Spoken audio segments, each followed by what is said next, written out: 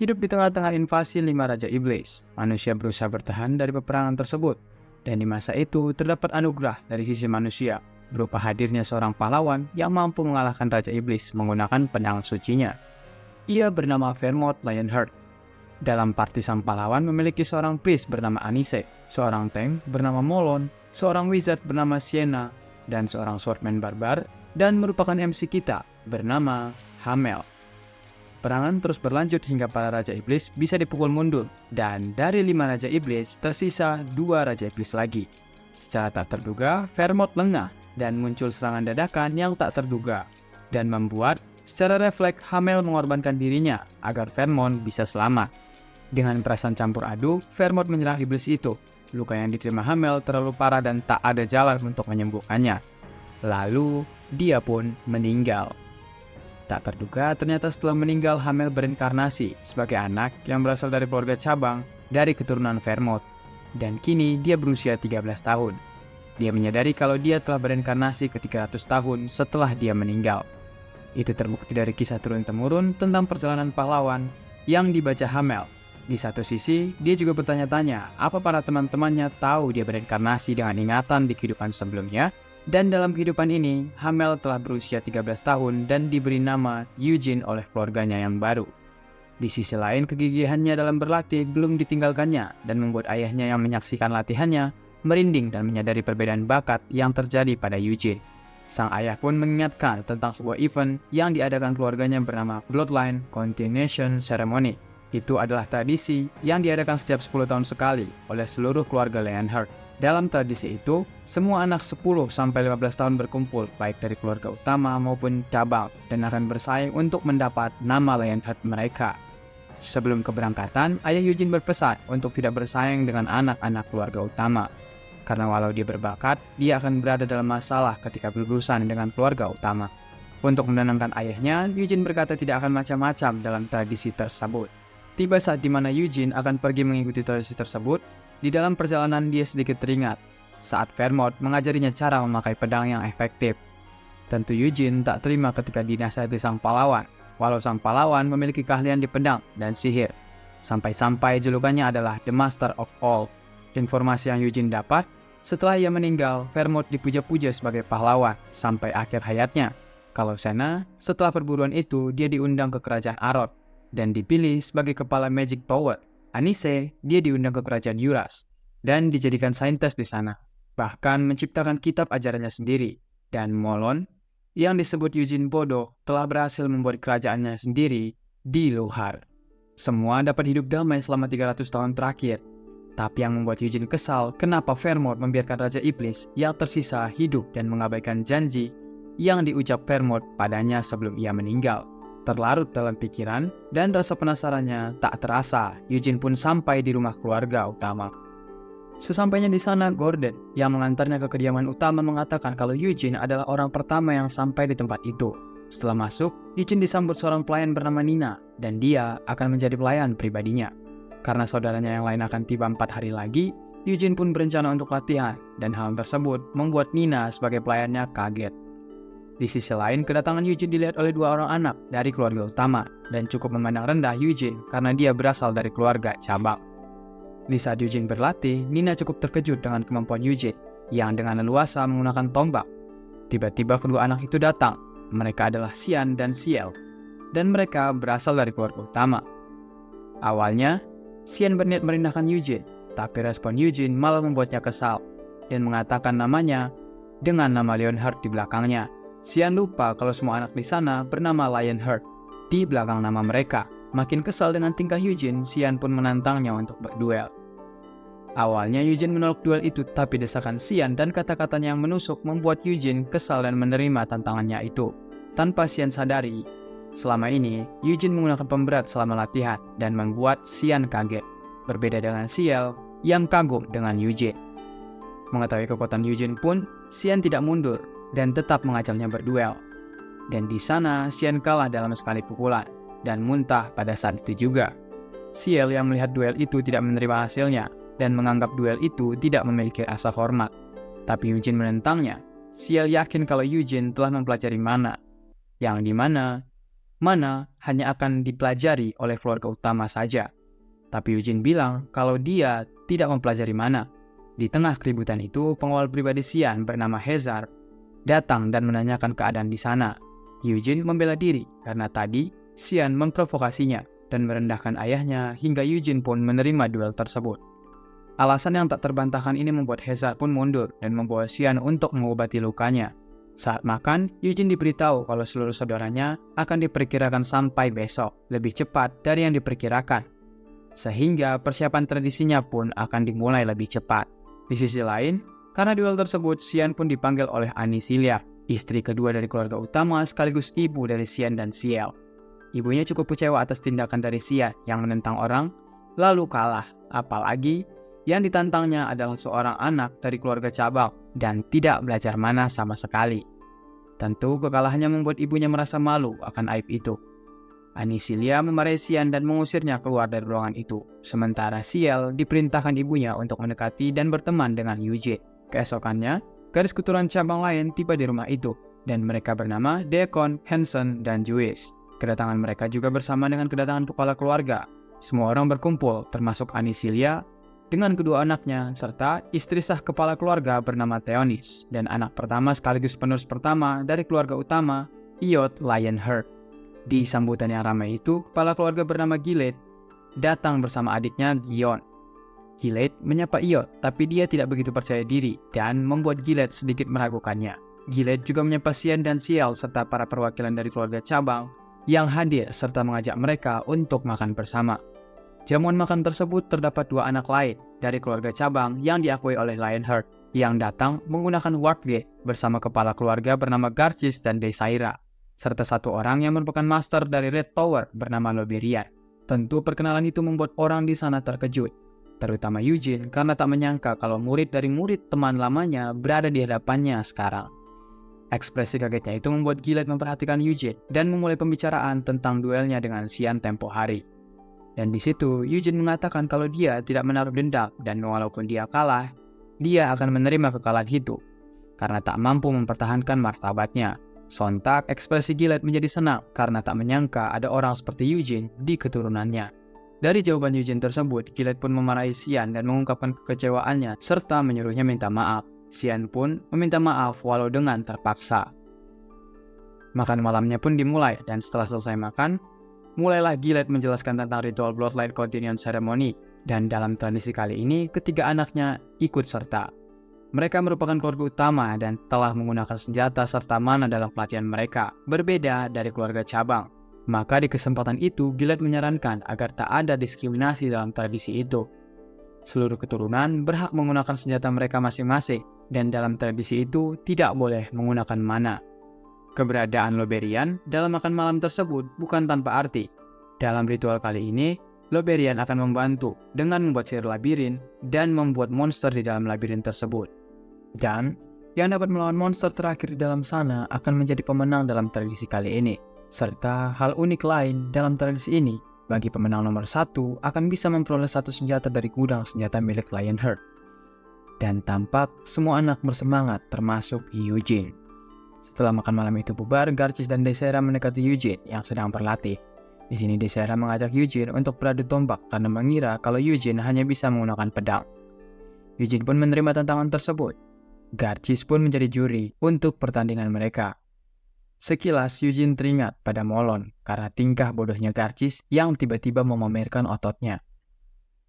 Duel mereka pun dimulai, tapi ketika Desaira ingin menyerang, dia merasa kalau Eugene tidak memiliki celah sedikit pun. Tapi Desaira tetap menyerang dengan optimis.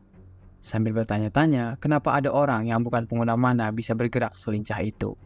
Dan tanpa ia sadari, gerakan Eugene telah menghentikan pergerakannya. Dan Desaira pun kalah dalam duel. Setelah duel itu, Garchis dan Desaira menghampiri Eugene di kamarnya dan mengajaknya untuk bekerja sama dalam event kali ini. Karena mereka adalah keluarga cabang dan tidak mungkin menang melawan keluarga utama seorang diri. Keesokannya ritual pun dimulai. Loberion memberikan mereka sebuah sihir yang bisa mewujudkan senjata mereka serta memberi mereka sebuah kalung agar dapat keluar saat mereka merasa dalam bahaya. Karena dulu sering memasuki labirin, Eugene memilih senjata pedang dan juga perisai agar tak membatasi pergerakannya di labirin. 1 jam berlalu, Deacon, Hansen, dan Juice dinyatakan gagal dalam ritual tersebut. Gilead dan Loberian mengamati jalannya ritual.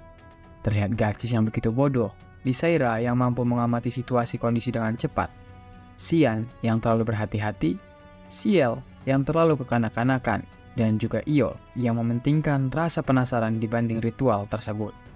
Di sini Loberian menyadari kalau Iol tertarik dengan sihir, tapi Gilead menjelaskan karena ibunya ia pun tidak diizinkan untuk belajar sihir lebih dalam. Terlebih di keluarga Leonhard tidak memandang sihir sebagai pencapaian yang tinggi. Di situ Gilead pun meminta tolong pada Loberian untuk membawa dan merekomendasikan Iol untuk belajar di Red Tower. Tapi perhatian mereka teralihkan karena Eugene bisa melewati semua tantangan dengan mudah, bahkan ia dapat membunuh troll dengan sekali serang. Melihat itu, Gilead yang menyaksikannya menganggap bakat Eugene jenius. Tak seperti anak-anak lain yang lebih memilih mati-matian melawan atau bahkan menghindarinya.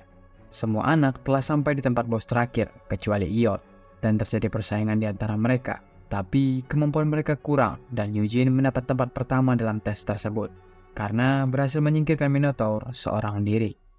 Ketika Minotaurnya tereliminasi, labirinnya pun menghilang dan Gilead mengapresiasi mereka semua karena telah berusaha keras. Seperti yang dijanjikan, Gilead pun membawa Eugene menuju ruang senjata Lionheart dan berhak memilih satu item. Sewaktu tiba, Eugene penasaran dengan pedang suci milik Vermont dan mencoba menariknya. Tapi itu tidak bergeming sedikit pun dan membuatnya menyerah serta mencari item lain. Banyak item yang kuat dan menarik perhatiannya, tetapi perhatian tersebut teralihkan karena Eugene malah menemukan kalung yang dulu dia pakai di dalam gudang tersebut. Hal tersebut membuat Eugene semakin penasaran kenapa kalung ini masih ada dan kenapa Raja Iblis tidak dibasmi habis. Sedangkan senjata para Raja Iblis ada di dalam gudang ini. Tapi Eugene tetap memutuskan untuk mengambil kalung tersebut. Melihat itu, Gilead merasa aneh dan tak pernah melihat kalung itu sebelumnya. Bahkan kalung tersebut tidak teridentifikasi sebagai harta keluarga Lionheart. Karena hal tersebut, Gilead berencana untuk memastikan kalung tersebut terlebih dahulu dan akan memberikannya kepada Loberian. Tetapi sebelum itu, Gilead pun mengizinkan Eugene mengambil senjata lain, sementara kalung itu ia periksa. Dan Eugene mengambil The Stormblade Gwyneth. Alasan kenapa ia mengambil senjata tersebut, karena senjata tersebut bersemayam King of Elemental Wind bernama Tempest. Sekembalinya Eugene dari tempat itu, ternyata Garcis dan Lysaira telah menunggu dan ingin melihat apa yang diambil oleh Eugene, dan merasa kesal karena tidak mengambil senjata favorit mereka. Mereka mulai berdebat. Eugene pun mulai menunjukkan keahliannya dalam menggunakan pedang, dan mereka terkesima dengan gerakan Eugene. Di sisi lain, Gilead memberikan kalung itu pada Loberian dan mulai memeriksanya. Tapi, dia tidak menemukan kalung apa itu dan kalung itu tidak teridentifikasi memiliki kemampuan khusus. Dan Gilead berencana memberikan kalung itu secara cuma-cuma pada Eugene. Di sana juga Loberian memberikan saran untuk mengangkat Eugene sebagai anak keluarga utama, dengan alasan karena hasil pemenang dari ritual kemarin tidak akan diterima keluarga lain dan akan membahayakan Eugene ke depannya. Jadi, dengan menjadikannya anak yang di bawah pengawasan Gilead langsung, Eugene akan aman dari pihak-pihak keluarga lain. Gilead pun setuju dengan itu dan mencoba berbicara kepada Eugene keesokan harinya. Keesokan harinya, Gion datang menjemput Eugene dan mengantarnya secara langsung ke ruangan Gilead. Di sana, Gilead memberikan kalung yang diinginkan Eugene, sekaligus memulai pembicaraan seputar mengadopsi dirinya sebagai anak keluarga utama. Dengan berbagai penawaran menarik apabila menjadi keluarga utama, Eugene tidak langsung memutuskan hal tersebut dan lebih memilih menjawabnya nanti. Setelah keluar dari ruangan Gilead, dia malah bertemu Anisilia yang mencoba mencari tahu apa yang Gilead bicarakan di dalam ruangan itu. Tetapi, dia tidak mendapatkan informasi apapun dan Eugene pergi meninggalkannya. Keesokannya, Gerhard, ayahnya Eugene, sampai di kediaman utama. Karena mengetahui anaknya memenangkan ritual tersebut, Gilead dan Gerhard mulai berbincang perihal pengadopsian tersebut. Tentu ayah Eugene tidak menerimanya, tapi demi keamanan Eugene, dia pun harus menerima keputusan itu. Saat Eugene sedang latihan, Gerhard menghampirinya dengan raut muka sedih, tapi Eugene meyakinkan apapun yang terjadi, dia adalah anaknya Gerhard, yang membuat sang ayah tersebut terharu. Dan Gerhard pun masuk menjadi kalangan keluarga cabang yang diakui oleh keluarga utama, seperti keluarga Garcis dan Lysaira. Di sana juga ada Anisilia yang menyuruh Sian yang semakin terpuruk untuk berteman dengan Eugene karena sekarang mereka telah menjadi saudara. Sementara itu di ruangan Gilead, Iod dan Theonis dipanggil. Panggilan itu merupakan sebuah tawaran kepada Iod untuk belajar sihir di Red Tower.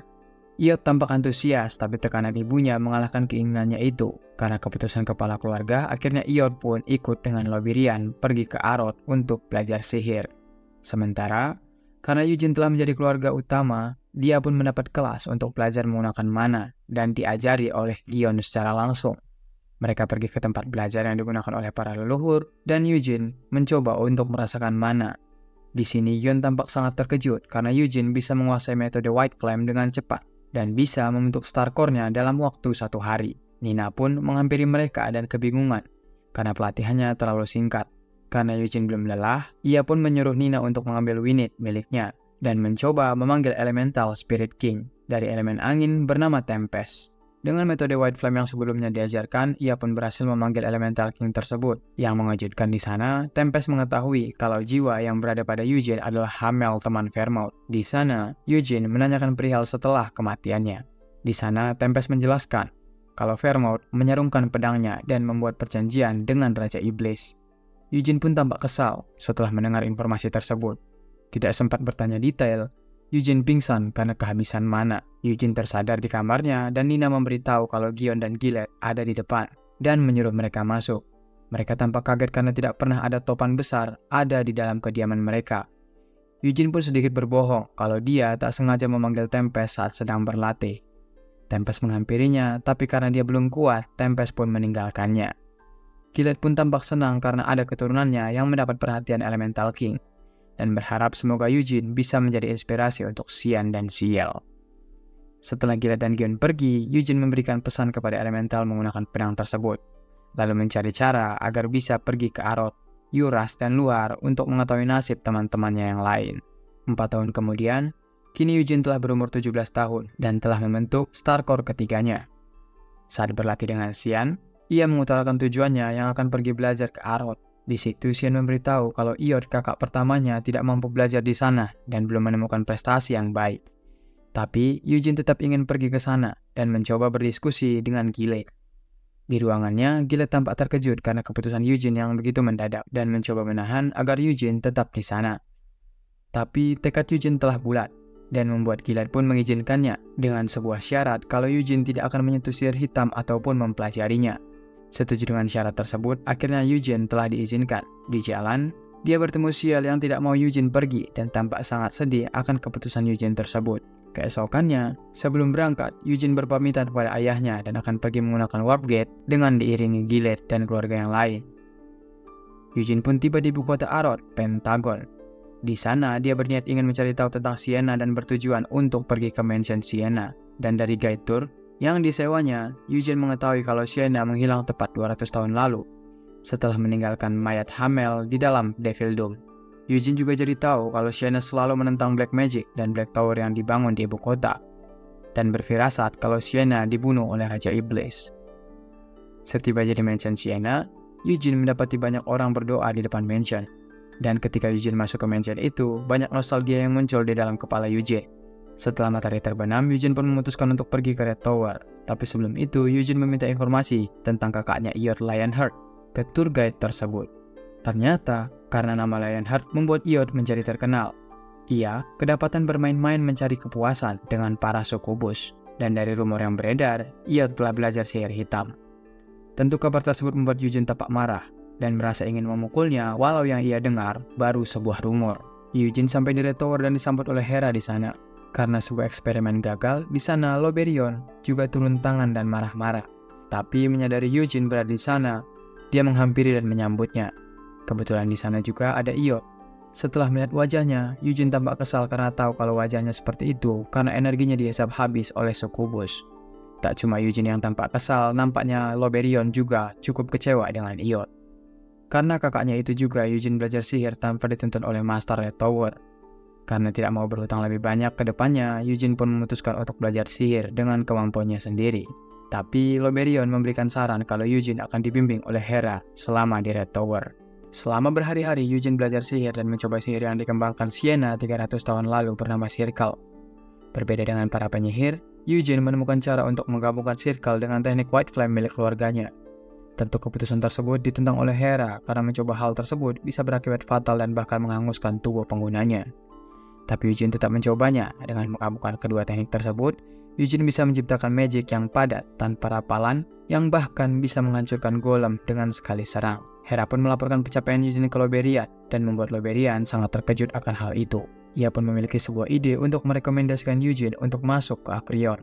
Tentu, keputusan itu akan membuat keributan dan kecemburuan, tapi Master Tower itu tetap memberikannya rekomendasi. Acreon adalah sebuah perpustakaan peninggalan Siena, yang di dalamnya terdapat witchcraft yang dijaga ketat oleh para penyihir. Di sisi lain, Eugene pergi ke tengah ibu kota sambil memandangi patung Siena. Dan di sana dia bertemu dengan Gargis, ayah dari Garcis. Mereka berbincang perihal niat Garcis yang ingin mengikuti lelang di Balero Alley, tempat biasa Iot nongkrong dengan para sukubus. Garcis ingin mengikuti lelang tersebut hanya untuk mendapatkan biji zakar raksasa. Tanpa pikir panjang, Eugene pun setuju dengan kesepakatan itu, terutama karena dia juga ketemu kakaknya yang kecanduan sukubus, dan dia yakin kalau Iot akan datang ke pelelangan itu. Eugene dan Gargis memakai sihir penyamaran, dan Eugene menyewa tour guide waktu itu untuk mencari keberadaan Iot di tempat pelelangan itu. Pelelangan itu pun dimulai dan awalnya tidak ada satupun yang membuat Eugene tertarik, sampai salah satu barang membuatnya kaget dan langsung mengeluarkan 1 juta sel untuk membelinya. Gargis bertanya-tanya kenapa Eugene membeli sesuatu yang bahkan menurutnya tak bernilai. Tanpa Gargis ketahui, itu adalah Moonblade milik Vermont yang pecah menjadi beberapa bagian. Setelah itu, Eugene dihubungi oleh tour guide dan mengabari kalau Iot telah datang ke tempat itu. Di situ dia menyamar dan masuk ke dalam tempat sukubus bekerja. Di sana, dia pun menunggu sampai Iot benar-benar keluar dari tempat itu. Di situ dia menyamar dan masuk ke dalam tempat sukubus bekerja. Di sana, dia pun menunggu sampai Iot benar-benar keluar dari tempat itu. Iot tampak tak sadarkan diri dan dibawa ke suatu tempat. Secara diam-diam, Eugene pun mengikutinya. Di perjalanan, banyak yang menghadangnya di sana. Secara cepat, Eugene melumpuhkan semua penjaga dan mendatangi tempat Iot berada. Baru sampai di lantai 3, ia langsung diserang dengan ilmu hitam. Untung, ia membawa fragmen Blue Moon Sword yang sebelumnya ia beli dan mampu menahan sihir hitam tersebut. Karena ada penyihir hitam di tempat tersebut, amarah Eugene pun semakin menjadi-jadi. Ia bergerak dan berniat membunuh semua yang menghalanginya. Mengetahui kalau yang datang adalah keluarga Lionheart, sang penyihir hitam pun menyerah dan menunjukkan tempat Iot berada. Di sana, Iot bertujuan untuk memanggil Ratu Sukubus, Noir Zepela, dengan mempersembahkan jantung unicorn dan membius tubuhnya dengan narkoba dan alkohol. Mengetahui saudaranya dijebak dan diiming-imingi kekuatan, Eugene tampak kesal. Dia memukul Iot dengan keras hingga ia sadarkan diri, memberi dia pelajaran karena ia berencana untuk menjadi Dark Mage, dan hampir memberikan keluarganya aib. Di situ, Iot membela dirinya yang tak sekuat Eugene. Di situ Eugene pun menambahkan kalau semuanya sama, tapi Iot tidak memiliki kegigihan di dalam dirinya. Sementara semua saudaranya berjuang keras, dia malah bersenang-senang dengan sukubus di kota Arod. Iot pun mendapat pukulan keras, dan Eugene pun melaporkannya kepada Loberian. Setelah mengetahui itu, Loberian sangat kecewa dan hendak melaporkannya kepada Gilead. Mereka pun pulang dan mengantar Iot ke rumah utama Lionheart. Di sana juga hadir Balzac, Master Black Tower, yang menjelaskan yang terjadi dan siapa pelaku yang mengajari Iot sihir hitam dan mengeksekusi orang-orang yang terlibat dalam insiden itu. Di sini, Theonis membela Iot dan menjamin kalau itu adalah kesalahan terakhir yang dilakukan Iot. Tapi Gilead tidak mendengarkan dan Theonis mengambil keputusan untuk pergi dari kediaman utama dan pergi ke rumah orang tuanya. Di sisi lain, Eugene yang keluar dari ruangan itu dihampiri Balzac dan mengatakan kalau dia akan mendukung Eugene untuk masuk ke Acreon, lalu pergi meninggalkan Eugene. Sesampainya di kamar, Eugene menggunakan jantung unicorn yang awalnya digunakan sebagai persembahan untuk dirinya sendiri. Keesokannya, Eugene menemui Gargis yang telah mencari-cari Eugene karena buah zakar pesanannya yang belum dibayar. Sebenarnya, Eugene membantu Gargis karena ingin melihat metode Red Flame milik keluarga Gargis. Tapi di tengah perjalanan ke rumah Gargis, tiba-tiba Eugene merasakan kehadiran Sienna. Dan ketika menghampirinya, Sienna yang dilihatnya menghilang. Dan itu cuma sekedar ilusi. Dari kejadian itu, Eugene telah menyadari kalau Sienna selama ini telah disegel di suatu tempat dan mencoba mencari Eugene menggunakan sebuah ilusi. Karena mengetahui Sienna masih hidup, Eugene sedikit tenang. Gargis yang mengejar Eugene merasa heran tiba-tiba Eugene lari. Dan setelah itu, mereka berdua pergi ke kediaman Gargis dan memperlihatkan teknik Red Flame-nya. Dari teknik Red Flame, Eugene bingung. Kenapa Vermont malah membedakan teknik keluarga utama dan keluarga cabang? Ia pun pergi ke Red Tower dan melatih dirinya menggunakan pecahan Moonblade yang dia dapat dan berencana meningkatkan batas White Flame yang ia miliki. Setelah latihan, Hera menghampirinya dan mengatakan kalau dia harus ke kastil untuk meyakinkan para Tower Master untuk mendapat izin menggunakan Acreon. Semua berada di sana, termasuk pewaris pertama Arod bernama Honain Abram. Di situ, Eugene diremehkan karena berasal dari keluarga Lionheart yang dikenal dekat dengan Red Tower. Di situ para Master kagum karena dia telah merubah mantra menggunakan Sword Aura sambil menggunakan pedang. Setelah mengeluarkan kemampuannya, Eugene pun disuruh keluar dan mereka melakukan diskusi antara Tower Master. Sambil menunggu, Eugene melihat-lihat kastil dan dihampiri oleh Master White Tower. Di situ dia memberikan suara netral pada Eugene dan berharap Eugene meminjamkan Winnet-nya. Master White Tower punya hobi dan ahli dalam mengendalikan elemental. Dan dari Winnet, dia berencana berkomunikasi dengan Elemental King Tempest yang ada di dalam pedang itu. Di sana, White Master juga membantu Eugene untuk bisa masuk ke Acreon. Dan ketika masuk Acreon, tampak seorang yang sangat mirip dengan Sienna di sana. Di dalam Acreon itu, dia ternyata bertemu ciptaannya Sienna bernama Mel. Di sana, Mel memperkenalkan sebuah alat bernama Witchcraft. Di situ, Eugene juga bertanya tentang apa yang diketahui Mel tentang Sienna dan juga teman-temannya yang lain. Dan di sana, Mel juga mengantar Eugene untuk melihat-lihat berbagai macam hal yang ada di dalam Acreon, termasuk warisan yang ditinggalkan oleh kelompok pahlawan. Di sana juga, Eugene menyentuh Witchcraft dan mempelajari sedikit pengetahuan Sienna mengenai Eternal Hall, sirkel tanpa batas yang dipelajari Sienna selama menjadi penyihir. Setelah keluar dari Acreon, ternyata Master Red dan White Tower telah menunggunya. Berbeda dengan Loberion yang menunggunya dengan tulus, White Master menunggunya untuk bernegosiasi untuk meminjam Winnet dari tangan Eugene. Di sana Eugene bersetuju dengan syarat White Master harus meminjamkannya Cape of Darkness per hari Winnet dipinjam. Seharinya dihitung sebagai 1 tahun peminjaman Cape of Darkness. Keesokannya, karena harta Lionheart baru kali ini dipinjamkan ke orang luar, jadi Black Lion ikut campur dalam masalah ini. Black Lion itu adalah penjaga dari keluarga Lionheart. Mereka datang juga untuk mengurus masalah Iod yang berhubungan dengan sihir hitam. Apa yang mereka tunggu telah tiba. Tak disangka, dalam kereta Black Lion terdapat Ciel yang sedang berkunjung untuk memberikan hadiah. Ada Gion juga, dan beberapa Lionheart lain, serta Carmen Lionheart sebagai pemimpinnya, dan merupakan Black Lion di keluarga Lionheart. Mereka pun memulai pekerjaan menjadi tangan ketiga untuk membuat kontrak peminjaman Winnet kepada Master White Tower. Setelah sepakat dengan peminjaman Winnet, Eugene pun pergi menemani Ciel membeli hadiah. Sambil berjalan, mereka membicarakan keinginan Ciel yang ingin masuk Black Lion Order dan menghindari status calon kepala keluarga. Ciel juga ingin mandiri dan berusaha mendekatkan dirinya kepada Eugene. Di sisi lain, Carmen pun sudah bertemu dengan Balzac. Di sana, mereka menyiksa penyihir hitam yang mencoba mengikat kontrak dengan Iod. Dalam kasus tersebut, tidak terdapat bukti, bahkan pelaku yang sudah disiksa dan diberi sihir mental tidak membocorkan informasi apapun. Dan membuat Carmen mencurigai Balzac karena rencananya sangat terstruktur. Atas kecurigaan tersebut, Balzac memberitahu keadaan sukubus yang berhubungan dengan Iod. Sukubus tersebut telah diambil jiwanya. Karena kesal tidak mendapatkan hasil signifikan, Carmen dan anggota Black Lion pun mundur. Carmen berpikir jika bukan Balzac pelakunya, maka kecurigaannya berpindah kepada Amelia Merwin, seorang penyihir hitam yang sangat ingin posisi Master Black Tower dan melakukan berbagai cara untuk menjebak Balzac. Keesokannya, Black Lion Order mundur dan akan kembali ke kediaman utama Lionheart. Sebelum pergi, Carmen mengajak Eugene untuk bergabung ke Black Lion dan menawarkan rekomendasi untuk masuk ke sana. Tapi Eugene menolaknya karena masih fokus untuk melatih sihirnya. Sementara itu, Master White Tower masih berusaha untuk mengontrak Tempest, tapi sudah berlangsung 10 hari, Tempest tak kunjung hadir. Bahkan karena dia keras kepala, Elemental King Lightning bernama Levin sampai turun memperingatinya karena Tempest tidak mau berkontrak dengan dirinya.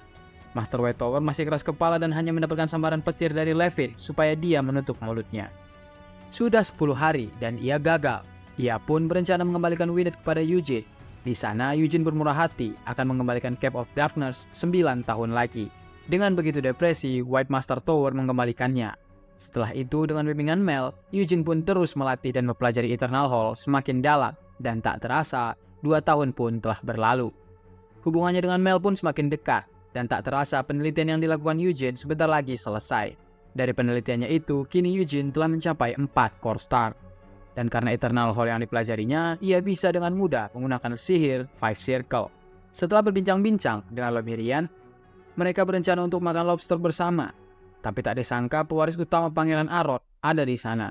Pangeran pun penasaran dengan pencapaian Eugene dan curiga kalau Eugene kini telah memahami Eternal Hall yang ditinggalkan Sienna di dalam witchcraft-nya. Tentu, Eugene tidak mau terus terang akan pencapaiannya dan membeberkan semuanya kepada pangeran. Tapi, pangeran juga berniat untuk menjadikan Eugene terus berada di sisinya dan menawarkan 2 witchcraft lain kepada Eugene ketika ia sudah menjadi raja. Itu semua semata-mata agar Eugene mau berpihak kepadanya. Tentu itu adalah pilihan berat, tapi pangeran mengerti dan akan mengirimi Eugene surat ketika ia sudah menjadi raja. Lalu setelah itu, Eugene pergi ke Akrion untuk bertemu Mel dan menyerahkan penelitiannya. Penelitiannya pun sudah sempurna, dan karena itu, Eugene akan pergi dengan waktu yang cukup lama. Di sana, Eugene pun mengungkapkan kalau dia adalah reinkarnasi dari Hamel. Awalnya, Mel tidak percaya, tapi setelah mengingat semua pencapaian Eugene, dia pun percaya. Karena Eugene adalah reinkarnasi Hamel, Mel pun menceritakan sebuah informasi tentang keberadaan Sienna seminggu sebelum menghilang. Dia mengatakan kalau Sienna tiba-tiba kesakitan karena familiar yang menjaga makam Hamel mati. Lalu Sienna pun pergi untuk memeriksanya, dan dari situ Sienna pun menghilang. Mel yakin kalau Sienna belum mati, dan ada masalah yang membuat Sienna tak kunjung kembali. Setelah dari Akrion, Eugene bertanya-tanya, kemana Sienna pergi, dan menduga kalau tubuh Hamelnya dikubur di kampung halamannya. Dan Sienna pergi untuk menjaga mayat itu di sana. Tiba-tiba muncul Balzac dari belakang. Dia tahu kalau Eugene hendak pergi ke Yuras dan Luhar. Di sana, Balzac juga mengingatkan kalau ia harus berhati-hati karena tidak semua demon patuh pada Demon King. Dan di sana juga, dominasi terkuatnya adalah Demon King of Apocalypse. Seketika Eugene mengingat seberapa kuat Demon King Apocalypse. Balzac juga mengatakan, karena posisi Demon King ada 3 kursi kosong, ada beberapa kasus di mana beberapa orang mengincar posisi tersebut, termasuk Zevela yang sebelumnya hendak berkontrak dengan Iot. Peringatan itu membuat Eugene mengurungkan niatnya untuk pergi ke Luhar lebih dulu, dan berencana untuk pergi ke Nahama. Balzac juga memperingatkan Eugene perihal Amelia Melwick yang berada di tempat itu. Dia adalah orang yang dicurigai oleh Black Lion. Di situ, Balzac juga menitipkan sebuah surat untuk menjamin keamanan Eugene apabila dia bertemu dengan Amelia Melwick. Lalu Balzac pun pergi dari sana. Sesampainya di Red Tower, ia mengadakan perpisahan kepada orang-orang terdekatnya. Selain Red dan White Master, Eugene juga mengundang Blue Master. Di sana mereka sedikit berbincang terkait Balzac yang dulunya berasal dari Blue Tower. Tapi dia pergi memperdalam ilmu, lalu pada saat dia kembali, dia malah menjadi penyihir hitam. Dan dengan dukungan Black Tower, dia menjadi Master di Black Tower. Di sana, Master Blue Tower juga memperingatkan kalau ketika pergi ke Nahama, Eugene harus menyembunyikan identitas Lionheart-nya. Karena para asasin Nahama sudah secara terang-terangan menyerang siapa saja yang masuk ke sana. Perjalanan Eugene pun dimulai dengan niat mencari seluruh temannya dan pertama-tama dia mencari makam di mana tubuhnya disimpan terlebih dahulu. Di season 2 kita melihat sekelompok pria duduk di atas pasir di bawah terik matahari, memperhatikan bocah itu melalui teropong. Rahman menurunkan teropongnya dan berkata bahwa anak itu benar-benar luar biasa. Dia mengernyit sedikit dan menambahkan bahwa biasanya orang asing yang melintasi padang pasir akan menyewa kafilah, tentara, atau setidaknya seorang pemandu. Namun, anak itu melakukannya sendiri, bahkan tanpa unta. Pria itu berbalik kepada rekannya, yang bertanya apakah mungkin ini semacam ritual. Setelah berpikir sejenak, dia mengangkat tangannya dan menambahkan bahwa dia pernah mendengar bahwa anak itu akan menjadi dewasa tahun depan. Dalam tradisi suku mereka, ada sebuah ritual kedewasaan, di mana anak laki-laki yang mencapai usia itu dikirim keluar dari wilayah suku. Rahman menatapnya dengan kosong dan berkata bahwa jika dia benar dan ini memang sebuah ritual, dia tidak mengerti mengapa Eugene yang terkenal akan melakukan perjalanan seperti itu ke padang pasir. Pria itu melihat melalui teropong dan berkata bahwa dia juga tidak tahu, dan itu tidak masalah karena mereka hanya harus menaati perintah. Perintah mereka adalah memastikan bahwa anak itu tidak memasuki padang pasir. Pria itu mengernyit dan berpikir bahwa itu adalah satu-satunya perintah. Dan meskipun dia tidak tahu alasannya, dia tidak punya hak untuk mengkritik keputusan tersebut. Pria itu tersenyum dan berkata bahwa dia pikir keluarga Eugene menunjukkan kebesaran mereka. Lalu dia bertanya-tanya bagaimana bocah itu bisa bergerak secepat itu karena pasti dia sudah terbiasa dengan kondisi padang pasir. Rahman mengerutkan dahi saat menyadari sesuatu dan berhenti berbicara tentang bagaimana terhormatnya memiliki seorang anak yang lahir di padang pasir. Tiba-tiba, dia memandang komandannya dengan ketakutan dan berkata bahwa orang asing itu sedang berlari ke arah mereka. Rahman dengan cepat melihat melalui teropong. Bocah itu sedang menuju mereka dengan kecepatan tinggi, dan dia berpikir bahwa mereka menjaga jarak agar tidak terlihat seperti sedang mengejarnya. Namun, bocah itu hanya dapat melihat mereka dengan bantuan teropong. Api biru dari auranya berkibar di terpa angin. Rahman memperhatikan surai singa putih dengan keterkejutan. Eugene menatap mereka dengan tidak senang, semakin dekat dari waktu ke waktu. Dia mengaktifkan teknik White Flame milik keluarganya. Bocah itu melompat dari pasir langkah demi langkah. Seorang prajurit gemetar sedikit dan berpikir bahwa bocah itu memang bergerak menuju mereka, lalu bertanya-tanya kapan dia menyadari keberadaan mereka. Dia melihat bocah yang semakin mendekat dan berpikir bahwa bocah itu bergerak terlalu cepat dan sudah terlambat untuk mundur. Dengan ekspresi tegas, dia memutuskan bahwa ini mungkin lebih baik. Sambil melihat ke belakang ke arah timnya, dia mengambil sebilah parang dan memerintahkan semua orang untuk mengeluarkan senjata mereka. Dia menatap ke depan dan menambahkan bahwa mereka perlu membuat bocah itu mengira mereka adalah bandit. Jika mereka berhasil melumpuhkannya dan mencuri beberapa barang berharganya, mungkin dia akan melanjutkan perjalanannya. Para prajurit mengambil senjata mereka. Eugene menatap mereka dan berpikir bahwa, jika dilihat dari kualitas teknik penyamaran mereka, mereka bukanlah pembunuh. Pakaian mereka mirip dengan kaum pengembara, tetapi itu mungkin hanya penyamaran. Pisau di tangan pemimpin ditutupi dengan aura pedang. Eugene menyadarinya dan berpikir bahwa jika pria itu bisa menggunakan pedang spiritual yang jauh lebih kuat daripada pedang biasa, maka dia mungkin seorang pendekar pedang yang cukup berpengalaman. Eugene tersenyum puas. Dia mengingat pengalamannya di meja kerja dan berpikir bahwa sudah cukup lama sejak terakhir kali dia melatih pedangnya. Selama 2 tahun terakhir, dia lebih sering bekerja dengan teori daripada dengan pedang. Namun, dia menggenggam gagang pedangnya dan berpikir bahwa meskipun mempelajari sihir itu menyenangkan, Eugene lebih menikmati aktivitas fisik. Dia melompat maju dan melancarkan pukulan menyapu, bertemu dengan pedang musuh.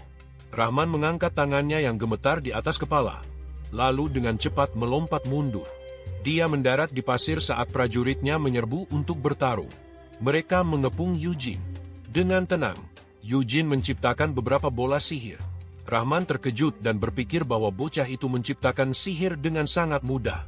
Eugene menyerang lawan-lawannya tanpa kesulitan.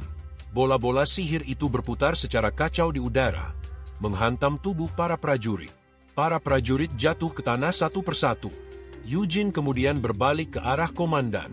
Dengan tatapan penuh penghinaan, dia bertanya siapa mereka sebenarnya dan mengapa mereka mengikutinya. Komandan itu sedikit mengerutkan dahi dan menjawab bahwa mereka adalah bandit. Eugene meletakkan pedangnya di bahu, tersenyum, dan berkata bahwa ternyata Nahama bukanlah bangsa yang lemah. Dia memandang para prajurit yang telah dikalahkannya dan menyimpulkan bahwa bahkan pemimpin bandit kecil seperti mereka bisa menggunakan pedang spiritual. Ini berarti bahwa sekelompok 100 orang seperti mereka akan jauh lebih kuat, dan bangsa itu seharusnya memiliki prajurit yang lebih tangguh untuk mengatasi mereka. Eugene merentangkan tangannya, menyebut kekuatan itu luar biasa, dan berkata bahwa dengan kekuatan seperti itu, mereka seharusnya bisa menguasai seluruh benua. Rahman mengernyit canggung dan menjelaskan bahwa mereka sedikit istimewa. Namun, Eugene memotong ucapannya dan memerintahkannya untuk berkata jujur. Eugene menyentuh dagunya dan menambahkan bahwa, secara umum, Rahman bisa berhenti bicara sama sekali karena dia akan menemukan kebenaran sendiri. Komandan itu menatapnya dengan terkejut, bertanya-tanya apakah ini benar-benar tuan muda terkenal dari keluarga Leonhardt. Meskipun Eugene terlihat muda, cara bicaranya seperti tentara bayaran mabuk. Eugene mengerutkan dahi dengan marah. Rahman memperhatikan aura haus darahnya dan berpikir bahwa anak kaya yang manja seharusnya tidak memiliki aura seperti itu. Tiba-tiba, Eugene menghilang dari pandangannya. Rahman terkejut dengan apa yang dilihatnya, tidak memahami kilatan cahaya yang terjadi. Saat dia melihat ke samping, dia menyadari bahwa Eugene menyerangnya. Rahman memblokir serangan Eugene dengan pedangnya. Senjatanya bergetar, dan dia berpikir bahwa jika mananya tidak runtuh akibat benturan dengan zudo miliknya, Eugene pasti menggunakan kekuatan yang sama. Eugene menghentakkan kakinya ke pasir, menimbulkan debu yang berputar di udara. Komandan itu mengangkat tangannya, mengerutkan dahi, dan berpikir bahwa musuh berusaha menghalangi pandangannya dengan pasir dan mungkin akan menggunakan proyektil sihir lagi. Dia menyilangkan tangannya, menutupi tubuhnya dengan mana, dan menciptakan perisai. Debu tebal muncul bersamaan dengan proyektil sihir yang menghantam tubuhnya, menghancurkan perisai itu menjadi serpihan. Rahman menggertakkan giginya dan berpikir bahwa bocah itu berhasil menghancurkan perisainya. Dia lalu bertanya-tanya bagaimana mungkin seseorang dengan level 1 bintang memiliki kekuatan seperti itu. Eugene menarik pedangnya kembali, bersiap untuk menyerang. Dia mengayunkan pedangnya, dan Rahman, yang terkejut, berpikir bahwa dia pasti akan terkena serangan itu. Namun, pedang itu tiba-tiba berhenti tepat di dekat janggutnya. Eugene melompat mundur dan memandang Rahman dengan seringai. Komandan itu menatapnya dengan kebingungan dan bertanya apakah Eugene sengaja menyelamatkannya. Dengan penuh amarah, dia berteriak bahwa bocah itu tidak punya hak untuk mengejeknya. Rahman menyerbu kembali ke medan perang, melancarkan beberapa serangan sapuan yang dengan mudah dihindari oleh Eugene. Dengan senyum di wajahnya, Eugene mengeluarkan pedangnya dan mulai memblokir setiap serangan sambil perlahan mundur. Dia memblokir serangan parang dengan pedangnya, berpikir bahwa ini adalah pertama kalinya dia bertarung melawan seseorang dengan pedang jiwa sejak reinkarnasinya. Eugene tersenyum tipis, merasa lawannya kurang memiliki haus darah dibandingkan dirinya. Dia melancarkan serangkaian serangan pendek yang melukai tubuh Rahman di beberapa tempat. Rahman menggertakkan giginya dan berpikir bahwa meskipun dia terkena serangan, lukanya masih dangkal. Rahman mengayunkan pedangnya dengan marah, memikirkan betapa beraninya Eugene menunjukkan sikap tidak hormat seperti itu.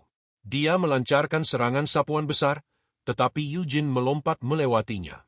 Eugene mendarat dengan lembut di tanah, menyarungkan pedangnya sambil tersenyum tipis. Rahman menatapnya dengan kaget dan bertanya mengapa Eugene memutuskan untuk menyarungkan pedangnya.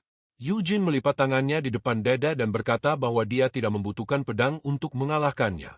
Keringat mulai membasahi dahi Rahman, dan dia mengerutkan dahi dengan marah. Komandan itu berlari menyerang sambil mengeluarkan teriakan perang.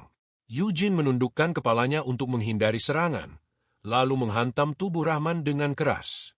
Serangan itu membuat Rahman kehilangan cengkeraman pada pedangnya, dan depresi besar terbentuk di tempat pukulan itu mengenai tubuhnya. Eugene menghantamkan dada lawannya ke tanah. Dia kemudian meraih kepala komandan itu dan dengan paksa menekan wajahnya ke dalam pasir. Dengan alis yang berkerut, Eugene bertanya siapa pria itu. Wajah komandan masih terbenam di pasir saat dia menyebutkan namanya. Namun, Eugene langsung menekan wajahnya kembali ke pasir dan berkata bahwa dia tidak peduli dengan nama itu. Eugene menarik kepala pria itu keluar dari pasir dan bertanya mengapa dia mengikutinya dan siapa yang memerintahkannya. Sang komandan menggertakkan giginya, menolak untuk menjawab. Eugene menghantamkan kepala pria itu ke pasir lagi sambil berkata bahwa tampaknya dia ingin bermain, permainan diam. Salah satu prajurit berhasil bangkit dan dengan gugup memohon agar Eugene berhenti. Dengan wajah penuh amarah, prajurit itu akhirnya berkata bahwa tuan mereka adalah Lord T. Al-Madani. Sang komandan memandang prajurit itu dengan tajam dan memperingatkannya untuk tidak mengatakan apapun. Namun, Eugene kembali menghantam kepala komandan ke pasir, lalu menatap prajurit tersebut. Siapa pria ini yang kamu bicarakan? Tanya Eugene. Prajurit itu menelan ludah dan berkata bahwa pria itu adalah Lord Kajetan. Eugene mengerutkan kening, mengenali nama itu sebagai kota di dekat gerbang barat yang baru saja dia lalui. Itu berarti pria tua ini adalah bawahan sang Lord. Awan putih lembut mengambang di atas mereka. Prajurit itu melanjutkan dengan mengatakan bahwa sang tuan memerintahkan mereka untuk mengejar Eugene. Eugene, yang kesal dengan cara penyampaian informal prajurit itu, menyuruhnya mengoreksi panggilannya menjadi Tuan Muda. Eugene terus menghantam kepala komandan ke pasir sambil bertanya kepada prajurit itu mengapa mereka diperintahkan melakukannya. Prajurit itu menjelaskan bahwa mereka hanya diberitahu untuk menghentikan Eugene agar tidak mencapai Kajani, tetapi tidak diberi alasan lebih lanjut. Prajurit itu mengangkat tangannya dan memejamkan mata, memohon agar Eugene melepaskan kapten mereka. Eugene berdiri, menepuk debu dari tangannya, dan berpikir tentang Kajani, padang pasir di depan yang dulunya adalah tanah kelahiran Hamel, tetapi sekarang berubah menjadi gurun. Dia membayangkan angin puyuh tinggi dan menyadari bahwa gurun itu baru, dan badai pasirnya perlahan merebut wilayah Turus. Sambil memegang dagunya, Eugene bertanya-tanya apakah mungkin gurun itu menjadi rumah bagi seorang penyihir pasir. Namun, Dia yakin tidak ada yang ingin mengunjungi gurun itu, terutama karena dia adalah anak dari keluarga terkenal. Dia membayangkan seorang gadis dengan topeng dan merasa bahwa hal paling berbahaya baginya adalah Amelia, yang telah membuat kontrak dengan Raja Iblis Penjara. Dia juga membayangkan seorang gadis pirang, berpikir bahwa penjara bawah tanah di gurun tempat Amelia berada cukup jauh dan juga jauh dari tempat terakhir di mana Anis terlihat. Karena itu, dia memutuskan bahwa dia tidak perlu pergi ke sana. Dengan tangan terlipat di dada, Eugene memikirkan sesuatu.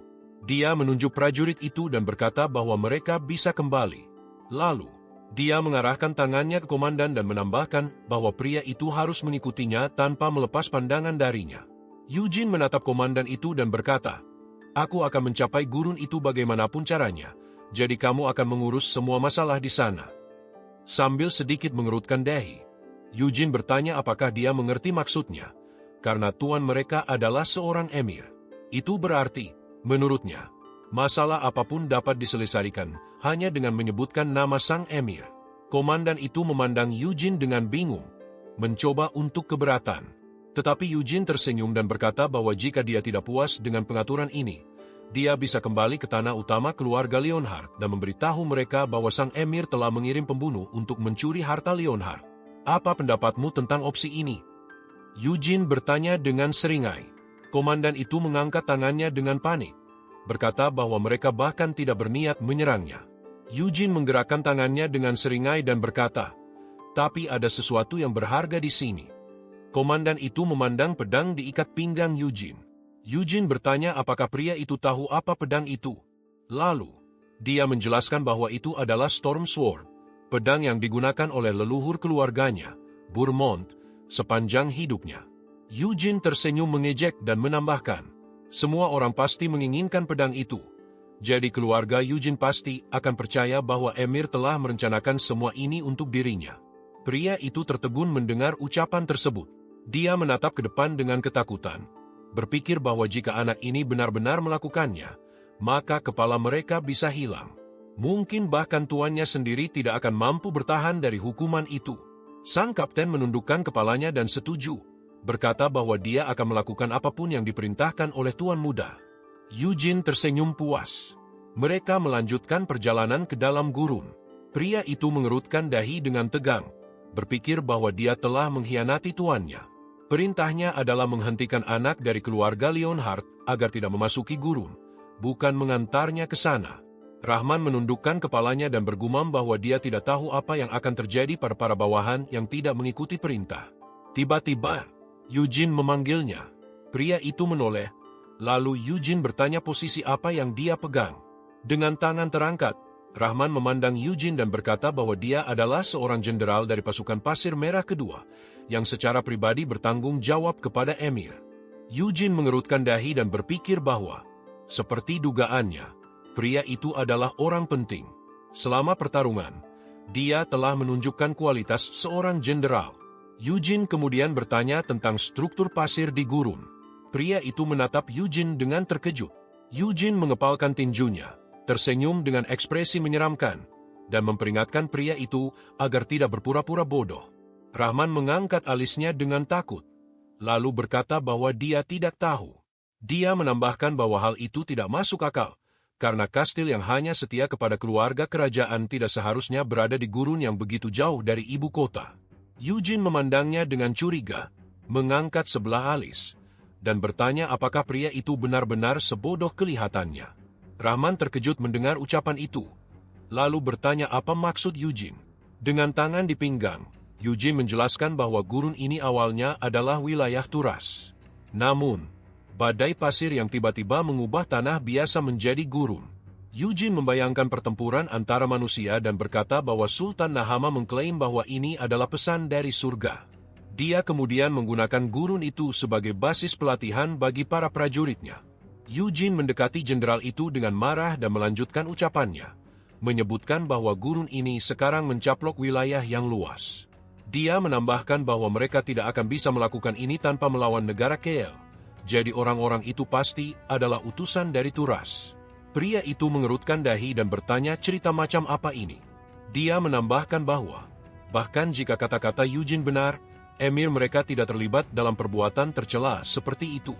Eugene tersenyum mengejek dan berkata bahwa pria itu tidak terlihat seperti orang sederhana seperti yang dia tunjukkan. Eugene lalu bertanya apakah pria itu tumbuh besar di gurun ini. Eugene mengarahkan jarinya ke pria itu, menunggu jawabannya. Eugene menatap jenderal itu dan berkata bahwa tuan mereka hanya berusaha mengatur segalanya dengan baik setelah berhasil selamat dari badai pasir. Karena itu, dia tidak ingin menghubungkan badai itu dengan tuannya yang dikenal melakukan perbuatan baik. Rahman terkejut mendengar kata-kata tersebut dan mencoba membela diri. Eugene mengangkat tangannya, menoleh ke arah jenderal, dan memintanya untuk mengingat sesuatu. Dia kemudian berkata bahwa dia juga tidak ingin mempercayai rumor di negara asing. Dengan sedikit mengerutkan dahi, dia menambahkan bahwa dia kira-kira memahami mengapa tuan mereka memerintahkan untuk tidak membiarkannya masuk. Karena jika seorang Leonhard masuk tempat di mana iklim gurun tetap terjaga, itu akan menimbulkan masalah. Rahman mengerutkan dahi dan berkata bahwa dia mengerti apa yang dimaksud Eugene. Sambil mengepalkan tangannya, dia menyatakan bahwa jika, seperti yang dikatakan Eugene, ada bangunan di sana, maka dia akan melindunginya. Rahman mengangkat tinjunya dan berkata bahwa bahkan jika itu adalah properti Sultan, dia akan tetap menunjukkan rasa hormat kepada tuannya, Emir Kajani. Eugene menutup matanya, melambaikan tangan, dan berkata bahwa itu adalah keputusan yang mulia. Mereka melanjutkan perjalanan. Rahman berusaha mengejar Eugene sambil bertanya mengapa dia ingin pergi ke gurun. Karena di sana sebenarnya tidak ada apa-apa. Eugene menjawab bahwa dia sedang mencari makam. Jenderal itu mengangkat tangannya, lalu bertanya mengapa Eugene ingin mencari makam.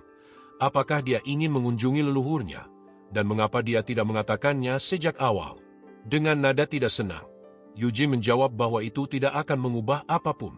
Rahman menunjuk ke arah berlawanan dan berkata bahwa ada makam-makam terpisah di gurun, dan dia bisa membawanya ke sana. Namun, Eugene menjawab bahwa pilihan itu tidak cocok. Dengan sedikit mengerutkan dahi, dia menambahkan bahwa dia sedang mencari tempat tertentu. Mereka tiba di sebuah oasis.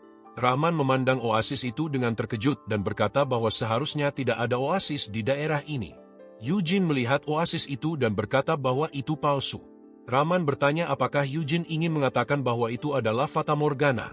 Dengan alis berkerut, Eugene menambahkan bahwa jika itu adalah Fata Morgana, maka seharusnya ada oasis nyata di dekatnya, tetapi ini hanyalah ilusi sihir. Rahman memandang Eugene, mengangkat tangannya, dan berkata bahwa sihir seperti itu tidak mungkin, karena tidak ada alasan untuk menciptakan oasis palsu dengan sihir. Eugene menyuruh Rahman untuk menyimpan omong kosongnya di dalam kepala dan tidak mengatakannya dengan keras. Eugene menatap oasis itu dan berkata bahwa bagi para pengembara di gurun, oasis adalah tempat yang berharga. Karena itu, jika seseorang melihatnya, dia pasti ingin pergi ke sana. Rahman memandang Eugene dengan terkejut dan bertanya apakah dia menganggapnya sebagai jebakan. Eugene melangkah maju dan berkata bahwa dia ingin mengetahuinya sekarang. Namun, tepat di depan kakinya, sebilah pedang muncul dari tanah. Rahman mengulurkan tangannya dengan ketakutan dan memanggil Eugene. Tiba-tiba, sebuah tangan muncul dari bawah tanah, memegang pedang. Eugene melompat ke udara, berbalik, dan bertanya apakah Rahman benar-benar berpikir dia tidak akan melihatnya. Dengan dahi berkerut, di belakang Eugene muncul roh sihir tingkat menengah, Gale. Serangannya mengangkat sejumlah besar pasir ke udara, dan Rahman terhempas ke belakang. Eugene menatap ke bawah dengan ekspresi tenang di wajahnya, sementara pasir dan udara bergemuruh di sekelilingnya. Debu mulai mengendap, memperlihatkan seorang tentara bayaran di bawahnya. Pria itu terhuyung, seluruh tubuhnya berlumuran darah. Dia jatuh terduduk di tanah, sementara tentara bayaran itu roboh ke lantai dengan tubuh yang lelah. Tiba-tiba, muncul tonjolan-tonjolan kecil di atas pasir. Beberapa tentara bayaran lainnya muncul ke permukaan, berdiri di hadapan Eugene. Jenderal Rahman segera menghampiri Eugene, memerintahkan para tentara bayaran untuk menurunkan senjata mereka. Dia berdiri di depan Eugene, melindungi tubuhnya dengan tangan terbentang. Rahman mengerutkan dahi dan memperkenalkan dirinya kepada para tentara sebagai pelayan Emir. Dia menjelaskan bahwa orang yang sedang mereka ancam adalah tamu penguasa. Dengan tangan terulur di depannya, dia kembali memerintahkan mereka untuk menurunkan senjata dan mundur. Dia menambahkan bahwa jika mereka tidak melakukannya, dia akan menganggap tindakan mereka sebagai ancaman terhadap penguasa. Namun, tentara bayaran itu melangkah maju beberapa langkah. Mereka menyebar, mengelilingi Eugene dan Rahman. Rahman menoleh ke belakang dengan ekspresi terkejut dan bertanya mengapa mereka tidak mendengarkannya. Dia mengulurkan tangan lagi, menunjuk ke arah Eugene, dan berkata bahwa dia adalah tamu kerajaan dan bangsawan berdarah murni dari negara KL. Eugene menepuk bahu Rahman dengan senyum kecil dan berkata bahwa dia bisa melupakan hal itu, karena kata-katanya hanya mendorong para boneka ini untuk bertindak. Mereka sudah membuat keputusan. Rahman menatap Eugene dengan terkejut dan bertanya apa maksudnya. Eugene mengerutkan dahi dan menjelaskan bahwa karena mereka sudah menyerang, itu berarti mereka tidak akan mundur begitu saja. Dia menambahkan bahwa mereka mungkin berencana menggunakan racun, karena mereka tidak bisa begitu saja membunuh seorang keturunan Leonhard. Para tentara bayaran bersiap untuk bertempur. Eugene menambahkan bahwa dia harus mengambil inisiatif lebih dulu. Rahman menggenggam senjatanya, berpikir bahwa jumlah mereka terlalu banyak, sehingga dia harus membantu tuannya dan ikut bertarung. Eugene melambaikan tangannya, mengisyaratkan para tentara bayaran untuk mendekat, dan bertanya apakah mereka ingin dia memulai permainan lebih dulu. Tentara bayaran itu menyerbu ke arahnya dengan wajah penuh amarah. Tiba-tiba, sebuah suara memanggilnya. Anis, dengan mata tertutup, bertanya mengapa Eugene selalu membawa senjata yang tidak pernah dia gunakan. Eugene mengerutkan dahi dan menjawab bahwa senjata itu akan berguna suatu hari nanti. Sienna mengerutkan dahi, melambaikan tangan, dan berkata pada Anis untuk membiarkannya, karena dia tidak akan mendengarkan siapapun. Anis mengangkat alis dan berkata bahwa itu terasa tidak benar, karena semua senjata yang tidak berguna itu adalah miliknya. Seorang pria berambut gelap terlihat menarik gerobak besar penuh dengan berbagai senjata. Anis bertanya mengapa orang lain yang harus mendorong gerobaknya. Eugene mengangkat tangannya, menoleh ke belakang, dan menjawab bahwa dia menang dalam permainan gunting, batu, kertas. Anis membalas bahwa itu tidak adil, karena Eugene lah yang memulai permainan itu, padahal semua barang itu miliknya. Eugene menunjuk gerobak itu dan berkata bahwa Anis terus membuatnya terlihat buruk, karena ada banyak air suci favorit Anis di sana. Bahkan kapak-kapak terberat pun milik mereka. Anis memandang Eugene dengan tajam dan berkata bahwa jika air itu hanya miliknya, dia akan membawanya sendiri. Tetapi karena mereka juga menggunakannya, itu adalah tanggung jawab bersama. Eugene menunjuk ke arah Sienna, sang penyihir, dan berkata bahwa dia sudah menyuruhnya untuk lebih moderat dalam menggunakan air itu. Jika dia menggunakan sihirnya dengan baik, bahkan gerobak pun tidak akan diperlukan. Sienna memandang Eugene dengan tatapan kesal dan berkata bahwa dia sendiri pun. Eugene menatap marah dan menunjuk ke arah Burm, menyuruhnya untuk tidak hanya berdiri diam. Dia kemudian bertanya mengapa Burm tidak menarik gerobak itu. Pemuda berambut pirang menoleh dan menjawab bahwa barang-barangnya tidak ada di situ.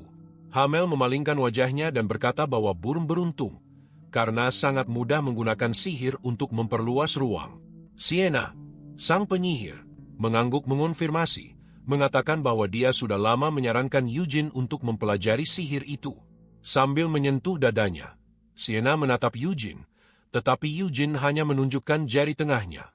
Sienna dengan santai berkata bahwa jika Eugene memohon dengan berlutut, mungkin dia akan mengajarkannya. Eugene mengingat percakapan ini dengan senyum kecil di wajahnya. Namun, saat itu, para tentara bayaran semakin mendekat. Eugene berpikir bahwa jika dalam kehidupan sebelumnya dia memiliki jubah seperti ini, dia akan lebih sedikit mentoleransi serangan dari rekan-rekannya. Jubah Eugene melayang di udara.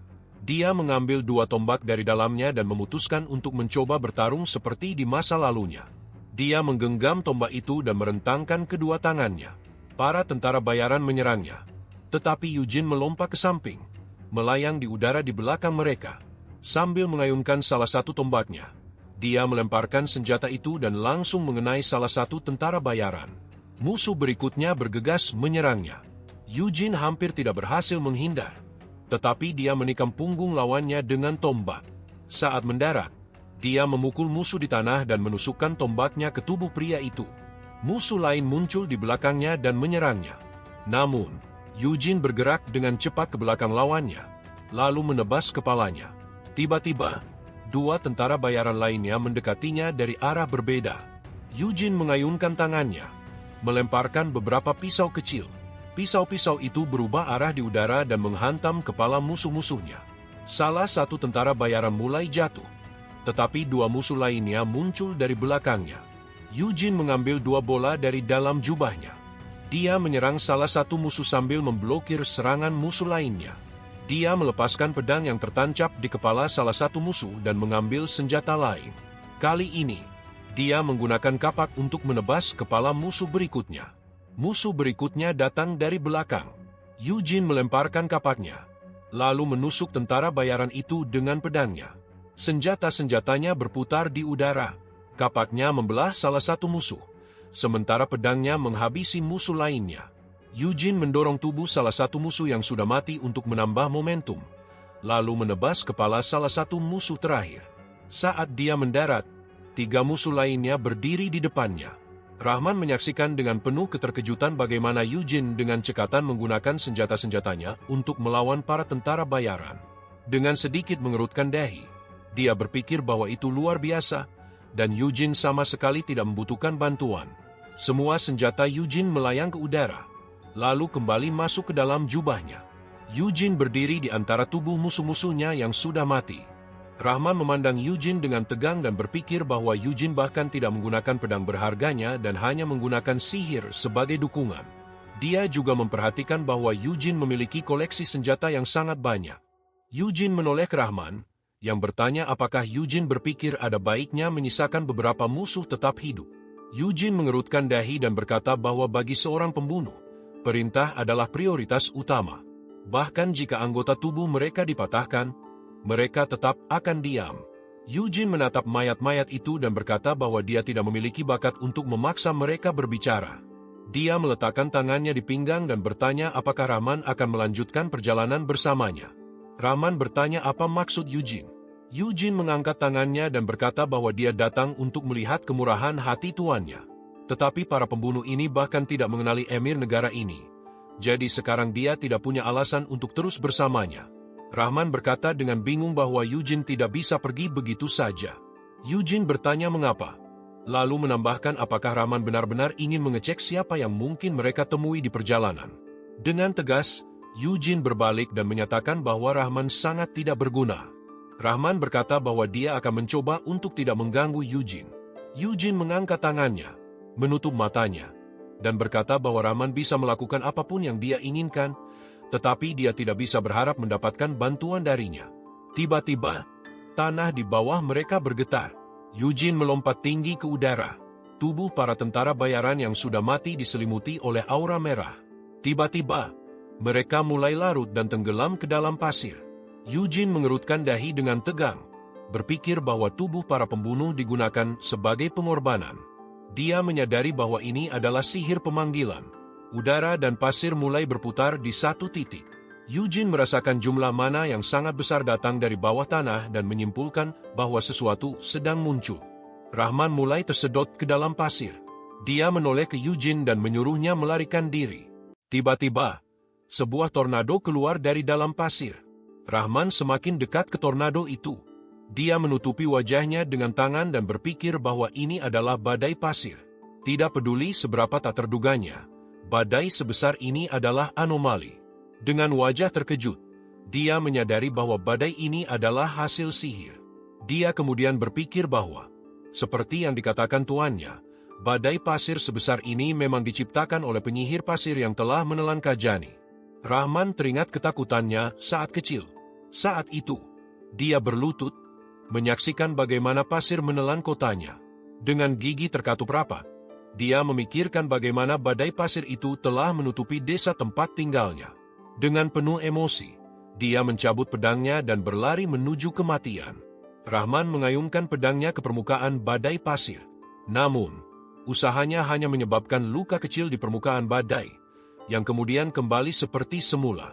Dia berhenti, dengan tangan terulur, dan melihat tornado yang seolah menyerap luka yang ia buat. Dengan rasa takut yang membayang, Rahman menyadari kesalahan besar yang telah dia buat. Tidak mungkin mengatasi badai sebesar itu sendirian. Ketika dia mulai tersadar, Rahman menyadari bahwa tubuhnya hampir tenggelam hingga pinggang di dalam pasir.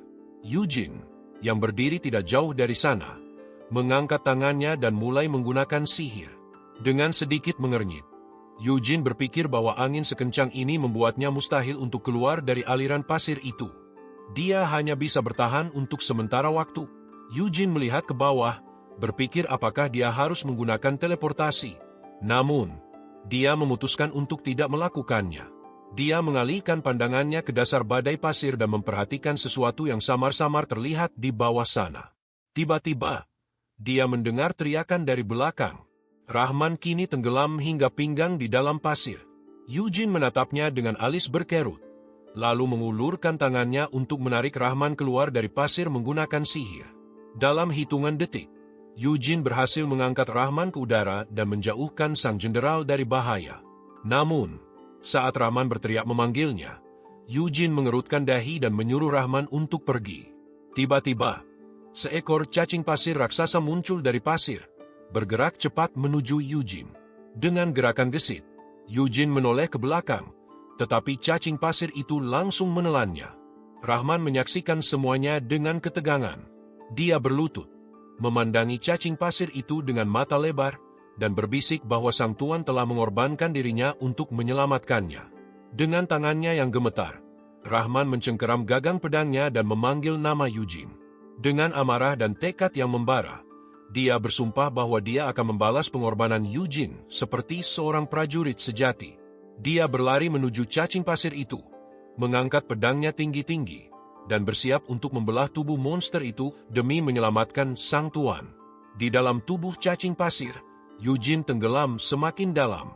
Namun, dia tetap tenang, melihat sekeliling dengan penuh perhatian. Eugene berpikir bahwa cacing pasir adalah monster yang mencerna mangsanya dengan cara memecahnya menjadi energi. Karena monster ini tidak memiliki organ dalam yang nyata, tidak ada jalan keluar yang alami. Dengan senyum samar, Eugene menyimpulkan bahwa dia harus menciptakan jalan keluarnya sendiri.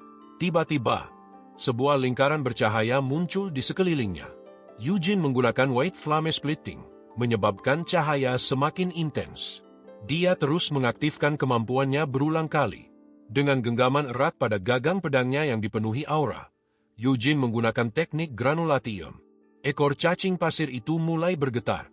Dengan kekuatan besar, Eugene merobek tubuh monster itu dari dalam dan keluar. Darah hijau cacing pasir itu tumpah ke tanah, menciptakan genangan besar. Eugene menancapkan pedangnya ke tanah, berdiri dengan tegas di tengah tubuh monster yang terbelah. Eugene jatuh ke pasir, lalu berdiri dan menyarungkan pedangnya kembali. Dia memandang ke arah cacing pasir, memiringkan kepalanya, dan berpikir bahwa badai dan tanah identik yang diciptakan di tempat ini adalah hasil dari sihir, tetapi bukan sihir yang menciptakan cacing pasir. Cacing pasir hanya hidup di dasar wilayah seperti ini. Sambil menggertakkan giginya dan menyentuh dagunya, Eugene menyimpulkan bahwa ini adalah habitat alami cacing pasir.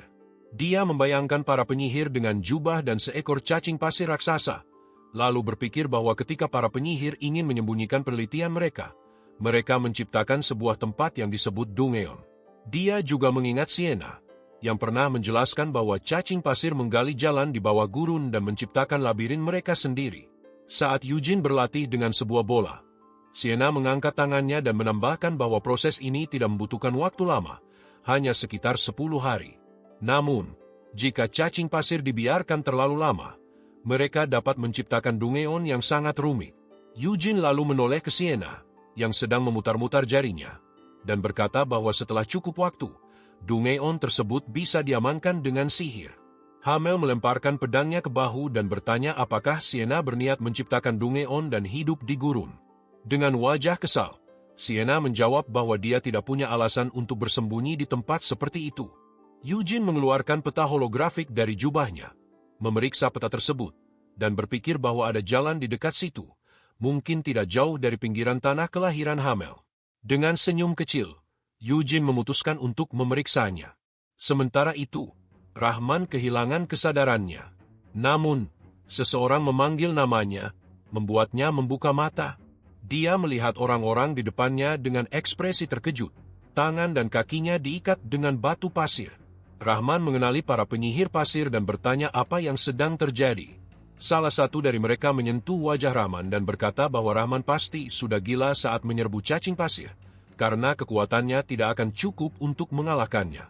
Penyihir itu mengangkat tangannya dan berkata bahwa dia memiliki beberapa pertanyaan, termasuk mengapa sang jenderal ada di sana. Rahman mengerutkan dahi dan bertanya apa maksudnya. Penyihir itu menatapnya dan menyebut nama Eugene. Di tempat lain, Eugene bergerak cepat melalui Dungeon. Penyihir itu bertanya mengapa Eugene datang ke gurun, tempat yang seharusnya tidak memiliki apa-apa. Dia lalu menunjuk ke arah Rahman dan bertanya mengapa seorang prajurit emir bertindak sebagai pemandu Eugene. Rahman mengerutkan dahi dengan tegang saat penyihir itu mendekat. Dengan penuh kecurigaan, penyihir itu menyarankan bahwa mungkin emir berencana mengkhianati Nahama. Dia melanjutkan bahwa tugas emir adalah menutup jalan bagi orang-orang yang tidak seharusnya berada di tempat itu. Tetapi jika dia tidak melakukannya, dan malah membiarkan orang lain masuk, Rahman memotong pembicaraan dan bertanya apa yang sebenarnya mereka lakukan di Dungeon ini. Dia mengingat oasis yang dia sebut sebagai ilusi dan badai pasir yang dia anggap hasil sihir, lalu bertanya apakah itu semua pekerjaan mereka. Penyihir itu memutar tangan Rahman dengan kasar, mengatakan bahwa Rahman jelas belum memahami situasi ini sepenuhnya. Batu pasir semakin memelintir lengan Rahman. Salah satu penyihir berkata bahwa mereka yang akan mengajukan pertanyaan. Dengan ekspresi tenang, dia menambahkan bahwa tidak ada gunanya bagi Rahman untuk tetap diam demi reputasi tuannya, karena dia akan mati bagaimanapun juga. Dia juga bertanya apakah Rahman tidak berpikir bahwa kematian yang damai lebih baik daripada penderitaan. Penyihir yang berdiri di depan mengerutkan dahi dengan tajam dan bertanya mengapa Eugene datang ke gurun ini. Dia menyatakan bahwa Eugene berjalan dengan tujuan yang jelas sejak menjejakkan kakinya di tanah Nahama. Karena itu, mereka tidak bisa menganggap hal ini sebagai sesuatu selain rencana emir untuk mengkhianati Nahama. Rahman menutup matanya, berpikir bahwa para penyihir itu mungkin benar-benar mengira emir membantu Eugene. Dia mengerutkan dahi dengan tegas dan berkata bahwa mereka telah menyerbu wilayah negara asing dengan cara yang bodoh seperti ini.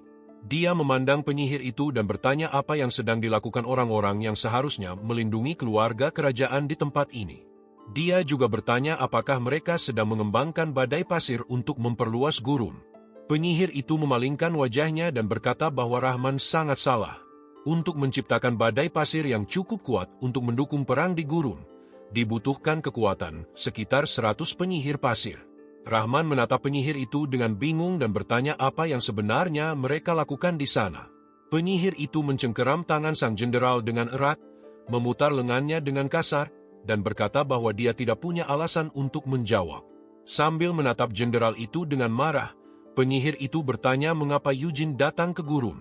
Rahman menutup sebelah matanya, menahan rasa sakit, dan menjawab bahwa mereka tidak perlu tahu. Dia menambahkan bahwa tuan muda itu sudah mati, dan mereka telah membunuhnya. Salah satu penyihir mengangkat tangannya dan berkata bahwa itu lebih baik, karena hidupnya tidak berarti apa-apa. Rahman menatap para penyihir itu, sementara mereka mulai mendiskusikan sesuatu. Salah satu penyihir mengerutkan dahi dan bertanya apa yang sebenarnya terjadi, karena Eugene telah dimakan oleh cacing pasir dan tidak mungkin bisa bertahan hidup. Seorang penyihir lain mengangkat tangannya dan berkata bahwa mereka menemukan lubang pada tubuh cacing itu kemarin. Penyihir yang bertanya tadi menyentuh topengnya dan berkata bahwa hal ini tidak bisa dibiarkan begitu saja, karena para pembunuh sedang melakukan pencarian di tempat itu dan seharusnya segera menangkap Eugene. Rahman mengangkat alisnya dengan terkejut, menyadari bahwa tuan muda mereka ternyata masih hidup. Para penyihir saling bertukar pandang. Salah satu dari mereka bertanya apa yang akan terjadi setelah ini.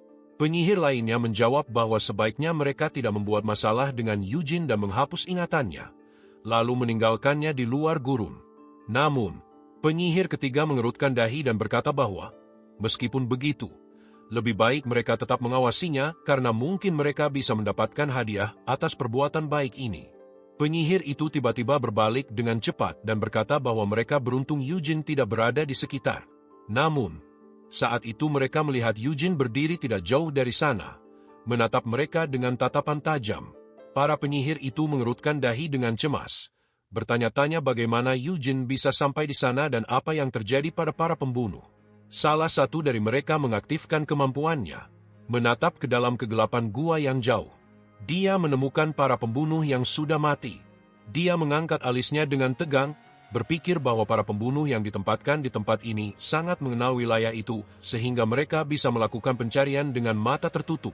Dia juga berpikir bahwa teknik penyembunyian mereka sangat sulit dikenali, bahkan oleh prajurit hebat sekalipun. Namun, Eugene mengerutkan dahi, berpikir bahwa level mereka tidak begitu tinggi. Teknik mereka belum sempurna, dan mereka tidak terampil dalam menggunakan sihir. Dia mengingat bagaimana dia bertarung melawan tentara bayaran di kehidupan sebelumnya dan berpikir bahwa para pembunuh itu seharusnya menjadi yang terbaik di negara ini, memiliki kemampuan penyembunyian seperti penyihir, serta jauh lebih kejam dan keras kepala dibandingkan manusia biasa. Eugene menatap ke bawah, berpikir bahwa ada terlalu banyak kekuatan bersenjata di tempat ini. Jika lokasi ini penting bagi Nahama, mereka seharusnya memiliki pembunuh yang lebih baik daripada ini. Dia mengerutkan dahi, bertanya-tanya apakah Sultan memiliki hubungan dengan hal ini. Rahman memanggil Eugene dengan cemas, tetapi Eugene hanya mengangkat sebelah alisnya, menatap sang jenderal, dan berpikir bahwa dia mencoba membuatnya melarikan diri. Namun, Eugene sudah berada di sini, dan dia tidak akan pergi begitu saja. Eugene melangkah maju dan berbicara kepada para penyihir, mengatakan bahwa dia memiliki banyak pertanyaan. Para penyihir turun ke tanah, sementara aliran pasir meledak keluar dari bawah kaki Eugene, membentuk sebuah penjara pasir. Dengan ekspresi tenang, Eugene mengeluarkan sebuah kristal dari jubahnya. Dia melemparkan kristal itu ke lubang-lubang yang tersisa, lalu menarik tudungnya dan mengaktifkan artefak tersebut. Dalam hitungan detik, penjara pasir itu meledak. Para penyihir menatap dengan terkejut. Eugene, yang kini berada di tengah awan pasir yang berputar, memegang pecahan kristal di tangannya dengan wajah tegas. Salah satu penyihir bertopeng menatapnya dengan cemas, berpikir bahwa ini bukanlah sihir pembatalan biasa. Dia menyimpulkan bahwa mantra itu diciptakan secara artifisial melalui intervensi mana sihir. Penyihir itu mengerutkan dahi, berpikir bahwa Eugene tidak menggunakan sihir pembatalan karena bahkan dengan kemampuan tinggi, jenis sihir ini tidak mungkin ada. Maka, dia menduga ini adalah sihir rahasia keluarga Leonhardt. Penyihir itu mengangkat tangannya dan berkata bahwa membawa Eugene hidup-hidup terlalu berbahaya. Meskipun mereka menginginkan hadiah, dia memutuskan bahwa tidak ada pilihan lain kecuali membunuhnya. Eugene mengangkat tangannya, tersenyum, dan berkata bahwa mereka yang menyerang lebih dulu. Dia mengaktifkan mananya, lalu bertanya dengan nada mengejek apakah mereka akan kecewa jika dia melawan mereka. Para penyihir mengerutkan dahi dan segera menyerang. Mereka dengan cepat membuat segel dengan tangan mereka, dan pasir di sekitar mereka bergolak dengan ledakan.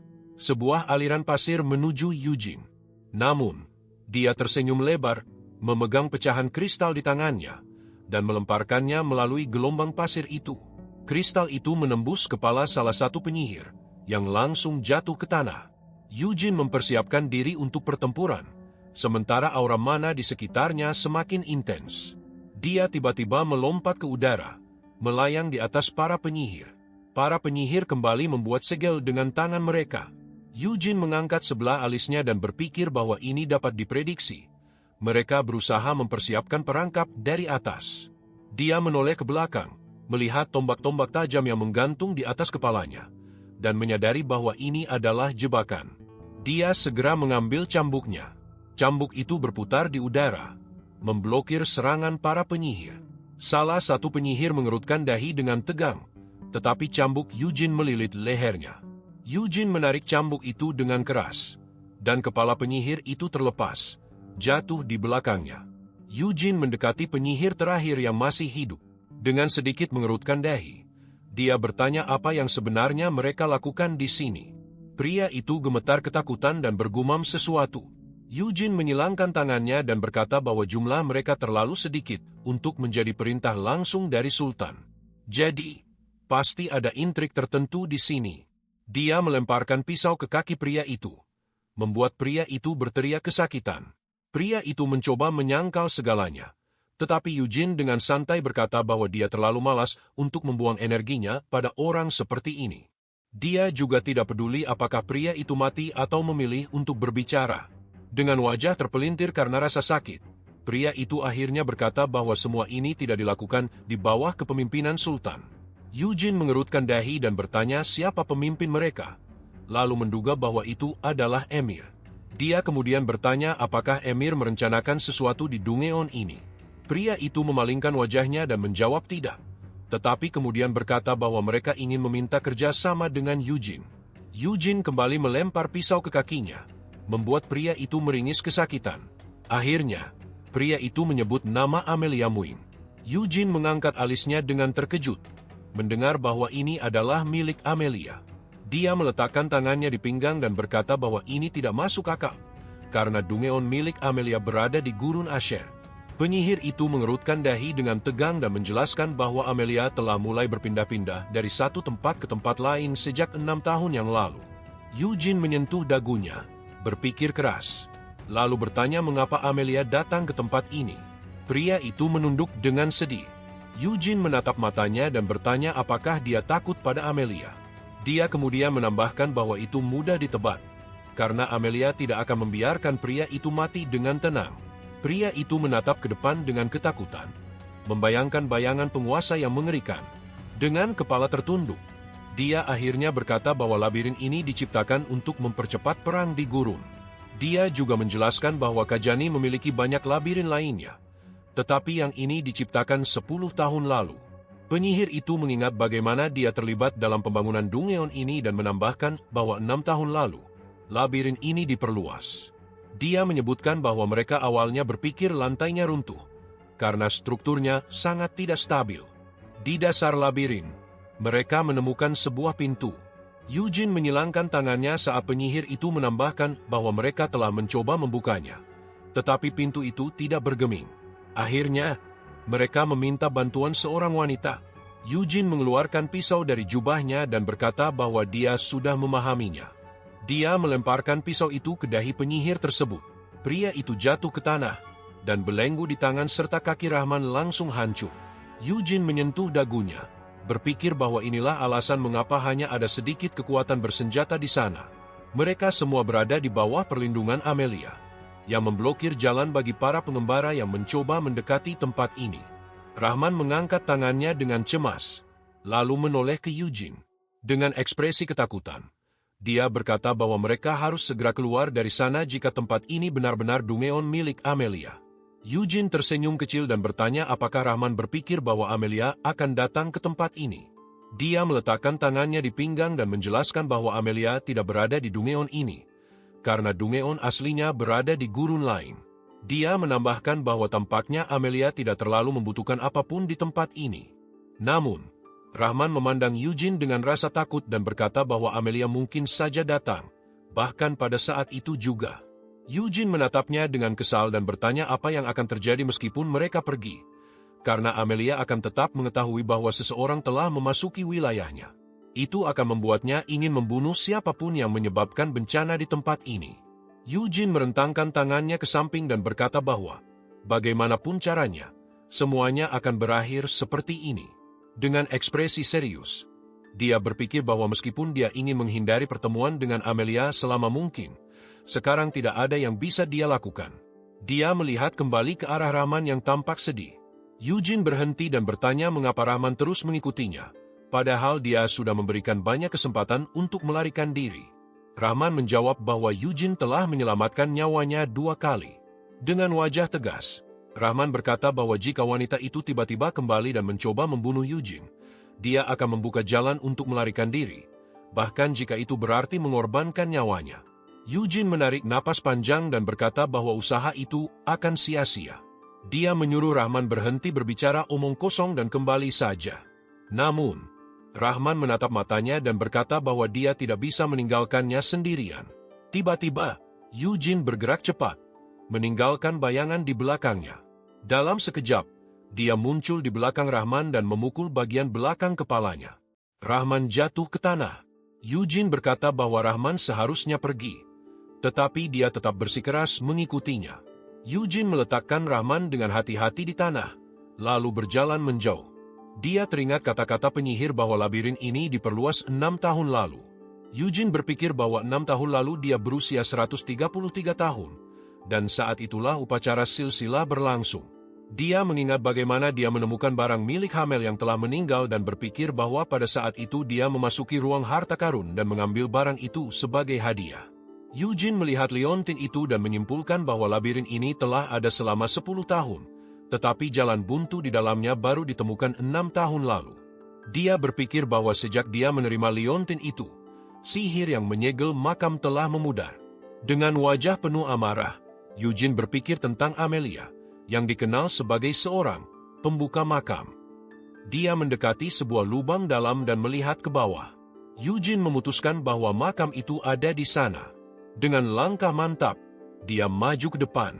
Auranya menyelimuti tubuhnya. Dengan lembut, dia turun ke dalam lubang itu, sementara jubahnya berkibar di angin. Saat turun, Eugene melihat sebuah pintu baja. Dia berpikir, apa yang mereka katakan tentang ini? Dia melangkah di salah satu bagian pintu, memeriksanya dengan cermat, dan menyadari bahwa pintu itu telah terbuka. Dia menyimpulkan bahwa gadis itu yang telah membukanya. Eugene meraih tepi pintu dan masuk ke dalamnya. Dia menginjak lantai batu, melihat ke dalam koridor panjang di mana cahaya terlihat di kejauhan. Eugene memperhatikan bekas-bekas di dinding. Dengan gigi terkatup, dia berpikir bahwa bekas-bekas itu adalah jejak dari sesuatu. Eugene berjalan lebih jauh ke dalam koridor, memikirkan bahwa pertempuran besar pasti terjadi di bawah sana. Dia membayangkan Sienna dan menduga bahwa mungkin itu adalah dia yang terlibat. Ketika dia melangkah lebih jauh, alisnya terangkat dengan terkejut saat dia melihat sesuatu di depannya. Sebuah patung Hamel. Patung itu berdiri dengan percaya diri, memandang lurus ke depan. Eugene mengangkat alisnya dan menyeringai kecil. Dia melihat sebuah tulisan pada monumen tersebut, yang menyebut Hamel sebagai seorang bodoh, idiot, dan sampah. Namun, di bawah kata-kata itu, tertulis bahwa keberanian, kesucian ucapannya, kebijaksanaan, dan kebesarannya tetap dihormati. Tertulis pula bahwa Hamel telah berkorban untuk semua orang, tetapi akhirnya mati dengan bodoh.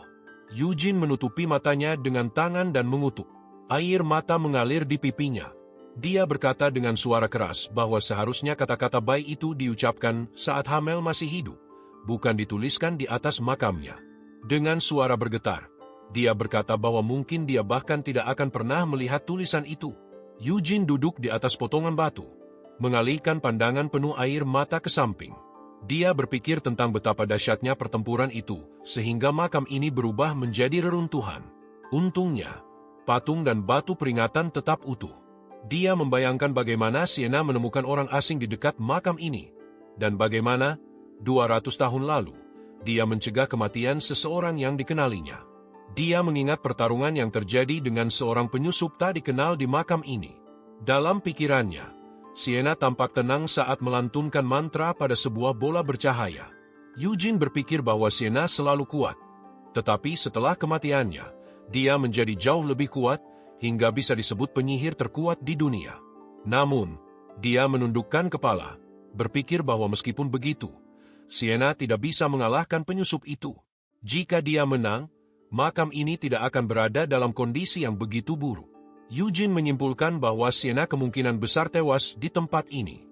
Kemudian dia meralat pemikirannya dan memutuskan bahwa Sienna mungkin telah kembali ke Arod, di mana dia disambut dengan penuh sukacita. Tapi di tempat ini, dia terluka parah, dan segalanya berhenti. Eugene membayangkan seorang gadis yang terluka, dikelilingi oleh rantai yang mengekangnya. Di depannya berdiri seorang pria bertanduk, dengan rantai-rantai itu terikat di tangannya. Eugene berpikir bahwa pria itu pastilah seseorang yang sangat kuat, mampu menahan Sienna. Dia juga bertanya-tanya apakah ada Raja Iblis di balik semua ini. Dan jika iya, siapa dia? Eugene bangkit dari batu, berpikir bahwa dia tidak akan bisa menemukan semua jawaban sendirian. Satu-satunya yang bisa dia lakukan adalah mencari gadis itu, yang pasti bersembunyi di suatu tempat di dunia ini. Namun, sebelum itu, dia harus memeriksa tempat ini lebih lanjut, karena mungkin ada sesuatu yang lain yang bisa dia temukan. Dia melanjutkan perjalanan, membayangkan rekan-rekannya menangis di depan patung dan batu peringatan Hamel. Dia yakin bahwa Sienna dan Anis telah membangun makam ini dan menangis di depannya. Dia juga bertanya-tanya apakah Burma pernah menangis. Sulit membayangkan pria itu menangis. Eugene mengingat bagaimana dia dan timnya merayakan kemenangan setelah mengalahkan musuh kuat. Dia juga teringat bagaimana Burma, saat melihat sekutu-sekutunya terluka, hanya berkata dengan dingin bahwa mereka seharusnya tidak memperlihatkan kelemahan mereka. Dengan marah, Eugene berpikir tentang bagaimana Burma sering berkata bahwa dia hanya manusia biasa, sama seperti yang lain. Namun, Burma selalu berusaha menangani semuanya sendirian. Eugene menghapus air mata di wajahnya, berpikir bahwa sekarang dia bahkan tidak bisa berbicara dengan mereka. Air mata kembali menggenang di matanya. Dia melihat ke depan dengan pandangan penuh emosi, memperhatikan sebuah gerbang yang setengah terbuka. Dengan alis terangkat, dia mendekati gerbang itu, bertanya-tanya pintu macam apa itu. Dia membuka pintu lebih lebar, melangkah masuk, dan melihat seorang ksatria yang sedang duduk di sana. Eugene mengerutkan dahi dan bertanya-tanya siapa dia. Dia meletakkan tangannya di pinggang dan bertanya kepada ksatria itu siapa dia dan mengapa dia duduk di sana, menghalangi pintu. Tiba-tiba, baju zirah ksatria itu bergerak. Ksatria itu berdiri tegak, menjejakkan kakinya dengan tegas ke lantai, dan mengambil pedang di tangannya. Eugene memandangnya dengan ekspresi curiga, berpikir apakah dia seorang Asmodean. Namun, dia tidak merasakan roh apapun darinya. Dengan wajah kesal, Eugene menyimpulkan bahwa ksatria itu bukanlah Mahameluk hidup. Dia bertanya dengan tegas, "Apa kau sebenarnya?" Baju zirah itu bergumam sesuatu, mengangkat pedangnya ke depan, dan memperkenalkan dirinya sebagai Mat Hamel. Eugene terdiam, terkejut dengan apa yang baru saja dia dengar. Namun, rasa terkejutnya segera berubah menjadi amarah. Dia berteriak, "Apa yang kau katakan?" Baju zirah itu tetap berdiri diam. Eugene berkata dengan marah bahwa ini pasti lelucon, karena ksatria itu hanyalah Death Knight bodoh yang berpikir dirinya adalah Hamel. Dia menggertakkan giginya. Wajahnya menunjukkan amarah yang memuncak. Dalam pikirannya, dia memikirkan makam Hamel yang ada di tempat ini. Dengan penuh amarah, Eugene menghentakkan kakinya ke lantai dan memerintahkan undead itu untuk melepas helmnya. Namun, baju zirah itu tetap diam, tidak merespons. Dengan amarah yang memuncak, Eugene menyerbu undead itu, mengulangi perintahnya dengan lantang. Dia bergerak dengan kecepatan tinggi menuju ksatria undead, lalu melompat dari tanah, melayang di udara tepat di atas kepala undead itu. Eugene mengeluarkan 2 bola bercahaya dari jubahnya dan bertanya dengan suara penuh amarah siapa yang telah menempatkan jiwa ke dalam tubuh itu. Dengan tatapan gila, dia mengayunkan 2 serangan besar dengan bila bercahaya di tangannya. Ksatria undead itu melompat mundur untuk menghindari serangan tersebut, menyebabkan Eugene menghancurkan lantai di bawah kakinya. Ksatria itu membalas dengan sebuah serangan, tetapi Eugene berhasil menghindar. Eugene kemudian menyerang tubuh undead itu, tetapi tubuh musuh tersebut memancarkan aura merah gelap. Eugene menyadari bahwa itu adalah mana shield, tetapi karena musuh ini undead, dia berpikir bahwa itu sebenarnya adalah demonic shield. Ksatria itu mengarahkan ujung pedangnya ke Eugene, yang segera menyilangkan pedangnya untuk memblokir. Ksatria itu menerjang, mendorong Eugene ke belakang. Eugene mendarat di lantai dan meluncur beberapa meter. Tangannya bergetar karena serangan itu. Eugene berpikir bahwa monster ini sangat kuat, dan tangannya mulai kram akibat benturan.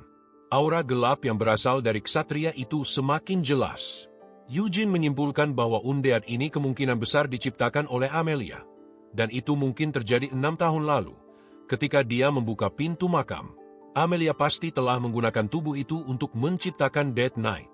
Dia membayangkan Amelia melakukan ritual tersebut, meletakkan jiwa lain ke dalam tubuh itu karena jiwa aslinya tidak lagi ada. Eugene berpikir tentang orang-orang di keluarganya, dan jika benar tubuh ini adalah tubuh salah satu dari mereka, maka undead itu pasti sangat kuat. Dia menyimpulkan bahwa Death Knight yang diciptakan oleh penyihir selevel Amelia tidak akan kalah kuat dibandingkan dengan Patriarch atau Captain Order of the Black Lion. Dengan gigi terkatup, Eugene mengutuk dalam hati, lalu mengarahkan pandangannya yang penuh amarah pada undead tersebut. Dia sedikit membungkukkan tubuhnya. Aura api menyelimuti dirinya. Dalam sekejap, sebuah ledakan terdengar, dan Eugene menghilang dari tempatnya. Dia muncul di belakang undead itu. Eugene mengambil senjata baru dari jubahnya. Ksatria itu menyerang, dan mereka saling memblokir serangan. Eugene melepaskan tombak di tangannya dan segera mengambil pedang baru. Dia mengayunkan pedangnya dengan cepat ke arah kepala undead itu. Ksatria undead itu melangkah ke samping, menghindari serangan tersebut. Eugene membelah lantai tempat pedangnya menghantam. Ksatria itu memukul Eugene hingga terpental ke samping. Eugene kembali meraih ke dalam jubahnya, mengambil senjata lain. Ksatria itu mencoba melindungi dirinya dengan pedang dan tangan kirinya, tetapi serangan Eugene mendorongnya mundur. Ksatria itu meluncur di lantai, punggungnya sedikit membungkuk. Eugene memegang tombak di tangannya, memandang musuhnya dengan tajam. Undead itu menatap Eugene dan berkata bahwa dia cukup mahir menggunakan berbagai jenis senjata. Eugene tersenyum tipis dan berkata bahwa jika undead itu ingin menyerupai seorang prajurit yang telah meninggal, maka dia seharusnya mengubah nada bicaranya. Ksatria itu melangkah maju dan berkata bahwa keterampilan Eugene memang hebat, tetapi dia terlalu lemah untuk pertempuran ini. Dalam sekejap, ksatria itu menyerbu kembali ke medan perang. Ksatria itu melancarkan serangan besar yang dihindari Eugene. Eugene membalas dengan serangkaian serangan, tetapi semuanya berhasil diblokir oleh undead itu dengan pedangnya. Ujung tombak Eugene hancur berkeping-keping akibat benturan. Pedang ksatria itu meluncur cepat ke arah kepala Eugene. Ksatria itu menyebutnya sebagai kasihan. Eugene mengerutkan dahi dengan tegang. Tiba-tiba, kilatan cahaya terang menyinari ruangan. Tangan ksatria itu terpental ke belakang. Dia menatap pedangnya dengan kebingungan dan bertanya-tanya bagaimana Eugene berhasil memblokir serangannya dan apa yang sebenarnya dia lakukan. Eugene mengarahkan pedangnya ke depan. Ksatria itu bertanya apakah Eugene berhasil menangkis serangannya. Eugene tersenyum kecil, mengingat apa yang baru saja terjadi, dan berpikir bahwa mereka memang hanya saling menangkis serangan. Saat pedang mereka beradu, Eugene menggabungkan jiwa pedangnya dengan sihir White Flame milik keluarganya untuk menangkis senjata musuh. Dia mencengkeram gagang pedangnya dengan erat, berpikir bahwa serangan berat seperti itu tidak akan berlalu tanpa konsekuensi. Meski dia memilih waktu yang tepat, kekuatannya masih belum cukup untuk terus-menerus menangkis serangan seperti itu. Eugene mengerutkan dahi, menyadari bahwa dia tidak bisa terus memperpanjang pertarungan ini. Dia harus menyelesaikan semuanya dalam satu serangan besar, atau dia akan kalah. Emblem di dadanya berputar seperti angin puyuh saat dia melompat ke udara. Dia mendekati ksatria undead itu dan mulai menyerang tanpa henti. Setetes darah menetes di wajahnya. Eugene berpikir bahwa otot dan tulangnya seolah-olah robek oleh kekuatan yang dia gunakan. Namun, dia tidak peduli. Dia telah bertarung di ambang kematian dengan tubuh biasa sebelumnya. Pembuluh darah mulai muncul di dahinya. Tetapi Eugene memutuskan bahwa dia bisa menang selama pikirannya tetap jernih. Pedang di tangannya meluncur ke belakang dan pecah berkeping-keping. Tanpa ragu, Eugene mencabut pedang bercahaya dari sarungnya. Eugene mengayunkan pedang bercahaya itu. Energi berputar di sekitarnya. Dia berlari ke arah ksatria undead, memusatkan semua mananya ke dalam pedang. Percikan api berterbangan saat senjata mereka bertemu. Bola-bola bercahaya mengelilingi ksatria undead itu, memancarkan balok-balok kekuatan ke segala arah. Eugene diterangi oleh cahaya terang. Dia mengayunkan pedangnya dengan penuh kekuatan sambil berteriak, menuntut agar ksatria itu menunjukkan wajahnya. Sebuah garis terang melintasi helm ksatria itu. Eugene mendarat di belakangnya.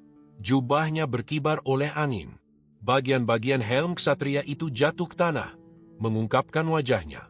Pria berambut putih itu berbalik, berdiri di belakang ksatria undead, dan menuntut agar dia berbalik. Wajah ksatria itu kini terlihat jelas. Rambutnya berwarna merah muda, dan wajahnya adalah wajah Hamel. Eugene memandangnya dengan ekspresi terkejut, menyentuh dagunya, dan berkata bahwa penampilannya menarik. Dia berkata dengan senyum dingin bahwa meskipun tubuh ini luar biasa, jiwa yang mengisinya sangat buruk. Hamel palsu menggertakkan giginya, tubuhnya gemetar. Dia membuka mulutnya dan mengeluarkan raungan keras. Ksatria undead itu melemparkan pedangnya ke arah Eugene dengan kecepatan luar biasa. Eugene berhasil menghindari serangan itu, tetapi musuh segera menyerang, memukul Eugene hingga terpental ke belakang. Eugene berhasil bertahan dengan senjatanya, tetapi dia terkejut oleh kecepatan ksatria itu. Dia berpikir, Dari mana datangnya kecepatan seperti itu? Ksatria Undead itu kembali menggertakkan giginya dengan marah.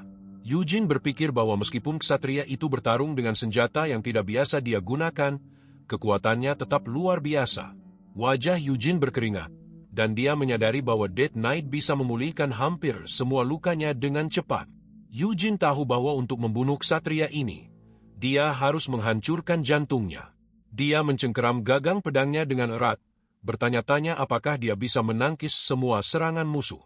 Jika bukan karena teknik White Flame, dia sudah kehabisan mana sejak lama.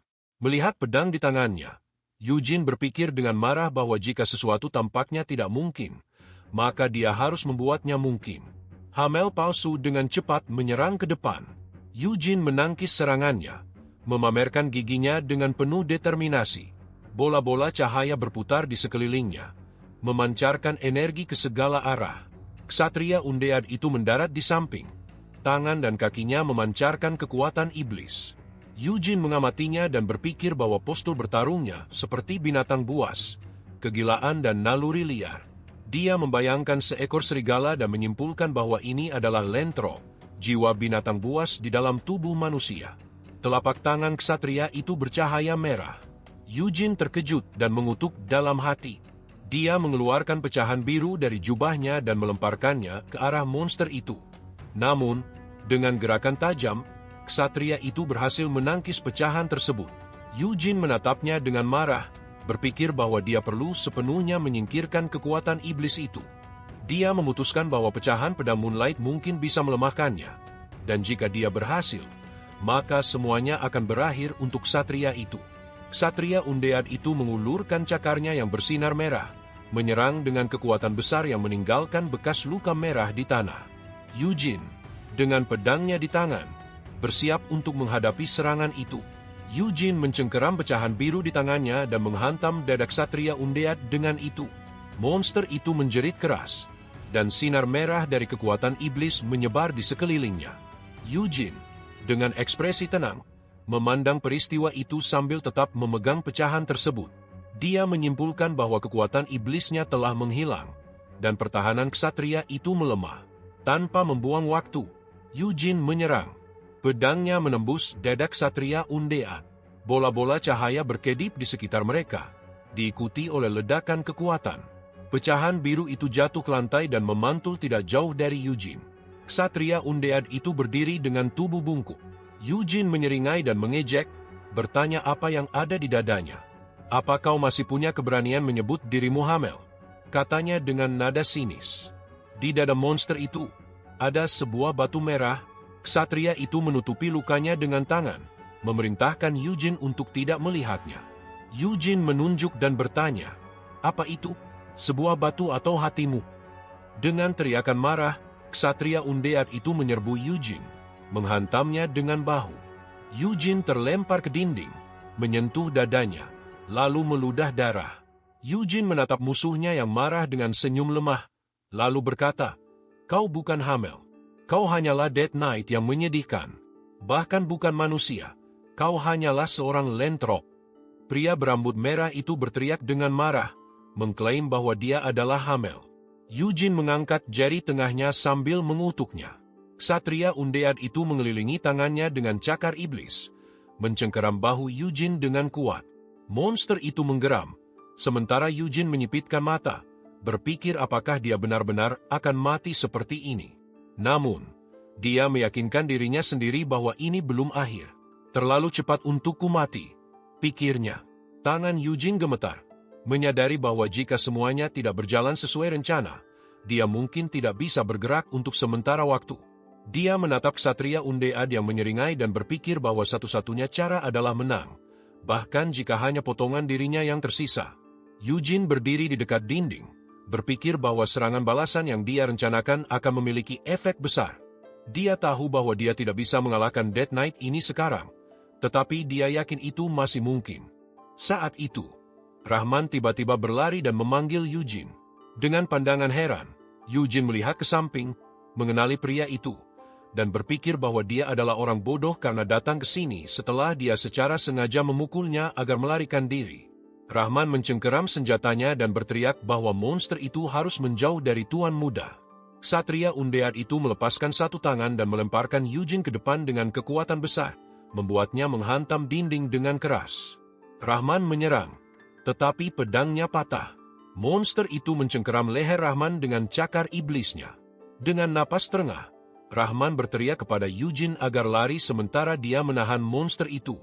Eugene, dengan tubuh penuh luka dan darah, bersandar pada pedangnya dan bertanya dengan nada lemah, "Apa yang kau bicarakan?"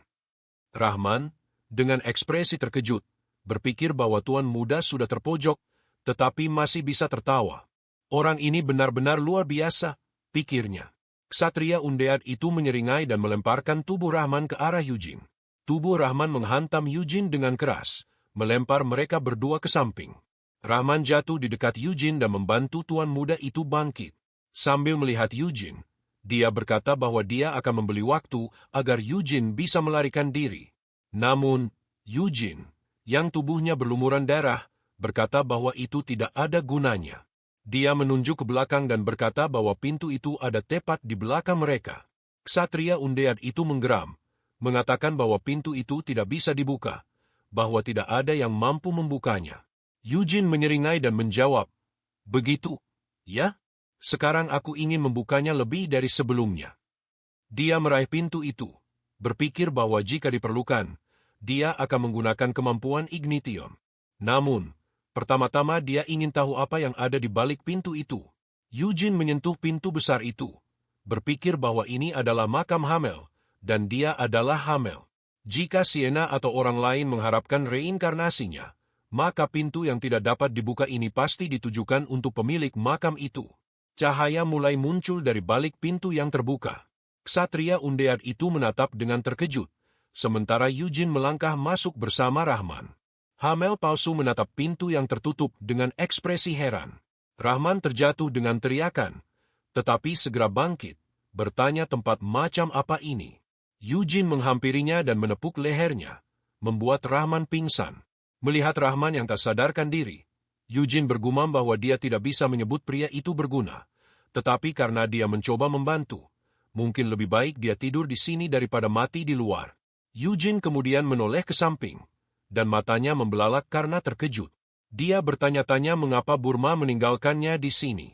Dia mengingat bagaimana 300 tahun lalu mereka berdiri di depan tangga di Helmut, dekat kastil Raja Iblis Pembantaian. Setelah membunuhnya, mereka mencari para pengikut iblis dan akhirnya menemukan jalan menuju Dungeon.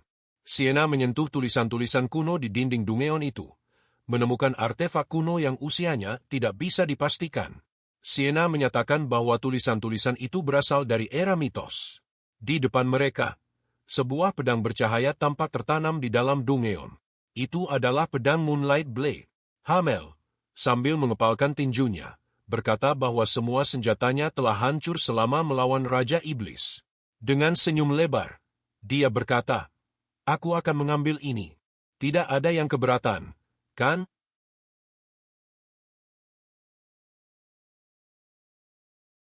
Saat mencoba menarik pedang itu, Eugene berlutut dan memuntahkan darah. Eugene tidak mampu mengambil pedang itu. Segera setelah dia mendekatinya, darah keluar dari mulutnya, dan dia jatuh berlutut. Pada akhirnya, pedang itu diambil oleh Vermont. Melihat kejadian itu, Eugene berkata bahwa dia telah meninggalkan Moonlight Blade di makamnya, jadi dia menyampaikan bela sungkawa. Di depan Eugene, sebuah pedang bercahaya berdiri tegak. Eugene menyebut nama Vermont, lalu mengambil pedang bercahaya itu di tangannya. "Moonlight Blade, itu namanya," kata Eugene. "Sederhana dan tidak mencolok, tetapi cocok untukku." Setelah Vermont mengambil Moonlight Blade, dia berhenti menggunakan pedang suci. Sebuah cahaya biru terang tertinggal dari gerakannya, dan terlihat jelas mengapa Moonlight Blade, meskipun sederhana dalam penampilan, jauh lebih kuat dibandingkan pedang bercahaya yang mencolok. Eugene melihat ke depan, di mana sebuah bulan sabit melayang di atas pedang itu. Bulan itu sangat tipis. Ketika mereka pertama kali melihat pedang ini, bulan yang menyinari Moonlight Blade adalah bulan purnama. Tetapi sekarang, hanya bulan sabit yang ada di langit, menandakan bahwa pedang itu belum terisi penuh dengan kekuatan. Eugene merogoh sakunya, berpikir bahwa mungkin pedang itu akan bereaksi terhadap pecahannya. Pria berambut putih itu terkejut saat mengingat bagaimana dia menggunakan pecahan tersebut untuk menyerang monster sebelumnya. Dia menyadari bahwa dia telah melemparkannya ke Dead Knight dan lupa untuk mengambilnya kembali. Eugene menatap pedang di atas peti mati, bertanya-tanya apakah Vermont meninggalkannya di sini karena suatu alasan. Dia menutup senyumnya dan berkata pada dirinya sendiri bahwa dia bodoh. Apa gunanya meninggalkan pedang ini setelah dia mati? Katanya sambil memegang wajahnya. Namun, Eugene segera mengakhiri sentimentalisme itu. Dia melirik ke arah pintu keluar dan berpikir bahwa tidak ada apapun di ruangan ini kecuali Moonlight Blade dan satu pintu. Jika dia pergi, dia akan berhadapan lagi dengan Dead Knight. Dia mengingat seorang gadis berambut gelap dan menyadari bahwa Amelia juga menjadi masalah besar. Eugene tidak tahu kapan dia akan ikut campur, sehingga dia harus segera membunuh ksatria itu dan pergi dari tempat ini. Eugene melangkah maju, berhenti di depan pedang itu.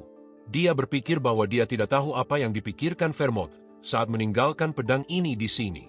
Namun, kemungkinan besar niatnya jelas. Eugene mengulurkan tangan dan berkata bahwa dia harus mendapatkannya. Dia meraih pedang itu, berpikir bahwa dalam kehidupan sebelumnya, dia bahkan tidak bisa menyentuhnya.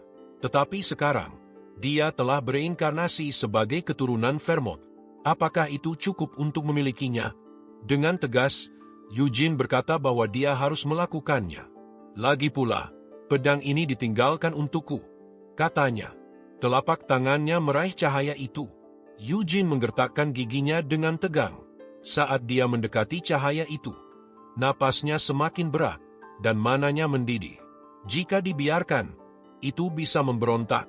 Tubuhnya dikelilingi oleh cahaya dari teknik White Flame. Dengan tangan bercahaya, Eugene menggapai pedang itu. Mata emasnya menatap penuh determinasi, berpikir bahwa pedang itu memberikan perlawanan yang lebih lemah dibandingkan saat pertama kali ditemukan. Tanda bahwa pedang itu benar-benar telah terpecah. Akhirnya, tangannya menggenggam gagang pedang. Kilatan petir muncul, melemparkan Eugene ke belakang. Dia jatuh ke lantai, menatap pedang di tangannya dengan senyum lebar. Dia berpikir, aku berhasil. Aku berhasil melakukannya. Eugene memegang pedang itu erat-erat, tetapi yang ada di tangannya hanya gagang pedang. Dia menyadari bahwa bilahnya hilang. Tentu saja, artefaknya masih pecah menjadi beberapa bagian, pikirnya. Cahaya dari bulan sabit mulai turun, memancarkan kilauan terang dari gagang pedang itu. Kilauan itu perlahan-lahan membentuk bilah pedang. Eugene tersenyum, menyadari bahwa Moonlight Blade telah mengambil wujudnya sebagai pedang penuh. Eugene memegang pedang bercahaya itu. Tubuhnya dikelilingi oleh petir. Dia berpikir bahwa Moonlight Blade mampu menghalau sihir dan mana, tetapi juga memakan mana miliknya sendiri. Dia bertanya-tanya apakah pedang itu beresonansi dengan teknik White Flame. Sambil tersenyum, dia mengakui bahwa pedang itu benar-benar menghabiskan banyak mana. Aku memiliki cukup banyak mana, tetapi sulit untuk menggunakan senjata seperti ini sekaligus, pikirnya. Dia memasukkan pedang itu ke dalam jubahnya, berpikir bahwa pedang itu memang luar biasa tetapi sulit dikendalikan. Meski terpecah, kekuatannya tetap sangat besar. Dengan tangan yang masih dikelilingi White Flame, Eugene berpikir bahwa dia tidak perlu menggunakan api untuk melawan Dead Knight. Dengan kekuatan Moonlight Blade, itu sudah cukup. Sebelum pergi, Eugene berpikir bahwa dia harus memeriksa peti mati itu. Dia mengangkat tutupnya dan melihat ke dalam. Peti mati itu kosong. Eugene berpikir, aku sudah menduga ini. Tidak ada tubuh di dalamnya. Pria berambut putih itu memperhatikan sesuatu yang tertulis pada makam itu. Mungkin suatu hari, kita akan bertemu di dunia yang kau impikan. Eugene memandangnya dengan takjub, menyadari bahwa itu adalah tulisan tangan Senna. Sebuah daun tercermin di matanya. Sementara itu, Hamel palsu berdiri di dekat pintu tertutup dengan gigi terkatup, penuh amarah. Dia berpikir bahwa dia telah mencoba membuka pintu itu berkali-kali, tetapi tidak berhasil meninggalkan goresan sedikit pun. Bahkan sang master tidak dapat mengatasinya. Pintu berat itu masih tertutup. Ksatria Undead itu berpikir bahwa Eugene telah membukanya dengan mudah. Mata monster itu bersinar merah, dan dia berpikir bahwa dia harus membuktikan dirinya berguna. Jika dia gagal, dia akan dibuang. Pria berambut merah itu memandang ke depan dengan takjub. Eugene keluar dari ruangan dengan senyum. Dia bertanya pada monster itu, "Kau sedang menunggu, ya?" Death Knight itu bertanya dengan nada serius, "Bagaimana kau bisa masuk ke sana?"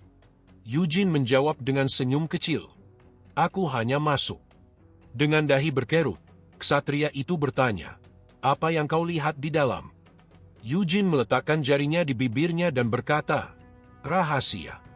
Tangan monster itu bersinar merah karena marah. Eugene menggapai jubahnya dan mengeluarkan pedang bercahaya. Sebuah jejak terang tertinggal dari gerakan pedangnya. Eugene menatap lurus ke depan dengan serius. Ksatria Undead itu melompat mundur dengan ekspresi terkejut. Dia melihat telapak tangannya, bertanya-tanya apa yang baru saja terjadi. Cakar iblisnya baru saja menghilang. Eugene menundukkan badannya, memegang pedang bercahaya itu di tangannya. Dia berpikir bahwa dia merasa bisa mengendalikan kekuatannya, tetapi hanya dengan satu ayunan. Napasnya sudah tersengal, dan pandangannya mulai kabur. Pedang ini menguras mana dengan kecepatan yang luar biasa, pikirnya. Namun, dia tersenyum kecil dan menyadari bahwa kekuatan pedang ini sepadan. Mungkin pedang ini tidak akan mampu membunuh Death Knight, tetapi setidaknya pedang ini akan menghilangkan kekuatan iblisnya. Pria berambut merah itu mengepalkan giginya. Tangannya tidak lagi bersinar. Ksatria Undead itu mulai berjalan maju. Eugene menatapnya, bertanya-tanya apakah dia benar-benar memahami cara kerja pedangnya.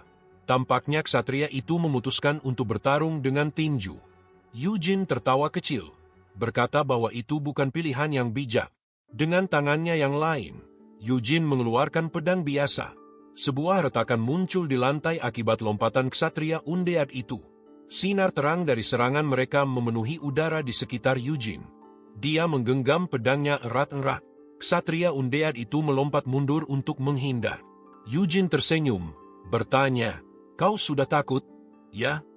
Pria berambut putih itu mengayunkan pedangnya dengan keras, sambil berpikir tentang Storm Sword. Dia berharap pedang itu membawa badai untuk menghancurkan musuhnya. Musuhnya terjebak dalam pusaran angin dan terpental ke langit-langit. Eugene menatap ke atas dengan mata bersinar, melihat batu-batu di langit-langit yang tertutupi cahaya terang. Batu-batu itu jatuh menghujani musuh, sementara Eugene mengangkat kakinya dan berkata, "Jika bentukmu sedikit lebih baik, aku sudah bisa mengumpulkanmu kembali potongan demi potongan." Sang pakha melawan menghentakkan kakinya ke tanah. Hamel palsu menutupi matanya dari cahaya terang dan berusaha menghindari kilauan biru yang berubah menjadi kepalan bersinar. Dia melihat ke bahunya dan menyadari bahwa pelindung tubuhnya telah rusak. Dia membuka mulutnya dan menjerit marah. Energi iblis merah mengelilinginya. Dengan seringai, Eugene bertanya, "Mengapa kau menahan kekuatanmu sebelumnya? Apakah ini sesuatu yang kau simpan untuk nanti?" Monster itu kini dikelilingi oleh cahaya merah terang. Namun, Eugene melihat kilauan biru di dekatnya dan mendekat, berkata, "Itu tidak akan membantumu." Hamel palsu merentangkan tangannya, dan pecahan bercahaya terbang menghantam aura merah iblis di sekelilingnya. Eugene tersenyum, berpikir bahwa selama Moonlight Blade berada di tangannya, dia bisa mengendalikan pecahan itu sesuka hatinya. Dia memegang pedang bercahaya itu di depan musuhnya, berpikir bahwa dalam 1 detik dia akan menghancurkan ksatria itu. Hamel palsu mengulurkan tangannya, tetapi pedang bercahaya itu menusuk tubuhnya. Sebuah ledakan besar terjadi, dan musuh jatuh ke tanah. Pipi Eugene mengembung, lalu dia meludah darah ke lantai. Dengan wajah serius, dia berpikir bahwa meskipun dia mencoba menghemat kekuatannya, pedang itu terlalu rakus. Namun, itu lebih baik daripada mati dalam pertempuran seperti ini. Dia melihat gagang pedangnya dan menyadari bahwa bilah pedang Moonlight telah menghilang. Dengan kesal, dia menyimpannya kembali ke dalam jubahnya, berpikir bahwa pedang itu lebih mirip sampah daripada senjata. Ksatria itu tergeletak di tanah, dan Eugene mendekatinya. Dia melihat retakan pada bola merah di dada ksatria itu. Eugene berpikir bahwa dia telah mengeluarkan intinya, tetapi karena tubuh ksatria itu masih ada, dia menyadari bahwa inti itu belum sepenuhnya hancur. Dengan gigi terkatup, Eugene merasa jijik dan berpikir, perasaan ini sungguh menjijikkan. Bagaimana dia berani masuk makam ini dan membuat Death Knight dari tubuh yang begitu indah? Eugene mengarahkan pedangnya, berniat menghancurkan ksatria itu. Dia ingin mengambil Hamel dan menjatuhkannya. Namun, tubuh Eugene mulai gemetar dengan tangan yang bergetar. Dia memegang pedangnya, tetapi tubuhnya tidak dapat bergerak. Rasanya seperti terbelenggu oleh kekuatan yang tidak diketahui. Dia menyeringai dengan marah, menyadari bahwa seseorang telah datang lebih awal dari perkiraannya. Dari sudut matanya, dia melihat sepasang kaki perempuan yang mendekat. Amelia melangkah perlahan, mendekati Eugene yang bersandar pada pedangnya. Tubuhnya gemetar, dan dia berpikir bahwa dia tidak dapat bergerak, hanya memiliki kekuatan cukup untuk berbicara. Itu pun karena Amelia mengizinkannya. Wanita itu berdiri di belakang Eugene dan bertanya, "Apakah kita tidak bisa berbicara berhadapan muka?" Amelia mendekat dan berkata bahwa dia sedang memikirkan apa yang akan dia lakukan padanya. Sambil menyentuh dagunya, dia berkata bahwa ada banyak ide, tetapi satu ide menonjol di antara yang lainnya. Sambil semakin mendekat, Amelia berkata bahwa dia akan menyeret Eugene ke pasir panas dan mengurungnya di sana. Tentu saja, dia tidak akan mati. Dia akan memberinya kesempatan untuk bernapas tanpa membenamkan kepalanya di pasir. Amelia membayangkan Eugene terkubur di pasir, duduk dengan mata dan mulut terbuka. Dia berkata bahwa matanya akan mulai retak, dan lidahnya akan mengering seperti ranting. Setelah itu, Eugene akan menjadi orang-orangan sawah gurun. Sambil mengangkat jarinya, Amelia berkata bahwa dia akan mengikat kaki Eugene yang rusak. Dia membayangkan dirinya menusukkan batang logam ke jari-jarinya. Eugene mengepalkan giginya dengan marah, tetapi tubuhnya tetap tidak bisa bergerak.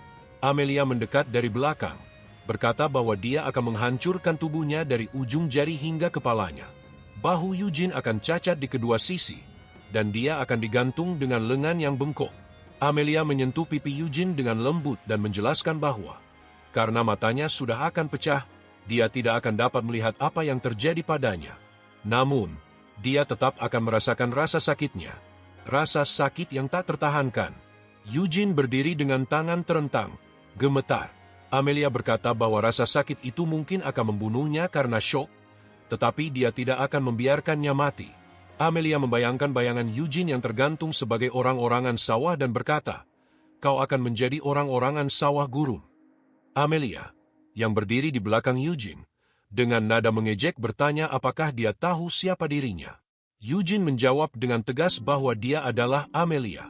Gadis itu menyentuh dadanya dengan bangga dan berkata bahwa dialah Master of the Desert, Master of the Dungeons, dan Blackthorn. Semuanya adalah dirinya. Inti di dada monster itu mulai retak, dan Amelia dengan santai mengatakan bahwa Eugene telah merusak hewan peliharaannya. Sambil mendekati Eugene, dia menambahkan bahwa meskipun monster itu tidak berguna, dia tetap miliknya. Hanya dia, sebagai pemiliknya, yang memiliki hak untuk mengejek atau membunuhnya. Eugene memandang monster itu dengan jijik dan berkata bahwa Amelia telah membesarkan binatang yang menjijikkan. Mungkin seharusnya dia setidaknya memandikannya. Sebelum Eugene bisa menyelesaikan ucapannya, Amelia memukulnya dengan keras, menyebabkan dia terjatuh. Dengan senyuman sinis, Amelia berkata bahwa hanya dia yang berhak mengatakan hal semacam itu. Eugene perlahan bangkit sambil memegangi bahunya, berpikir bahwa mantra yang mengikatnya telah habis.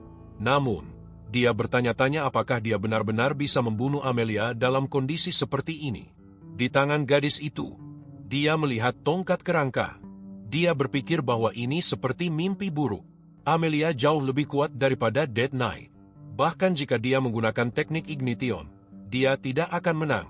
Eugene memejamkan matanya, merasa benci dengan kemungkinan kalah, tetapi dia tahu tidak ada yang bisa dilakukan. Berdiri di hadapan Amelia, dia bertanya dengan suara tegas, "Apakah kau mengenal BAC?" Mata Amelia yang bersinar sedikit menyipit. Dia memiringkan kepalanya dan menjawab bahwa dia tidak mengerti apa yang dimaksud Eugene. Eugene mengeluarkan sebuah amplop dari jubahnya dan berkata bahwa dia mengenalnya. Dia mengatakan bahwa BAC telah menulis surat dan memintanya untuk menyerahkannya jika mereka bertemu. Eugene melemparkan amplop yang terbakar kepada Amelia. Dia menangkapnya dengan mudah, melihat segel yang tertera pada amplop itu, dan berkata bahwa itu memang segel BAC. Namun, dia bertanya dengan sinis mengapa BAC menulis surat untuk seseorang seperti Eugene. Apa kau tahu apa arti surat ini? Katanya sambil menunjuk ke arah Eugene.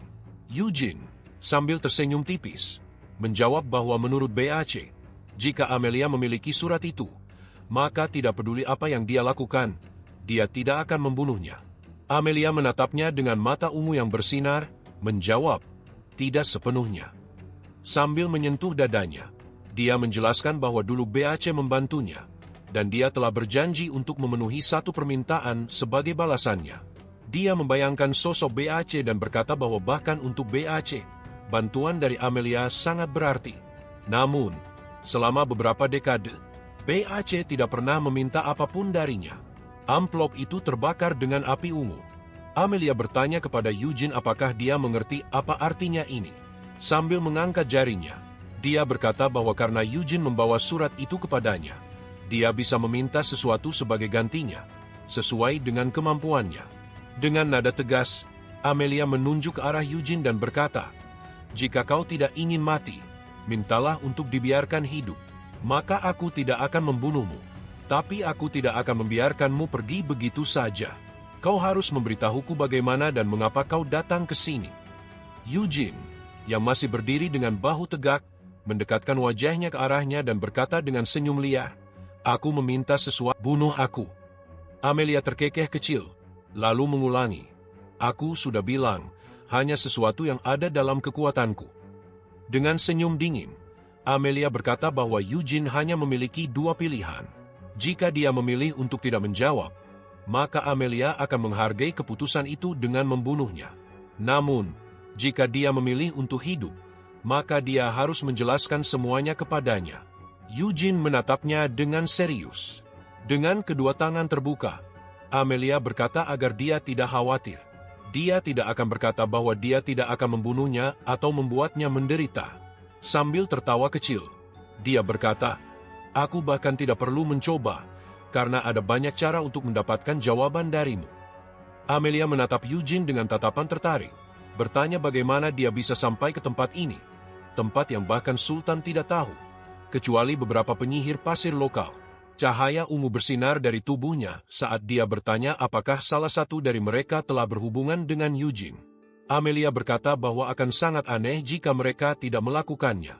Sementara itu, Eugene mengerutkan dahi, berpikir keras tentang apa yang harus dia lakukan. Jika dia meminta hidupnya, maka Amelia akan melakukan apapun untuk mendapatkan jawaban darinya. Dia membayangkan dirinya dikelilingi oleh kekuatan Amelia. Dengan nyala api gelap di sekelilingnya, Eugene berpikir bahwa jika Amelia tidak menggunakan penyiksaan, dia akan menggunakan sihir gelap, sihir yang mengandung hipnosis untuk mendapatkan informasi darinya. Terlepas dari keinginannya, Eugene tahu dia tidak akan mampu melawan efek itu. Amelia melangkah maju dan berkata bahwa dia berpikir terlalu lama.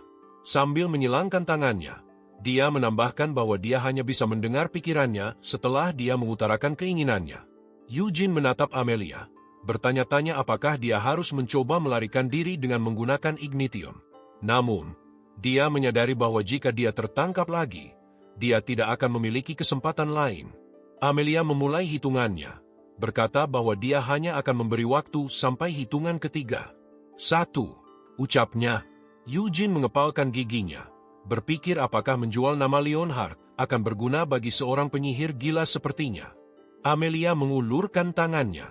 2. Katanya. Eugene meringis, berpikir apakah dia harus jujur saja mengatakan bahwa dia mendapatkan Moonlight Blade dengan membuka pintu yang bahkan Amelia tidak bisa buka. Namun, dia tahu bahwa meskipun itu mungkin menyelamatkan hidupnya, Amelia pasti akan menginginkan pedang itu untuk dirinya sendiri. Sebelum Amelia selesai menghitung 3, dia tiba-tiba berbalik dengan ekspresi terkejut. Death Knight berdiri kembali. Eugene menggertakkan giginya, berpikir, perasaan ini sungguh menjijikkan, bukan? Amelia berlutut dengan hormat, bertanya kepada ksatria itu bagaimana dia bisa sampai di sini. Cian harus memilih sendiri. Cian mengalihkan pandangannya dan menyadari bahwa Anisilia tidak menginginkan situasi seperti ini. Dia berkata bahwa dia merasa terlalu keras pada dirinya sendiri. Anisilia mengingat masa lalu dan berkata bahwa dia tidak ingin menjadi seperti dia. Mungkin merujuk pada seseorang di masa lalunya. Dia tidak ingin melukai anak-anaknya dengan keegoisan yang berlebihan. Qian menurunkan tangannya dan berkata bahwa dia berbeda dari Iode. Anisilia setuju dan berkata bahwa Qian harus membuat pilihan yang tepat. Dia tersenyum dan berkata bahwa jika Qian memutuskan sesuatu yang menurutnya benar dan mulia, dia akan menghargai keputusannya, apapun hasilnya. Qian memandangnya. Anisilia berkata bahwa Eugene adalah saudaranya, meskipun darah mereka berbeda. Anisilia membuka kipasnya dan tersenyum, menyarankan agar Qian dan Eugene berbicara ketika mereka bertemu. Masalah pemilihan kepala keluarga bisa menunggu. Qian menatapnya dengan tekad dan setuju. Eugene keluar dari portal, berhenti di depan keluarganya. Dia menghela napas dan bertanya mengapa mereka menunggunya di sana, padahal mereka akan bertemu di rumah juga. Gerard, ayah Eugene, berlari ke arah putranya dengan air mata berlinang. Dia memeluk Eugene erat-erat. Eugene tersenyum, meletakkan tangannya di bahu ayahnya, dan berkata bahwa mereka sudah lama tidak bertemu. Dia memperhatikan bahwa ayahnya terlihat jauh lebih baik sekarang, seolah-olah telah banyak belajar selama ini. Gerard mengusap air matanya dan tertawa. Eugene mencatat bahwa janggut ayahnya telah tumbuh lebat. Gerard menjawab bahwa semua ini berkat steroid ayam. Eugene terkejut mendengar bahwa ayahnya menjadi akrab dengan ayah Gerard dan mengingatkannya bahwa dia telah meminta untuk tidak menggunakan steroid.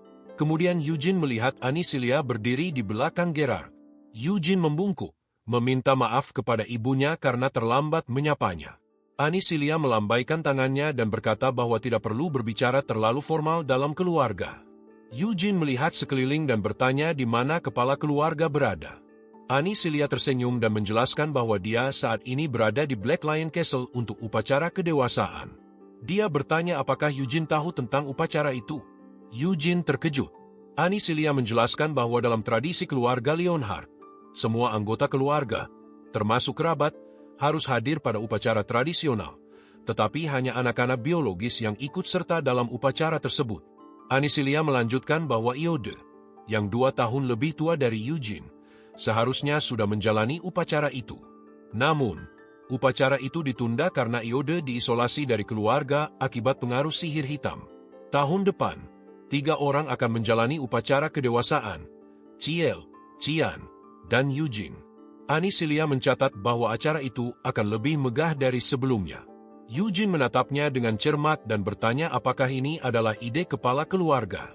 Anisilia menjawab bahwa itu adalah keputusan majelis tinggi parlemen. Saat itu, sebuah sosok muncul di belakang Eugene. Itu adalah Rahman. Setelah duel mereka berlangsung, Qian terkejut dengan kekuatan Eugene yang luar biasa. Meskipun Qian telah mengasah kemampuannya selama ini, Eugene menangani setiap serangan tanpa bergerak sedikit pun. Eugene melancarkan serangan telak yang membuat Qian terpental ke belakang. Qian berlutut di tanah, memandang Eugene dengan tidak senang dan bertanya bagaimana dia bisa menangkis semua serangan. Eugene melemparkan pedangnya ke bahu dan dengan santai menjawab bahwa dia hanya menangkis. Qian berseru bahwa itu bohong, mengatakan bahwa teknik itu tidak sesederhana itu. Dia memperhatikan bahwa Eugene tidak menolak serangannya tetapi membiarkan serangan itu berlalu, mengimbangi semua serangannya dan memaksa Qian menghabiskan banyak mana. Eugene mencatat bahwa Qian memiliki mata yang tajam. Qian memintanya untuk menjelaskan, tetapi Eugene hanya tersenyum. Wajahnya berubah menjadi seringai. Dia bertanya lagi apakah Qian benar-benar ingin belajar darinya. Qian mengepalkan gagang pedangnya dengan kuat, menahan amarahnya, dan tetap diam dengan sabar. Eugene akhirnya setuju untuk membantunya. Qian tampak terkejut dan bertanya lagi untuk memastikan. Eugene menjawab bahwa dia tidak perlu menjadi kepala keluarga jika Qian menjadi cukup kuat. Eugene kemudian berbalik ke arah para penonton, mencatat bahwa ada terlalu banyak mata yang melihat mereka. Dia melemparkan pedangnya ke tanah dan memanggil Qian untuk ikut dengannya. Eugene menegaskan bahwa Qian mungkin tidak akan pernah lebih baik darinya, tetapi dia akan membawanya ke tingkat di mana dia tidak akan malu menjadi kepala keluarga Leonhardt. Qian ragu-ragu. Eugene menatapnya dengan tekad dan mengulangi bahwa dia tidak akan melakukan sesuatu yang tidak dia inginkan, termasuk menjadi kepala keluarga. Qian menyentuh dagunya, bertanya-tanya mengapa dia telah ditolak 3 kali dan bertanya-tanya apakah ada yang salah dengan dirinya. Dia akhirnya berkata bahwa tidak ada yang bisa dilakukan jika Eugene tidak ingin menjadi kepala keluarga.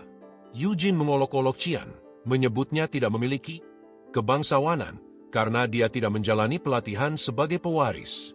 Qian tampak jengkel tetapi tetap mendengarkan.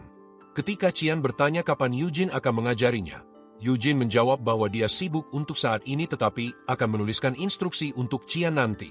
Dia menyarankan bahwa jika Qian berlatih berdasarkan itu akan berguna. Qian menatap Eugene dengan tidak senang, menduga bahwa kakaknya hanya ingin menghindarinya. Eugene dengan bercanda mengakui bahwa itu benar tetapi menegaskan bahwa dia tidak berbohong. Sebuah gunung yang tinggi dan curam terletak di bagian selatan Kehl, dikenal sebagai Gunung Uas. Di puncak gunung itu berdiri Istana Singa Hitam, tempat Vermont, duk terakhir dari negara bagian Kehl, menghabiskan sebagian besar waktunya sebelum kematiannya. Istana ini juga menjadi tempat peristirahatan terakhirnya, 300 tahun yang lalu. Di dalam istana, para anggota parlemen sedang berdiskusi. Gilead sedang membaca surat, lalu menatap mereka yang hadir dan mengumumkan bahwa Eugene telah kembali ke rumah. Seorang pria di seberangnya menjawab bahwa waktunya sangat tepat karena hanya tersisa 2 bulan sebelum akhir tahun ini. Gilead ragu apakah dia harus mengundang Eugene ke tempat itu. Seorang pria tua dengan rambut abu-abu, Doiner Leonhard, yang dikenal sebagai Singa Putih Abadi, menyimak dengan tenang. Dia adalah orang tertua dan paling berpengalaman dalam keluarga Leonhard. Doiner mengakui bahwa meskipun Eugene telah membuktikan tempatnya, ada banyak tantangan dengan generasi ini. Charmaine dengan cerutu di tangannya menyela pembicaraan. Dia berkata bahwa dia telah melihat kemampuan Eugene secara langsung, dan dia percaya bahwa meskipun dia bukan anak biologis, kemampuanlah yang paling penting. Doiner menanggapi bahwa meskipun Eugene sangat berbakat, dia tidak dapat mewakili Black Lion. Wanita itu hanya mendengus sebagai respons. Pria tua itu tersenyum dan berkata bahwa dia ingin melihat sendiri kemampuan Eugene pada upacara kedewasaan yang akan datang. Dia mencatat bahwa kemampuan Eugene telah diakui bahkan oleh Majelis Tinggi Parlemen, yang memberinya kesempatan untuk masuk ke dalam keluarga sebagai anak biologis. Namun, dia menambahkan bahwa beberapa bulan mendatang akan menjadi momen penting untuk memutuskan siapa yang akan menjadi kepala keluarga. Doiner bertanya apakah Eugene telah pergi ke Nahama, dan Gilead mengonfirmasi bahwa dia telah pergi. Doiner menggaruk janggutnya, memikirkan bagaimana Eugene telah belajar sihir dan memanah di sana. Berdasarkan desas-desus, dia sangat berbakat dalam sihir. Salah satu anggota parlemen yang lebih tua berbicara, mengatakan bahwa orang-orang dengan nama keluarga Leonhard seperti sekumpulan singa yang besar. Kepala keluarga memiliki keuntungan untuk membesarkan anak-anaknya sesuai kehendaknya. Namun, jika seekor singa yang sudah dewasa meninggalkan kelompoknya, hal itu tidak akan terlalu baik. Gilead merasa tegang dan mencatat bahwa keputusan itu dibuat oleh Eugene sendiri. Pria tua itu melambaikan tangannya dan menjawab bahwa dia menghargai keinginan Eugene, tetapi kebebasan seperti itu seharusnya memiliki batasan. Dengan seringai, dia bertanya apakah mereka benar-benar ingin menerima Eugene sebagai kepala keluarga berikutnya. Gilead menjawab dengan serius bahwa hal itu mungkin saja terjadi jika Eugene menginginkannya. Charmaine, seorang wanita yang memegang jam saku, memotong pembicaraan dengan yakin bahwa Eugene tidak akan menginginkannya.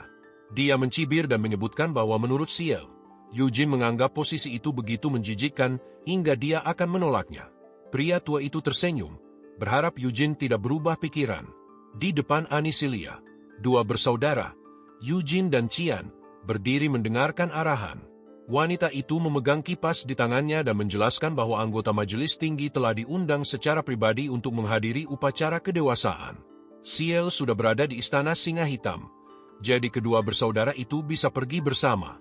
Eugene bertanya dengan tenang kapan mereka harus berangkat dan diberi jawaban bahwa mereka bisa pergi segera setelah siap. Dengan santai, Eugene berbalik ke arah pintu keluar dan memanggil Qian untuk ikut bersamanya. Saat berjalan di koridor, Qian mulai mengeluh. Dia memegang sebuah buku di tangannya, menyebut bahwa buku yang Eugene tulis penuh dengan metode pelatihan keras yang terasa seperti penyiksaan. Dia bertanya dengan jengkel apakah benar-benar perlu melakukan semua itu, karena jika dia mengikuti metode tersebut, dia bisa kehilangan seluruh mananya. Eugene menanggapi dengan tenang bahwa metode dalam buku itu adalah teknik pelatihan mana dari kehidupan masa lalunya, yang telah diperbarui agar sesuai dengan kebutuhan Qian. Dia menyuruh Qian untuk melakukannya bahkan jika itu membuatnya menangis darah. Eugene menjelaskan bahwa jika Qian mengikuti latihan tersebut, setidaknya dia bisa mengejar bayangannya. Qian terkejut dan takut. Dia mendengus, melambaikan tangannya ke Eugene, tetapi jelas dia cemas. Qian juga merasa gelisah tentang Istana Singa Hitam karena ini pertama kalinya upacara kedewasaan diadakan di tempat lain. Qian berspekulasi bahwa perhatian dari para petinggi mungkin karena kakak mereka, Iode, yang menyebabkan semua perhatian ini. Eugene merespons dengan mencibir, mengatakan mungkin mereka semua dipanggil untuk dihukum bersama-sama, dan ini adalah peringatan untuk seseorang seperti dirinya. Dalam pembicaraan mereka, Qian mengungkapkan bahwa ia menduga mungkin para petinggi ingin memberi Eugene sebuah hadiah istimewa, seperti kesempatan untuk mengunjungi makam Vermont atau mendapatkan senjata legendaris. Meskipun lokasi makam Vermont dirahasiakan bahkan dari kepala keluarga, Qian membayangkan Eugene mungkin akan diberi tombak sihir Ruos, senjata Raja Iblis Teror, atau palu penghancur Jolas, senjata Raja Iblis Pembantaian. Kedua senjata ini tidak disimpan di estate keluarga, tetapi di Istana Singa Hitam. Saat ini, tombak itu berada di tangan Dioner Leonhardt, yang dikenal sebagai Singa Putih Abadi. Sementara palu ada di tangan Dominic Leonhardt, cucu pemimpin resimen malam pertama Singa Hitam. Menatap dengan serius. Dia tahu bahwa beberapa anggota Dewan Atas sudah terlalu tua untuk terus bertugas dan seharusnya sudah pensiun. Qian, saudara Eugene, mengikuti dari belakang, masih memikirkan rencana anggota senior itu yang mungkin ingin pensiun setelah menyerahkan tombak sihir kepadanya. Sementara itu, Eugene berdiri di kamarnya, memegang pedang. Dia mencabut pedang dari sarungnya, dan bilahnya bersinar terang. Setiap kali pedang itu dicabut, mana muncul seperti sebelumnya. Sebuah pecahan artefak terpasang pada bilahnya, yang Eugene peroleh dari lelang di Bolero Street. Artefak tersebut memperkuat kekuatan pedang saat digunakan. Eugene berpikir serius bahwa jika semua pecahan artefak dikumpulkan, pedang itu akan dipulihkan sepenuhnya. Namun, dia tidak akan terburu-buru. Prioritas utamanya adalah menemukan makam Vermont. Dia melirik keluar jendela, merasa tak menduga akan meninggalkan kastil hanya beberapa hari setelah tiba. Sambil merenungkan rencananya, dia berpikir untuk berbicara dengan Gillette tentang meletakkan patung Vermont di dekat rumahnya, tetapi dia belum dapat menghubunginya. Eugene menatap Qian dan bertanya dengan nada bercanda apakah dia akan pergi berkencan. Qian, yang tampak kesal, bertanya balik, "Kau mau pergi kemana dengan pakaian seperti itu?" Eugene, yang mengenakan jubah Black Rock, tersenyum bangga. Qian memuji jubah itu, mencatat bahwa jubah itu terlihat keren, dilapisi mantra untuk kenyamanan, dan memiliki ruang subdimensi. Namun, Qian memperingatkan Eugene dengan wajah cemberut bahwa dia tidak akan membiarkan saudaranya mengenakan jubah itu jika hanya untuk pamer. Saat mereka mendekati gerbang Istana Singa Hitam, kedua bersaudara itu berdiri di depan portal, siap memulai perjalanan mereka. Eugene memimpin dengan percaya diri, diikuti oleh Qian yang tampak ragu. Saat melewati portal, angin kencang menerpa wajah mereka. Eugene hanya menyeringai, sementara Qian berteriak ketakutan. Mereka terjun bebas dari langit, melayang turun menuju sebuah istana megah di kejauhan, dengan bendera hitam yang menampilkan lambang singa berkibar di atasnya. Eugene menatap istana itu dengan serius, berpikir bahwa jika makam Vermont benar-benar ada di gunung ini, dia pasti akan menemukannya selama eksplorasi. Sementara itu, Qian, yang jatuh lebih rendah dari Eugene, terus berteriak panik. Eugene berpikir, jika jatuh dari langit adalah bagian dari upacara kedewasaan, maka seharusnya ada mekanisme pertahanan minimal yang melindungi mereka dari bahaya. Saat aliran angin mengelilinginya, dia menyadari bahwa lebih baik dia fokus melindungi dirinya sendiri daripada mengkhawatirkan Qian. Di salah satu menara kastil, para anggota keluarga Leonhardt berkumpul untuk menyaksikan ujian tersebut. Dioner, seorang anggota Dewan Atas, bertanya kepada seorang pria di belakangnya, apakah ini kekuatan pedang Winit? Pria itu menjawab bahwa itu adalah sihir Hofer, melayang. Dioner tersenyum tipis dan mencatat bagaimana Eugene tidak menunjukkan sedikitpun kebingungan saat menggunakannya. Pria itu melanjutkan, menjelaskan bahwa bahkan untuk mantra Hofer yang paling ringan, biasanya dibutuhkan 4 lingkaran sihir. Namun, dalam kasus Eugene, Kecepatannya luar biasa meskipun dia jatuh dari ketinggian seperti itu. Dengan semua aturan keseimbangan tetap terjaga. Dia menambahkan bahwa dia melihat setidaknya 5 lingkaran dalam sihir Eugene. Dioner, dengan senyum lebar, beralih ke Gilead dan bertanya, "Pada tahap apa Eugene sekarang?" Gilead melirik Dioner dan menjawab bahwa sebelum perjalanan, Eugene sudah mencapai 3 lingkaran. Tetapi tahun lalu mereka menerima surat yang menyatakan bahwa dia telah mencapai 4 lingkaran. Dioner tertawa keras, mencatat dengan kagum bahwa Eugene baru berusia 19 tahun. Klein memandang Eugene dengan mata melotot dan berkata bahwa itu mustahil. Dia bertanya bagaimana mungkin seorang pemuda bisa mencapai lingkaran kelima tanpa menjalani upacara resmi. Wajahnya tampak tegang ketika suara dari samping menyela, mengatakan bahwa hanya karena dia cacat, bukan berarti semua orang sama sepertinya. Klein memalingkan wajahnya ke Charmaine, yang berdiri di pagar. Dengan nada kesal, dia bertanya apakah gadis itu baru saja menghina dirinya. Klein menyebut bahwa sudah 10 tahun sejak dia mendapatkan posisi tinggi. Charmaine memandangnya dengan ekspresi tidak suka dan menyuruhnya berhenti menyebut namanya dengan senyuman sombong. Karena itu bisa membuat orang lain berpikir dia bangga sebagai kakeknya. Klein menunjuk Charmaine dengan marah dan mengeluh bahwa dia tidak terlihat seusianya. Dia bertanya sampai kapan gadis itu akan terlihat seperti itu. Charmaine dengan santai menjawab bahwa jauh lebih baik terlihat muda daripada tua. Wajah Klein memerah karena marah. Dengan nada keras, dia meminta Charmaine untuk menunjukkan solidaritas, mengingat dia telah menjadi bagian dari Dewan Atas. Dia menambahkan bahwa di usia 60 tahun, dia masih bertingkah seperti gadis di usia 20-an. Charmaine hanya menggigit cerutunya tanpa peduli. Dioner menoleh ke Dominic, kepala resimen malam pertama Singa Hitam, dan memintanya untuk ikut dengannya. Dominic mengangguk setuju dan mengikuti. Gilead mendekati Dioner dan mulai bertanya apakah mereka perlu melakukan pengujian sehubungan dengan kedatangan Eugene. Dioner menanggapi dengan serius, bertanya apakah Gilead benar-benar tidak percaya pada mereka. Gilead menundukkan matanya, mengakui bahwa ini berbeda dari upacara pewarisan. Dia menambahkan bahwa kemampuan anak-anak ini untuk usia mereka tidak boleh diremehkan. Di dalam hutan, Eugene dengan mudah menebas ogre berkepala 2 dengan pedangnya. Dia memperhatikan bahwa para monster ini semakin menguasai wilayah hutan. Meskipun biasanya tidak mungkin menemukan 2 monster seperti itu di satu tempat. Saat dia berjalan di antara pohon-pohon, Eugene merenungkan bahwa mana di hutan ini tampaknya tak terbatas. Dia tahu ada sesuatu yang lebih besar sedang terjadi, karena monster-monster ini tidak mungkin berada di sini hanya untuk berburu. Sebuah daun jatuh di depannya, dan Eugene tersenyum puas, sebelum tiba-tiba melompat ke belakang.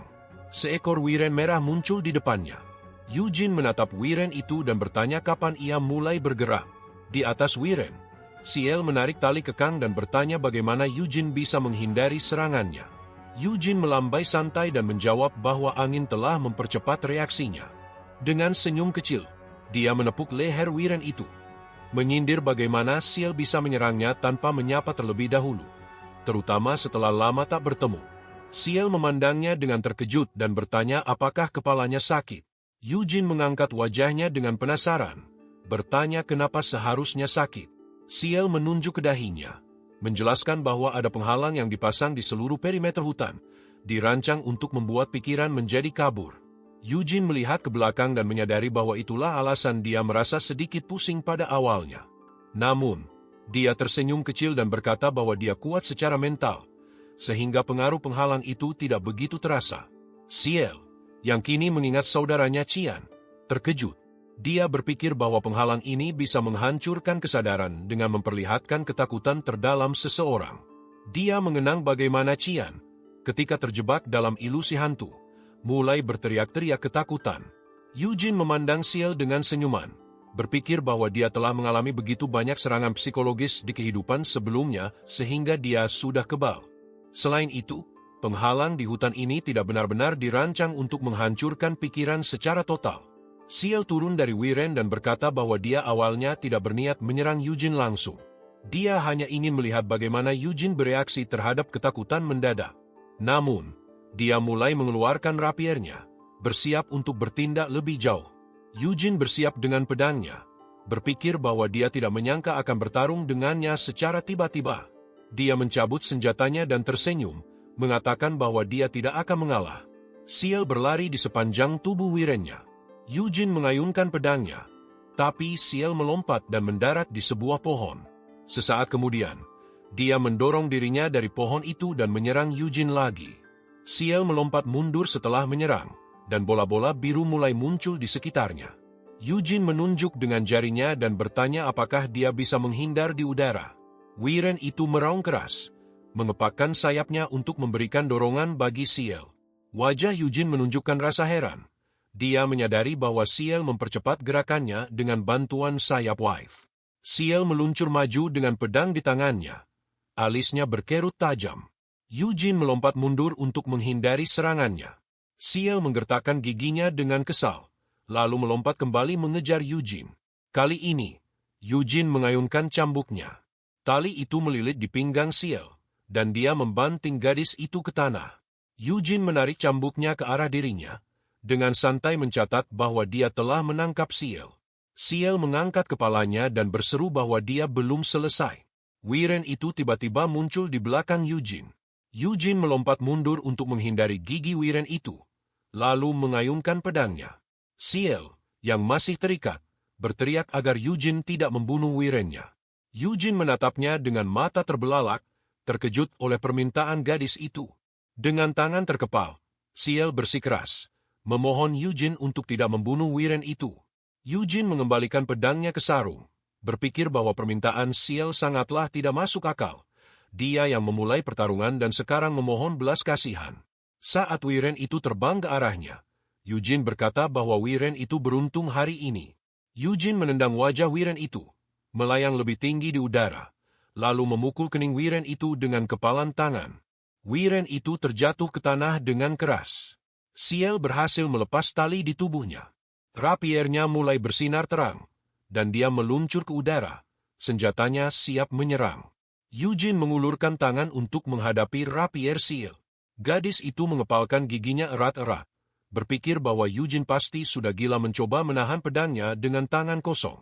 Dia menarik pedangnya ke samping, tetapi Eugene dengan cepat menangkap tangannya, melipatnya ke belakang punggung Ciel. Dengan satu gerakan, Eugene menjatuhkan gadis itu ke tanah. Ciel menatap Eugene dan bertanya apakah dia tidak bisa bertindak lebih lembut.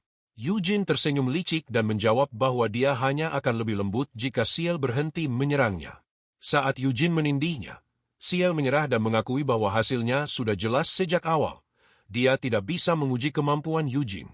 Eugene melepas tangannya dari Ciel dan berdiri. Ciel, yang masih terengah-engah, bertanya apakah Eugene benar-benar bisa memprediksi arah serangan rapiernya. Eugene tersenyum dan menjawab bahwa dia memang bisa. Ciel, kehabisan napas, berkata bahwa jika dia menyerang secara langsung, Eugene mungkin akan kehilangan lengannya.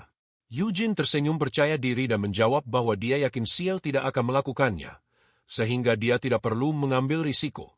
Dengan senyum kemenangan, Eugene berkata bahwa sejak dia sampai di sini, dia terus-menerus dikelilingi oleh kebingungan. Dia mendesak Ciel untuk memberitahunya segalanya, karena dia sudah tertangkap. Ciel akhirnya memasukkan senjatanya ke sarung dan mengatakan bahwa Eugene perlu pergi ke kastil Singa Hitam. Eugene mengerutkan dahi dan menjawab bahwa dia sudah tahu itu, tetapi dia berbicara tentang situasi yang mengganggu di sekitar mereka. Ciel melirik Eugene dan berkata bahwa ada 60 ksatria Singa Hitam, termasuk para jenderal, yang tersebar di gunung ini untuk menyerang mereka. Eugene menyilangkan lengannya dan bertanya apakah ini tidak terlalu berlebihan untuk sebuah upacara kedewasaan. Ciel menunjuk ke wajah muram Dioner dan menjelaskan bahwa Dewan Atas sedang mengevaluasi Eugene dengan sangat cermat, dan sayangnya Qian ikut terjebak di tengahnya. Eugene menyentuh dagunya, mencatat bahwa mereka cukup murah hati dengan 60 orang. Ciel melanjutkan bahwa Gunung Aklas sangat luas, dan ksatria-ksatria itu tidak hanya menyerang tetapi juga menjaga jalur menuju area berbahaya tertentu. Eugene, dengan wajah bingung, bertanya lagi apa yang dimaksud dengan area berbahaya. Ciel memperkenalkan bahwa di tempat-tempat tersebut, ada monster-monster berbahaya yang tersebar di seluruh gunung ini. Meskipun hanya ada ogre di area tersebut, Ciel menjelaskan bahwa jika mereka masuk lebih dalam, monster-monster di sana akan membuat ogre terlihat seperti permainan anak-anak. Ekspresi terkejut muncul di wajah Eugene. Saat dia bertanya apa yang mereka lakukan di sana, Ciel melambaikan tangan dan menjawab bahwa ksatria singa hitam membiarkan monster-monster itu untuk pengalaman bertarung. Eugene mengerutkan dahi, menyatakan bahwa monster-monster itu dilepaskan begitu saja di gunung, seolah-olah mereka adalah ternak untuk diburu. Dia bertanya dengan nada tajam bagaimana mereka bisa membiarkan monster di gunung ini jika ada makam leluhur di sana. Ciel mengerutkan alis dan bertanya mengapa dia marah padanya. Eugene menjawab bahwa sebagai anggota keluarga, dia tidak bisa menahan diri untuk tidak marah. Ciel, dengan rona merah di pipinya, bertanya kapan Eugene menjadi begitu aktif terlibat dalam urusan keluarga. Dia berpaling dan melambaikan tangannya, mengatakan bahwa sejauh yang dia tahu, tidak ada monster di dekat area makam, dan dia hanya berburu beberapa kali, jadi dia tidak tahu apa-apa tentang makam itu. Eugene mengerutkan dahi, membayangkan wajah tua dewan atas, dan berpikir bahwa mereka kemungkinan sedang mengawasinya. Meski awalnya dia ingin berpura-pura menuju kastil dan menjelajahi area gunung, sekarang dia menyadari bahwa lebih baik menjaga profil rendah. Dia menyentuh dagunya, berpikir bahwa dia hanya punya rencana cadangan, dan langkah pertama adalah mencapai kastil. Ciel naik ke atas wirennya ketika dipanggil. Eugene menunjuk dan bertanya apakah wife-nya bisa terbang langsung ke kastil dalam satu perjalanan. Ciel memalingkan wajah dan meminta Eugene berhenti mengucapkan omong kosong. Wiren itu mulai bangkit, dan Ciel berkata bahwa mereka sebaiknya pergi dari sini secepat mungkin, karena ksatria lain akan segera tiba. Eugene memerhatikan sekelilingnya, lalu melompat maju dengan tangan terulur. Ciel terkejut dan melompat menghindari serangannya. Eugene berkonsentrasi, menciptakan arus angin di tangannya, lalu melemparkan Ciel ke belakang dengan satu pukulan. Dia melompat ke atas wiren, yang langsung meronta dan berteriak keras. Wiren itu membeku ketika Eugene, dengan suara gelap, mengatakan bahwa jika wiren itu tidak ingin dipukul lagi, maka ia harus terbang sesuai perintahnya. Ciel hanya bisa melihat wirennya terbang membawa Eugene. Wiren dan penunggangnya melewati Ciel, yang mendarat kembali di tanah. Ciel berteriak keras, meminta Eugene kembali. Eugene dengan tenang menjawab bahwa dia akan membunuh wiren itu jika dia kembali. Tatapannya berubah tajam ketika dia melihat sekumpulan penunggang wiren di depannya. Eugene mengerutkan dahi, berpikir bahwa dia tidak melihat Dominic, komandan divisi ketiga, dan meskipun dia tidak mengenali yang lain, mereka tidak tampak seperti jenderal. Dia mulai mengambil senjata dari jubahnya, sementara Dominic, yang berada di dekatnya, mengatakan kepada anak buahnya bahwa tujuan mereka hanya untuk menguji Eugene, jadi mereka harus berhati-hati agar tidak terlalu menyakitinya. Eugene menatap mereka dengan tatapan gelap, berpikir bahwa kemampuan ksatria singa hitam sungguh luar biasa, bahkan di kehidupan masa lalunya tidak ada yang melebihi kekuatan mereka. Melihat para penunggang wiren, Eugene menyimpulkan bahwa jika serangan mereka tidak memiliki niat membunuh, maka itu tidak akan cukup untuk menguji dia. Dia tersenyum sombong, berpikir bahwa dia akan menguji mereka sebagai gantinya. Eugene melompat dari wiren. Dominic mengulurkan tangannya, berteriak agar Eugene berhenti. Ksatria lainnya bersiap dengan busur mereka, lalu menembakkan anak panah ke arah Eugene. Eugene mengibaskan jubahnya, menyerap serangan mereka. Dia berputar di udara dan menembakkan 3 anak panah kembali. Ksatria-ksatria itu menangkis anak panah dengan pedang mereka. Eugene muncul di belakang salah satu dari mereka, menangkis serangannya dengan bilah pedangnya. Eugene meraih pria itu dan melemparkan penunggangnya ke tanah. Seorang pria lain dengan senjata bergegas menyerangnya, tetapi Eugene melompat ke samping. Dia memandang lawannya dan mengenali pria dewasa itu sebagai Nathan, letnan kolonel divisi ketiga yang pernah dia lihat di Arroth. Nathan kembali ke atas wirennya, menatap Eugene yang melayang di udara, lalu bertanya di mana Eugene meninggalkan Ciel.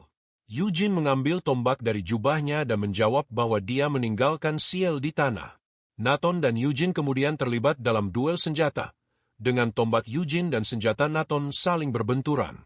Nathan terdorong sedikit ke belakang, alisnya yang beruban mengerut dalam keterkejutan. Mulai berjalan pergi, dia berkata bahwa mereka perlu kembali ke kastil. Ciel mengepalkan tinjunya dengan marah dan memanggil sepupunya. Saat terbang di atas Eugene dengan wirennya, dia dengan marah bertanya bagaimana dia berani meninggalkannya. Ketika mendarat di tanah, Eugene mencibir dan berkata bahwa karena wirennya sangat pintar, tentu saja dia bisa menemukan pemiliknya sendiri. Dia tersenyum lebar dan berkata bahwa sekarang mereka perlu pergi ke kastil Black Lion. Lalu bertanya apakah Ciel akan membawanya. Gadis itu terlihat terkejut dan bertanya apakah dia benar-benar ingin terbang bersamanya. Eugene menatapnya dan Wirennya. Lalu bertanya apakah dia keberatan. Ciel mengalihkan pandangannya dan dengan sedikit gugup mengatakan bahwa dia tidak benar-benar keberatan. Mereka terbang di antara para penunggang Wiren. Gadis itu menoleh ke belakang dan mengatakan agar Eugene duduk lebih dekat. Kalau tidak, dia bisa jatuh. Eugene menjawab bahwa dia tidak akan mati meskipun jatuh. Saat mereka terbang dengan kecepatan tinggi, Ciel memperingatkan agar dia tidak menarik sisik Wirennya karena itu menyakitkan. Eugene, dengan nada mengejek, bertanya bagaimana makhluk selemah itu bisa disebut wife. Ciel mendengus kesal dan mengatakan bahwa wife sangat sensitif. Eugene lalu meletakkan tangannya di pinggangnya dan bertanya apakah itu lebih baik. Gadis itu, agak malu, menjawab dengan gugup bahwa itu tidak masalah. Saat mereka menuki ke bawah, Eugene mengangkat alisnya dengan bingung dan bertanya apa yang dia lakukan. Ciel tersenyum lebar dan menjawab bahwa terbang keliling seperti ini sangat menyegarkan, seperti sedang berjalan-jalan. Dia tertawa ketika Eugene, dengan ekspresi tidak senang, berkata bahwa yang lebih menyegarkan baginya adalah makan steak sedang dan mandi air hangat setelahnya. Gadis itu memperingatkan agar dia tidak berpikir akan dilepaskan begitu saja. Wiren itu melesat ke depan, menuju kastil Black Lion, di mana bendera dengan lambang singa berkibar di atas menara kastil. Setelah berkeliling bersama Ciel, sampailah Eugene di kastil Black Lion. Di sana Eugene ditemani Charmaine untuk mengantarnya ke ruang parlemen tempat di mana kepala keluarga Gilead dan semua petinggi Lionheart berkumpul termasuk Dioner. Sambil berjalan Charmaine mengungkapkan ketertarikannya kepada Eugene dan hendak menjadikannya anggota Black Lion yang baru. Karena dalam kondisi saat ini, Black Lion kekurangan orang kuat, namun sama seperti 2 tahun lalu Eugene menolak tawaran itu dan berkata kalau dia telah menolak itu sebelumnya dan keputusannya masih sama. Charmaine menjelaskan kalau skill Eugene yang mumpuni bisa membuatnya masuk ke dalam divisi Kapten Legiun 2 sebagai murid. Karena sekarang posisi itu sedang tidak ada yang mengisi. Charmaine juga menambahkan kalau skill yang Eugene punya mengingatkannya pada Kapten Legiun 2. Dan berkata kalau ia masuk ke sana dia akan rukun dengan kapten tersebut. Namun Eugene tetap tidak tertarik. Di sana Charmaine juga berkata kalau Senat mewaspadainya karena kondisi Nahama saat ini mencurigakan dan Eugene datang ke sana tanpa berdiskusi apapun. Eugene menjelaskan kalau dia tidak ada urusan dan tidak bekerja sama dengan orang-orang dari Nahama. Namun Charmaine menambahkan kemungkinan-kemungkinan yang tak diduga sama, seperti ketika Iode yang didukung untuk menggunakan sihir malah mempelajari sihir hitam yang sangat dilarang di keluarga Lionheart. Walau kemungkinan Eugene bekerja sama cukup rendah namun kemungkinan tersebut tidak bisa diabaikan begitu saja. Charmaine mengungkapkan kalau bisa jadi ada kemungkinan kalau Eugene dimanfaatkan ketika dia sudah jadi patriark dan malah bekerja sama dengan Nahama di masa depan. Namun Eugene berkata kalau dia sama sekali tidak berniat untuk menjadi seorang patriark di keluarga itu. Mereka pun sampai di depan ruangan parlemen. Di sana Charmaine menjelaskan kalau mereka akan menanyakan pertanyaan yang sama dengan yang dia tanya. Saat masuk ke ruangan itu, di dalam terdapat Dioner sebagai kepala senat, Gilead, Klein para ahli sihir dan Henos Lionheart, kepala divisi Legiun 2 yang sebelumnya diceritakan oleh Charmaine. Setelah masuk, Eugene memperkenalkan diri dan memberitahukan sebuah kabar yang didapatnya dari Nahama sebelumnya. Di ruangan itu Eugene mengeluarkan patung dan makam Hamel Dinas yang merupakan teman dari leluhur mereka Vermouth sang pahlawan. Tentu para tetua yang melihat hal tersebut terkejut, mereka bertanya dari mana Eugene menemukan hal tersebut.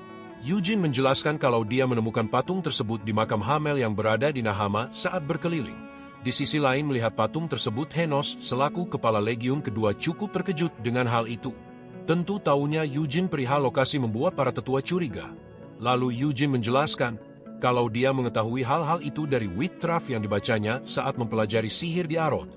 Eugene adalah orang pertama di keluarga Lionheart yang diberi akses untuk mempelajari Witchcraft. Eugene dengan alibi memuji dirinya karena merupakan murid dari penyihir Sienna, dan dari Witchcraft tersebut Eugene mendapat informasi perihal makan itu.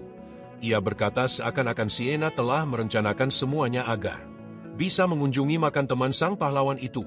Ketika sampai di makam itu, Eugene melihat makam tersebut sudah rusak parah. Di dalam makamnya Eugene menjelaskan kalau dia bertarung dengan Undead sang Hamel dan berhasil memusnahkannya. Namun saat melihat peninggalan sang Hamel, Eugene berkata kalau dia bertemu sang pemilik Dungeon itu, yaitu Amelia Merwin. Sontak pertemuannya dengan sang Dead Answer membuat para staf penyihir di ruangan itu terkejut. Kenapa bisa bocah seperti Eugene bisa bertahan dan kembali dengan keadaan hidup saat bertemu penyihir kematian itu? Eugene pun berkata kalau dia bisa kembali karena adanya campur tangan Raja Iblis Pertahanan. Sontak ketika nama itu terdengar, para penatua di ruangan itu begitu terkejut. Bagaimana bisa sang penguasa Helmut turut ikut campur tangan di labirin itu? Eugene pun menjelaskan, saat ia ingin dibunuh Amelia Merwin, sang Raja Iblis menghentikannya dan memberikan peringatan untuk keluarga Lionheart. Dan tujuan Eugene berada di ruangan itu adalah memberitahu peringatan tersebut. Isinya ada perihal tentang kedamaian yang akan segera berakhir, dan Raja Iblis tersebut akan kembali menghancurkan perdamaian dalam waktu dekat. Sontak peringatan tersebut membuat Dioner terkejut. Eugene kebingungan dengan peringatan dari sang Raja Iblis, karena dia tidak mengetahui perihal perjanjian sang pahlawan Vermouth dengan Raja Iblis sebelumnya seperti apa. Setelah peringatan itu diberitahu, keadaan ruangan tersebut tampak tidak kondusif. Terjadi beberapa pertentangan terkait perdamaian dan sebagai keturunan sang pahlawan di masa kini, Lionheart tidak memiliki seorang yang memiliki kemampuan untuk membunuh Raja Iblis. Apa yang Dioner takutkan kini telah terjadi. Ada dua Raja Iblis yang masih hidup hingga sekarang dan tidak ada kemungkinan bahwa perdamaian akan berjalan selamanya. Para penatua pun mulai berdiskusi satu sama lain tentang masalah itu. Namun Eugene merasa kalau diskusi mereka berjalan lambat dan tidak ada keputusan yang akan memperbaiki keadaan tersebut. Di sela diskusi yang berjalan lambat itu, Dioner bertanya pada Eugene akan diapakan barang-barang yang sebelumnya Eugene bawa ke sana. Eugene mengungkapkan niatnya untuk menaruh makam Hamel di dekat makam leluhur mereka. Awalnya niatan itu hampir ditolak, tapi Charmaine menambahkan dan membela Eugene untuk dapat masuk ke makam leluhur mereka. Karena pembelaan Charmaine itulah Dioner merubah pikirannya dan mengizinkan Eugene untuk masuk ke makam sang pahlawan. Namun perjalanan itu tidak berlangsung dalam waktu dekat, karena leluhur harus membukakan jalan untuk Hamel bisa masuk. Jadi untuk menunggu jalannya dibuka, Eugene diminta untuk menyimpan makam itu terlebih dahulu. Di situ Eugene sempat berpikir kalau makam itu memiliki sebuah segel yang tidak bisa dibuka oleh orang sembarangan. Setelah keputusan itu dibuat, Dioner pun menyuruh Genos untuk mengantar Eugene keluar. Saat mengantar Eugene, Genos berkata akan mengantarnya ke makam leluhur, tetapi Eugene harus memperlihatkan lagi makam itu lagi padanya, karena dia ingin menaruh bunga di makamnya. Dengan wajah aneh dan menangis dia meminta itu pada Eugene, serta membuat Eugene merasa aneh kenapa bisa kepala divisi 2 adalah orang yang cengeng. Namun Genos berkata kalau dia punya penyakit mata yang membuatnya mudah menangis. Dan hal tersebut membuat Eugene lebih merasa aneh dan tidak nyaman dari sebelumnya serta bertanya-tanya, apakah pria itu gila? Di dekat batu nisan, bunga telah diletakkan. Genos berlutut, dan Eugene mencoba memahami kenapa pria itu membawa bunga dan tampak begitu emosional di depan patungnya. Dia mulai membayangkan silsilah keluarga, berpikir bahwa mungkin keturunannya menikahi keturunan Vermouth dan memiliki anak. Namun, dia segera menyadari bahwa itu tidak mungkin, karena dia tidak pernah memiliki anak. Eugene menatap Genos yang menangis dan bertanya apakah dia memiliki hubungan dengan Ser Hamel. Genos bangkit perlahan, menatapnya, dan berkata bahwa dia adalah muridnya. Mata Eugene melebar karena terkejut saat menatap patung itu. Dia mencoba memahami apa yang sedang dikatakan, karena dia sendiri tidak pernah memiliki murid. Genos kemudian menjelaskan bahwa, sebenarnya, dia tidak belajar langsung di bawah bimbingan Hamel. Dengan alis berkerut, dia menjelaskan bahwa, seperti semua keluarga cabang, keluarganya telah terpisah dari keluarga utama, dan leluhur jauhnya adalah putra kedua Vermouth. Dia memperkenalkan dirinya sebagai keturunan dari garis itu. Genos melanjutkan, mengatakan bahwa putra tertua Vermouth menjadi patriark keluarga, sementara leluhurnya, meskipun tidak menjadi patriark, mampu mewarisi lebih dari sekadar teknik White Flame dari keluarga utama. Dia lalu menjelaskan bahwa Ser Vermouth mengajarkan teknik divinasi kepada Hamel dan bahwa dia sendiri mewarisi teknik itu. Eugene terdiam, masih dalam keadaan terkejut, menatapnya.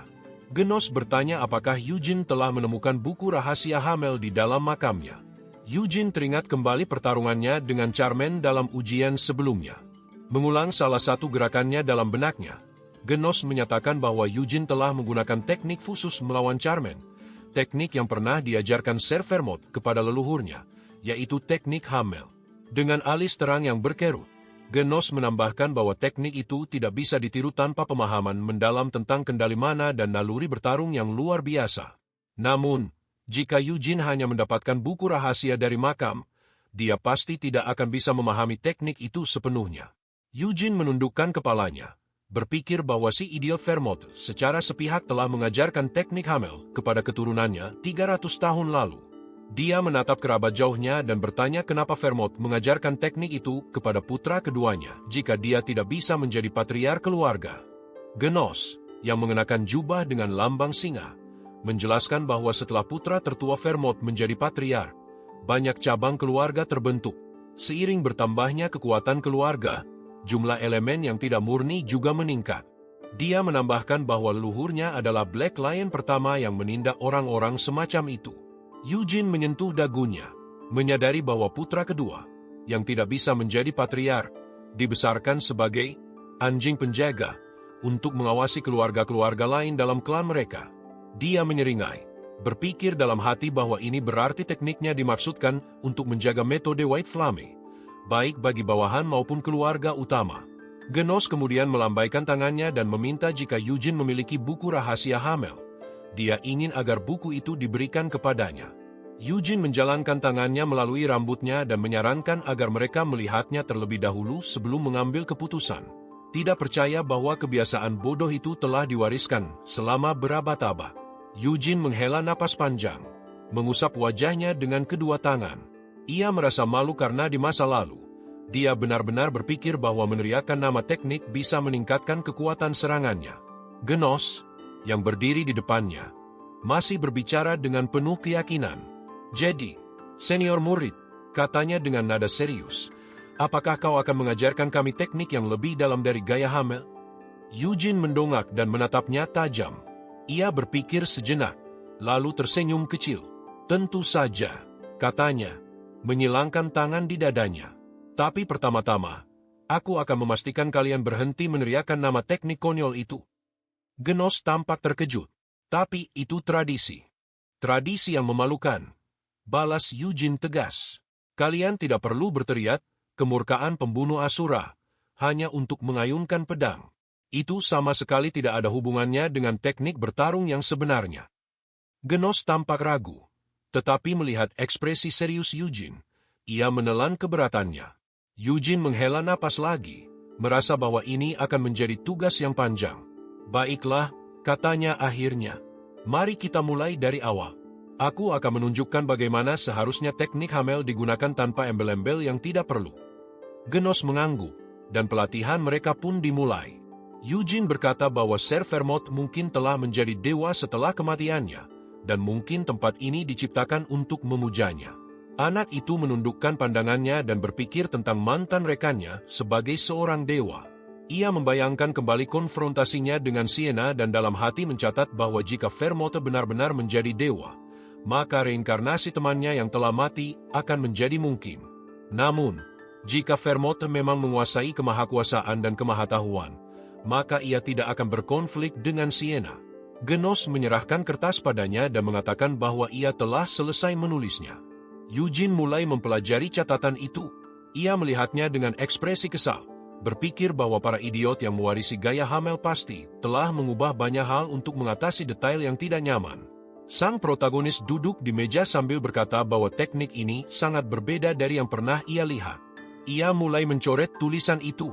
Seorang pria berdiri di belakangnya dan bertanya mengapa ia menghapus gaya Hamel.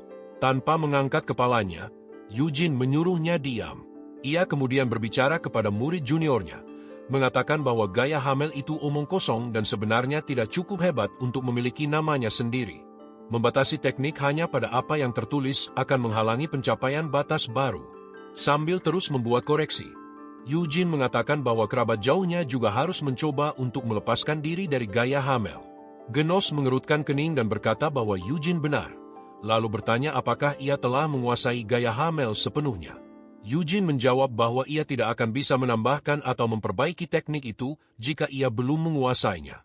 Pria itu memasang ekspresi muram dan meminta Eugene untuk tidak salah paham, karena ia hanya ingin memastikan bahwa murid senior benar-benar memahami gaya Hamel.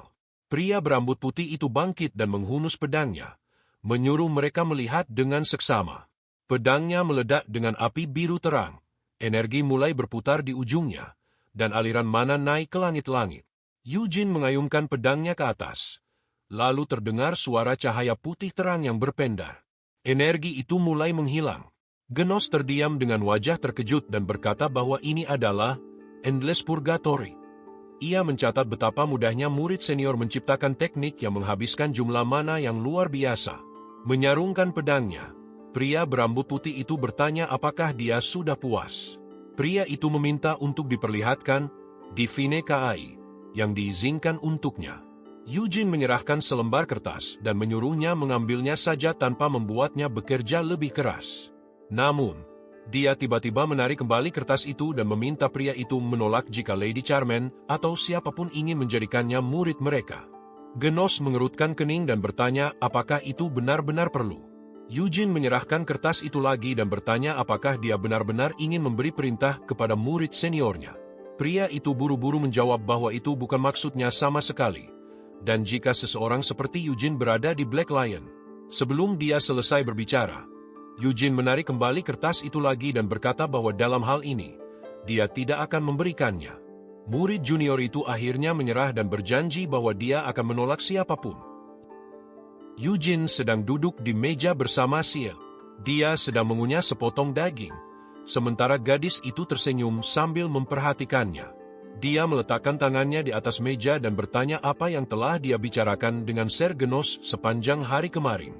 Setelah itu, dia bertanya apakah dia benar-benar memutuskan untuk bergabung dengan Black Lions. Eugene, sambil menghabiskan makanannya, menjawab dengan nada santai bahwa dia hanya mengajarinya beberapa hal.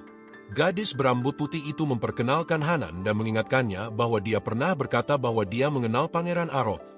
Dia bertanya apakah Eugene pernah menghadiri pesta atau jamuan makan. Lalu, dia memperkenalkan seorang penyihir dan bertanya apakah mungkin Tuan Ovarian pernah memperkenalkan Eugene kepada seorang penyihir muda yang berbakat. Eugene menatap lawan bicaranya dan bertanya apakah dia terlihat seperti seseorang yang menikmati pergaulan semacam itu. Ciel mencatat bahwa tahun depan kakaknya akan sangat sibuk, dan banyak bangsawan terkenal dari tanah kerajaan akan ingin diperkenalkan kepadanya karena dia adalah pewaris keluarga Lionheart. Dia mengangkat jari dan berkata bahwa putri muda dari kerajaan laut, Simon, dan putri dari kerajaan Luhar adalah dua kandidat untuk menjadi pasangan pernikahannya. Dia menambahkan bahwa Eugene mungkin akan menjadi yang pertama di antara mereka bertiga yang menikah. Eugene mengunyah makanannya dan berpikir tentang kerajaan Luhar. Dia membayangkan seorang wanita dengan kepribadian kuat. Saat itu, Xian masuk ke dalam ruangan sambil menutupi wajahnya. Anak laki-laki yang berantakan itu merengut, mengepalkan tinjunya. Sementara Eugene dengan santai berkata bahwa dia datang lebih awal dari yang diharapkannya, karena dia pikir Xian baru akan muncul dalam beberapa hari. Pria berambut putih itu dengan marah bertanya siapa yang dia pikirkan tentang dirinya. Eugene menyeringai licik dan bertanya berapa banyak hantu yang telah ditemui Xian di hutan. Xian memintanya untuk tidak menyebutkan hal itu.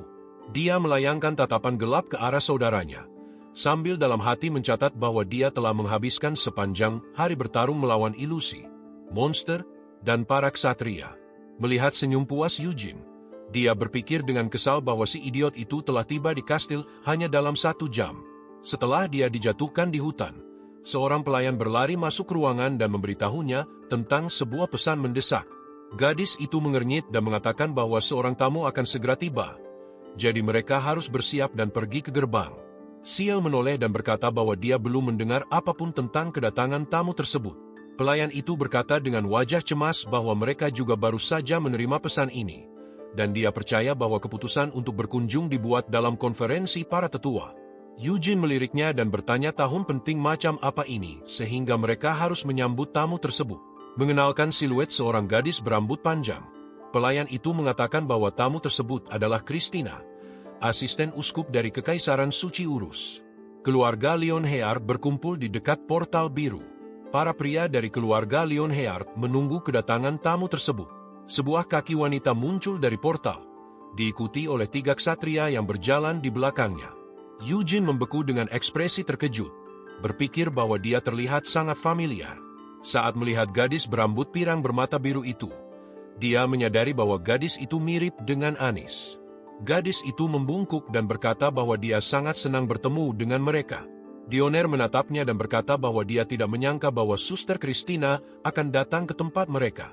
Wanita berambut pirang itu meletakkan tangannya di dadanya dan berkata bahwa dia harus menjawab permintaan tersebut. Dia menambahkan bahwa ini bukan tempat terbaik untuk berbicara dan mengusulkan agar mereka pindah ke tempat lain bersama para pria keluarga Lionheart. Dia mulai berjalan pergi, dan Eugene mengawasinya dengan seksama. Saat berjalan, gadis itu memperlambat langkahnya dan menoleh ke arahnya.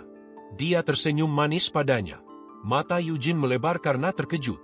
Christina lalu berbalik dan melanjutkan langkahnya.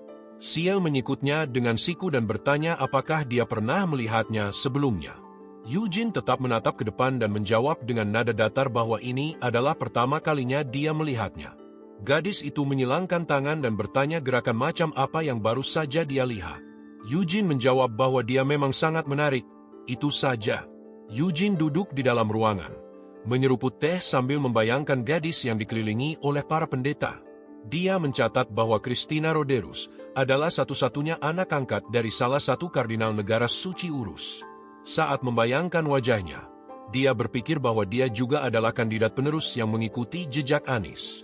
Sambil menikmati minumannya, dia berpikir bahwa Christina belum secara resmi disebut sebagai pendeta wanita, tetapi Urus hanya mencalonkannya sebagai kandidat. Jadi, dalam beberapa tahun ke depan, dia akan secara resmi menjabat.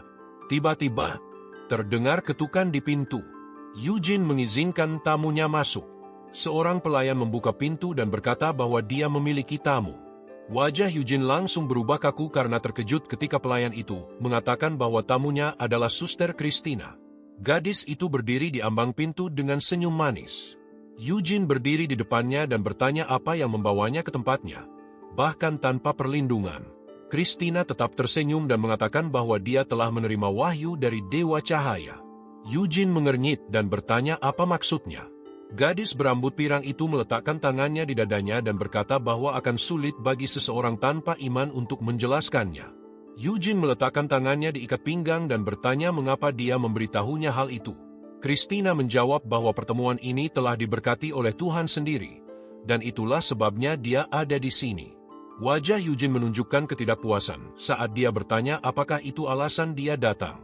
Gadis itu tersenyum lebar dan mengatakan bahwa pertemuan mengenai penugasan telah selesai, dan kamar atas telah memutuskan untuk membuka jalan menuju makam, jadi mereka akan pergi bersama.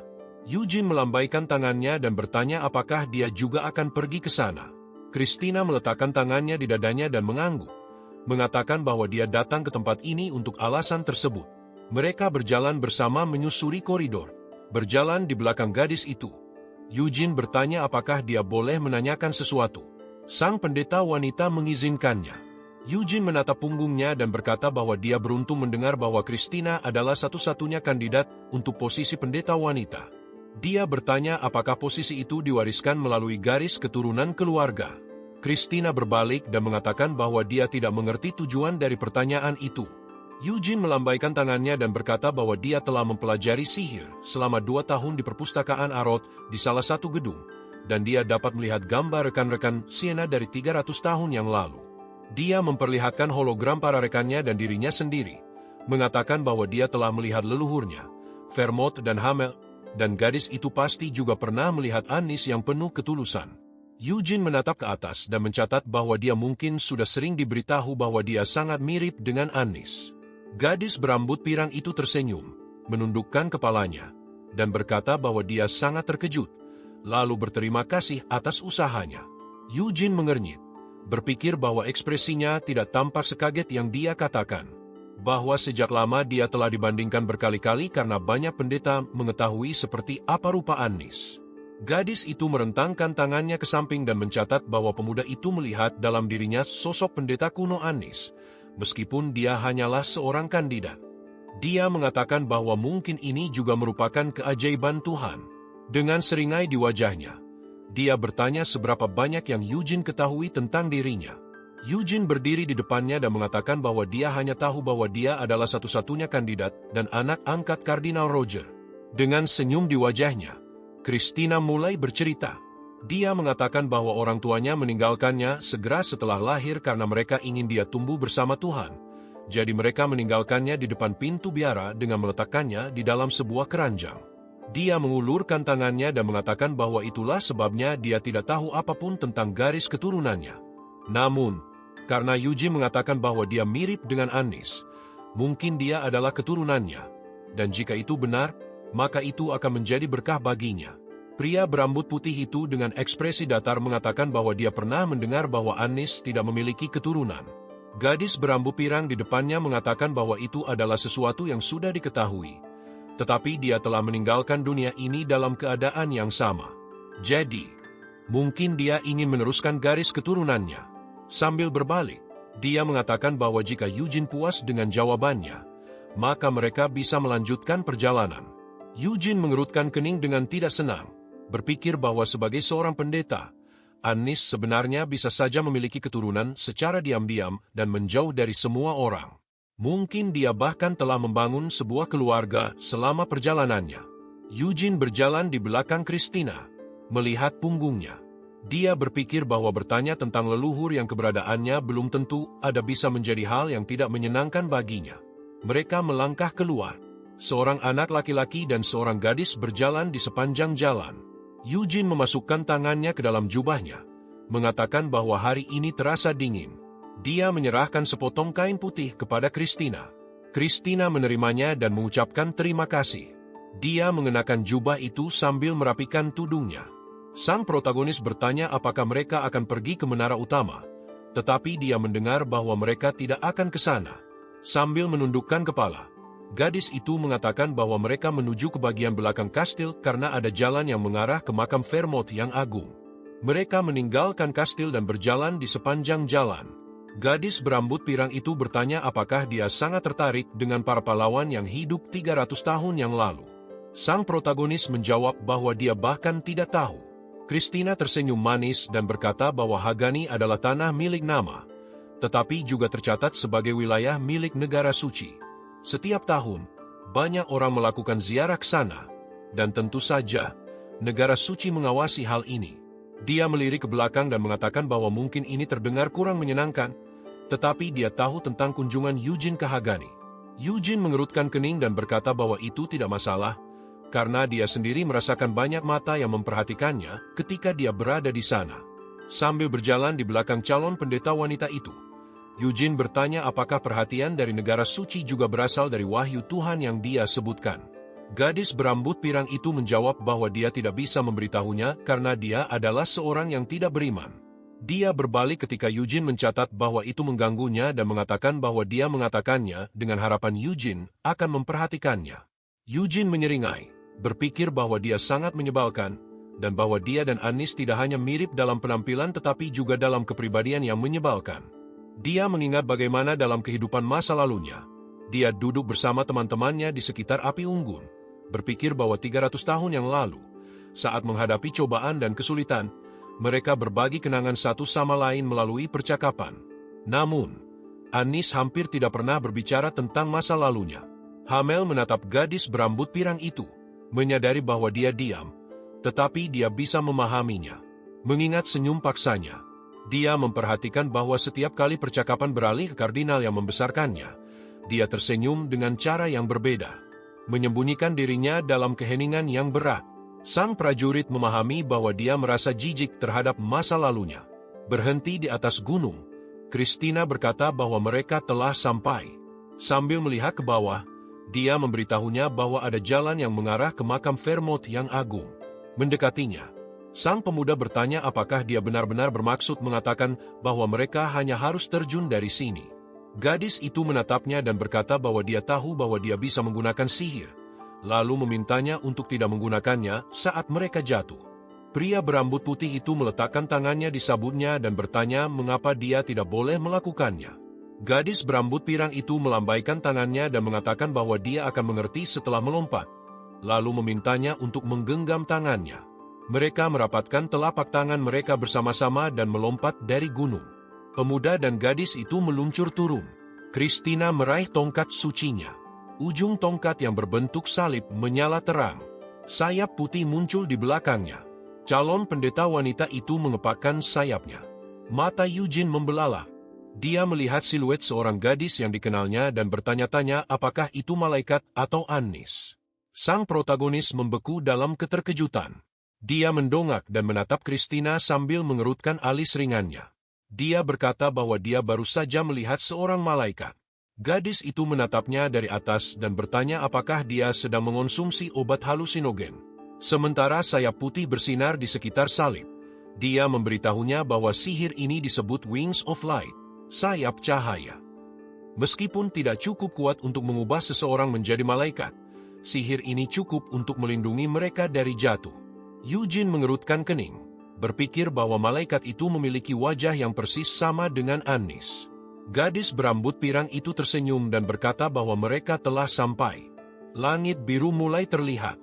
Mata sang protagonis melebar.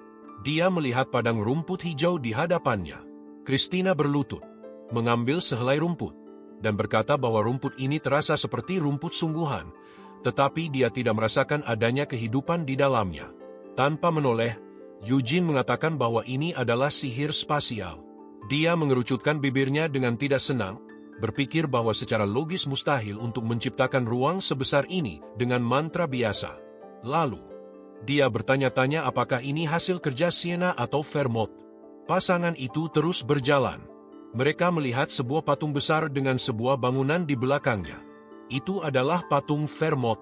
Pemuda dan gadis itu berhenti. Sebuah suara bertanya apakah mereka berpikir tempat ini indah. Gilead dan Doe muncul di hadapan mereka. Orang tua itu mengalihkan pandangannya dan berkata bahwa jika makam ini tidak perlu dijaga, dia akan membukanya agar seluruh keluarga Leonhard bisa datang beribadah. Dia melambaikan tangannya dan mengatakan bahwa dia berpikir akan menjadi ide yang bagus untuk meletakkan monumen Hamel di sini juga. Selama 300 tahun, hanya ada patung sang leluhur di tempat ini. Tetapi meninggalkan patung sahabatnya juga merupakan hal yang penting. Pria itu menatap pemuda berambut pirang yang berdiri di tengah padang bunga. Dia mengatakan bahwa untuk membuka jalan menuju tempat ini, seseorang harus mendapatkan izin dari kepala keluarga di kamar tertinggi. Dioner mengerutkan kening dan berkata bahwa dua kunci ini dibuat oleh sang leluhur sendiri, melarang siapapun untuk masuk ke sini kecuali calon kepala keluarga di masa depan atau kolonel dari pasukan Black Lion Knighthead. Gadis itu tersenyum manis dan berkata bahwa ini adalah kunjungan yang tidak konvensional. Dengan senyum di wajahnya, dia mengatakan bahwa dia mengerti bahwa mereka ingin mencela sikap kasarnya. Penting baginya untuk masuk ke sini, jadi mereka harus melupakan tradisi mereka. Gilead menatapnya dan berkata bahwa dia berpikir sekarang bukanlah waktu yang tepat. Dia mengerutkan alisnya dan mencatat bahwa Christina bersikeras untuk datang ke sini sekarang, dari semua waktu yang ada. Sambil menemani putranya, dia merentangkan tangannya dan berkata bahwa sebagai kepala keluarga, dia sebenarnya bisa saja mengabaikan ini, tetapi dia tidak melakukannya karena mengingat bahwa negara mereka telah menjalin hubungan baik sejak zaman leluhur mereka. Sambil memperkenalkan golem yang memiliki wajah manusia, pria itu mengatakan bahwa gadis ini mengklaim bahwa kedatangannya ke sini adalah hasil dari wahyu Tuhan. Dan baru-baru ini, Raja Iblis Penjara meninggalkan sebuah peringatan sebelum kematiannya. Dia mengepalkan tinjunya dan berkata bahwa dalam situasi seperti ini, wahyu seperti itu tidak bisa diabaikan. Tetapi sekarang, dia harus mengatakan apa yang selama ini ia sembunyikan. Gadis berambut pirang itu melangkah maju, menegaskan bahwa dia akan mengatakannya. Dia meraih tongkat sucinya dengan kedua tangan dan menyatakan identitasnya. Dia, Christina Rogers, anak angkat dari Kardinal Mahale Rogers, uskup pembantu, serta satu-satunya kandidat untuk menjadi imam besar negara Urus. Menatap kedua pria di depannya, dia menyatakan bahwa mulai saat ini, dia mewakili kepentingan Bapa Suci dan berdiri di sini sebagai imam besar resmi yang telah menerima wahyu dari Tuhan Cahaya. Dia mengerutkan alisnya yang cerah dan meminta agar makam sang pahlawan agung, Vermont, segera dibuka. Para pria itu membeku dalam keterkejutan. Christina berteriak dengan ekspresi tidak senang bahwa jiwa Vermont yang agung tidak pernah mencapai surga. Sambil menunjuk ke arah patung, dia menjelaskan bahwa seperti yang dinyatakan dalam wahyu, jiwa sang pahlawan tidak menemukan kedamaian dan masih mengembara di dunia ini. Karena alasan itu, sebagai seorang pendeta, dia memiliki kewajiban untuk memastikan hal tersebut. Dioner menoleh ke arah sang patriar dan berkata bahwa dia harus memutuskan sendiri apakah akan membuka makam itu untuk Christina atau tidak. karena dia, seperti semua anggota Dewan Tinggi lainnya, akan mengikuti perintah sang kepala keluarga dan tidak akan menimbulkan masalah. Pria itu tersenyum lembut dan dalam hati mencatat bahwa dia tidak pernah berpikir bahwa dia sendiri yang akan membuka makam leluhurnya. Mereka pun masuk ke dalam bangunan. Sambil berjalan di depan, gadis itu berkata bahwa ruang dimensi ini sangat misterius. Meskipun terlihat begitu megah, nyatanya tidak ada apapun di dalam kuil ini. Dioner, yang berdiri di hadapannya, menjawab bahwa ini adalah kehendak sang leluhur. Dia tidak ingin para keturunannya merasa terbebani untuk merawat makamnya. Tidak ingin mereka meninggalkan Leonhard hanya untuk datang ke sini. Tidak ingin ada hiasan berlebihan, tidak ingin dipuja, dan tidak ingin makamnya dijadikan simbol. Sambil melihat sekeliling ruangan yang terang, dia menambahkan bahwa sebenarnya, bahkan menempatkan patung Hamel di sini pun tidak seharusnya dilakukan, karena tempat ini bukanlah milik Leonhard. Makam ini tidak dirawat oleh para leluhur mereka. Christina meletakkan tangannya di dadanya dan berkata bahwa mempertemukan sahabat setelah 300 tahun adalah perbuatan yang baik. Dia tersenyum lebar dan berkata bahwa makam Hamel tidak diketahui oleh dunia, dan bahkan fakta bahwa Eugene berhasil memasukinya pada akhirnya adalah kehendak Tuhan. Mata gadis itu membelala ketika sang pemuda di belakangnya bertanya apakah dia benar-benar ingin mengatakan bahwa izin masuk ke makam Hamel serta penodaan jasadnya oleh ksatria kematian juga merupakan kehendak Tuhan. Sang imam besar berbalik. Dia tersenyum manis dan berkata, "Tentu saja." Hanya menebarkan wahyu yang tidak jelas seperti itu. Eugene menatap Christina dengan tajam, menuntut penjelasan yang lebih masuk akal. Dia mengepalkan tinjunya, merasa muak dengan semua ini. Bahkan jika Tuhan cahaya memang memberikan wahyu, bukankah seharusnya ada sedikit lebih banyak bukti daripada sekadar asumsi kosong? Dia menegaskan bahwa jika mereka ingin menyatakan sesuatu sebesar ini, mereka seharusnya memiliki bukti nyata sebelum menyebarkan omong kosong seperti itu. Christina tetap tersenyum lembut, tetapi ada sedikit ketegangan dalam ekspresinya. Gilead, yang masih terkejut dengan pengungkapan ini, mencoba menenangkan situasi dengan merentangkan tangannya ke arah Eugene. Namun, sang pemuda mengibaskan tangannya, menolak untuk ditenangkan.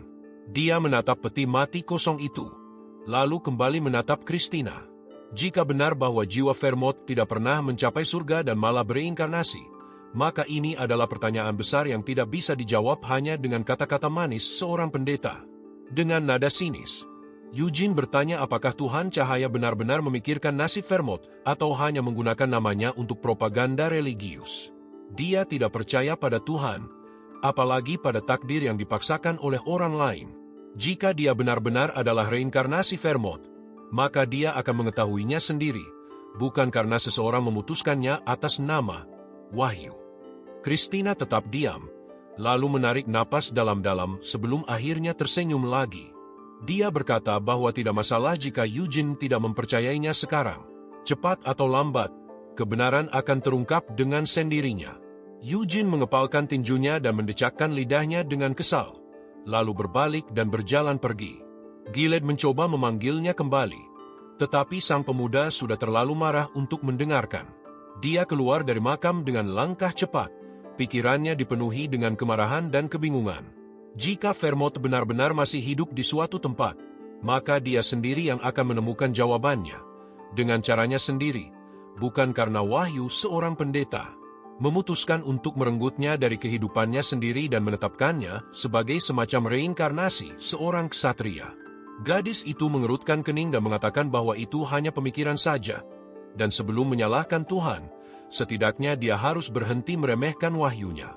Pria berambut putih itu membuka tangannya ke samping dan berkata bahwa dia tidak percaya pada Tuhan cahaya, dan sama sekali tidak berniat untuk mempercayainya. Jadi, dia akan melakukan apa yang dia inginkan. Dia menunjuk dirinya sendiri dan menegaskan bahwa dia hanyalah dirinya sendiri. Dan jika mereka memang harus menunjuk seseorang untuk menggantikan ksatria agung, maka sebaiknya mereka mencari kandidat lain. Pria itu mengatakan bahwa orang yang dipilih seharusnya adalah salah satu dari para penganut mereka, atau biarkan saja Tuhan yang Maha Kuasa turun sendiri dan menjadi ksatria tersebut. Dia kemudian berbalik ke arah Gilead sambil melambaikan tangan, lalu meminta maaf karena telah menggunakan kata-kata kasar. Dia menekankan bahwa dia tidak akan menerima gelar ksatria yang tidak berarti itu secara terbuka. Sambil memperkenalkan saudara kembarnya, Dia juga dengan tegas menyatakan bahwa dia tidak berniat menjadi kepala keluarga menggantikan Xian, dan dia juga tidak ingin bergabung dengan ksatria singa hitam seperti yang diharapkan oleh Ciel. Eugene mengerutkan kening dan menambahkan bahwa meskipun begitu, dia tidak akan menghina keluarganya atau membuat patriark merasa buruk atas sikapnya. Karena itu, dia hanya ingin patriark terus mendukungnya seperti sebelumnya. Giled, yang masih dalam keadaan terkejut, bergumam bahwa tentu saja dia akan menghormati pendapat Eugene. Mendengar itu, pria berambut putih itu tersenyum puas. Dia mulai merogoh bagian dalam jubahnya sambil berkata kepada Christina agar menyampaikan sesuatu kepada Tuhan yang Maha Kuasa yang dipercayainya. Kemudian, Eugene mengangkat jari tengahnya sambil tersenyum lebar dan menyuruhnya untuk menyampaikan kepada Tuhan agar pergi jauh-jauh. Mata El terbuka lebar karena terkejut, sementara sang pendeta wanita hanya berdiri di sana dengan ekspresi kebingungan. Eugene berbalik, membelakangi yang lain, lalu berkata bahwa dia telah mengatakan semua yang ingin dia katakan. Selain itu, hari sudah larut, jadi dia akan pergi.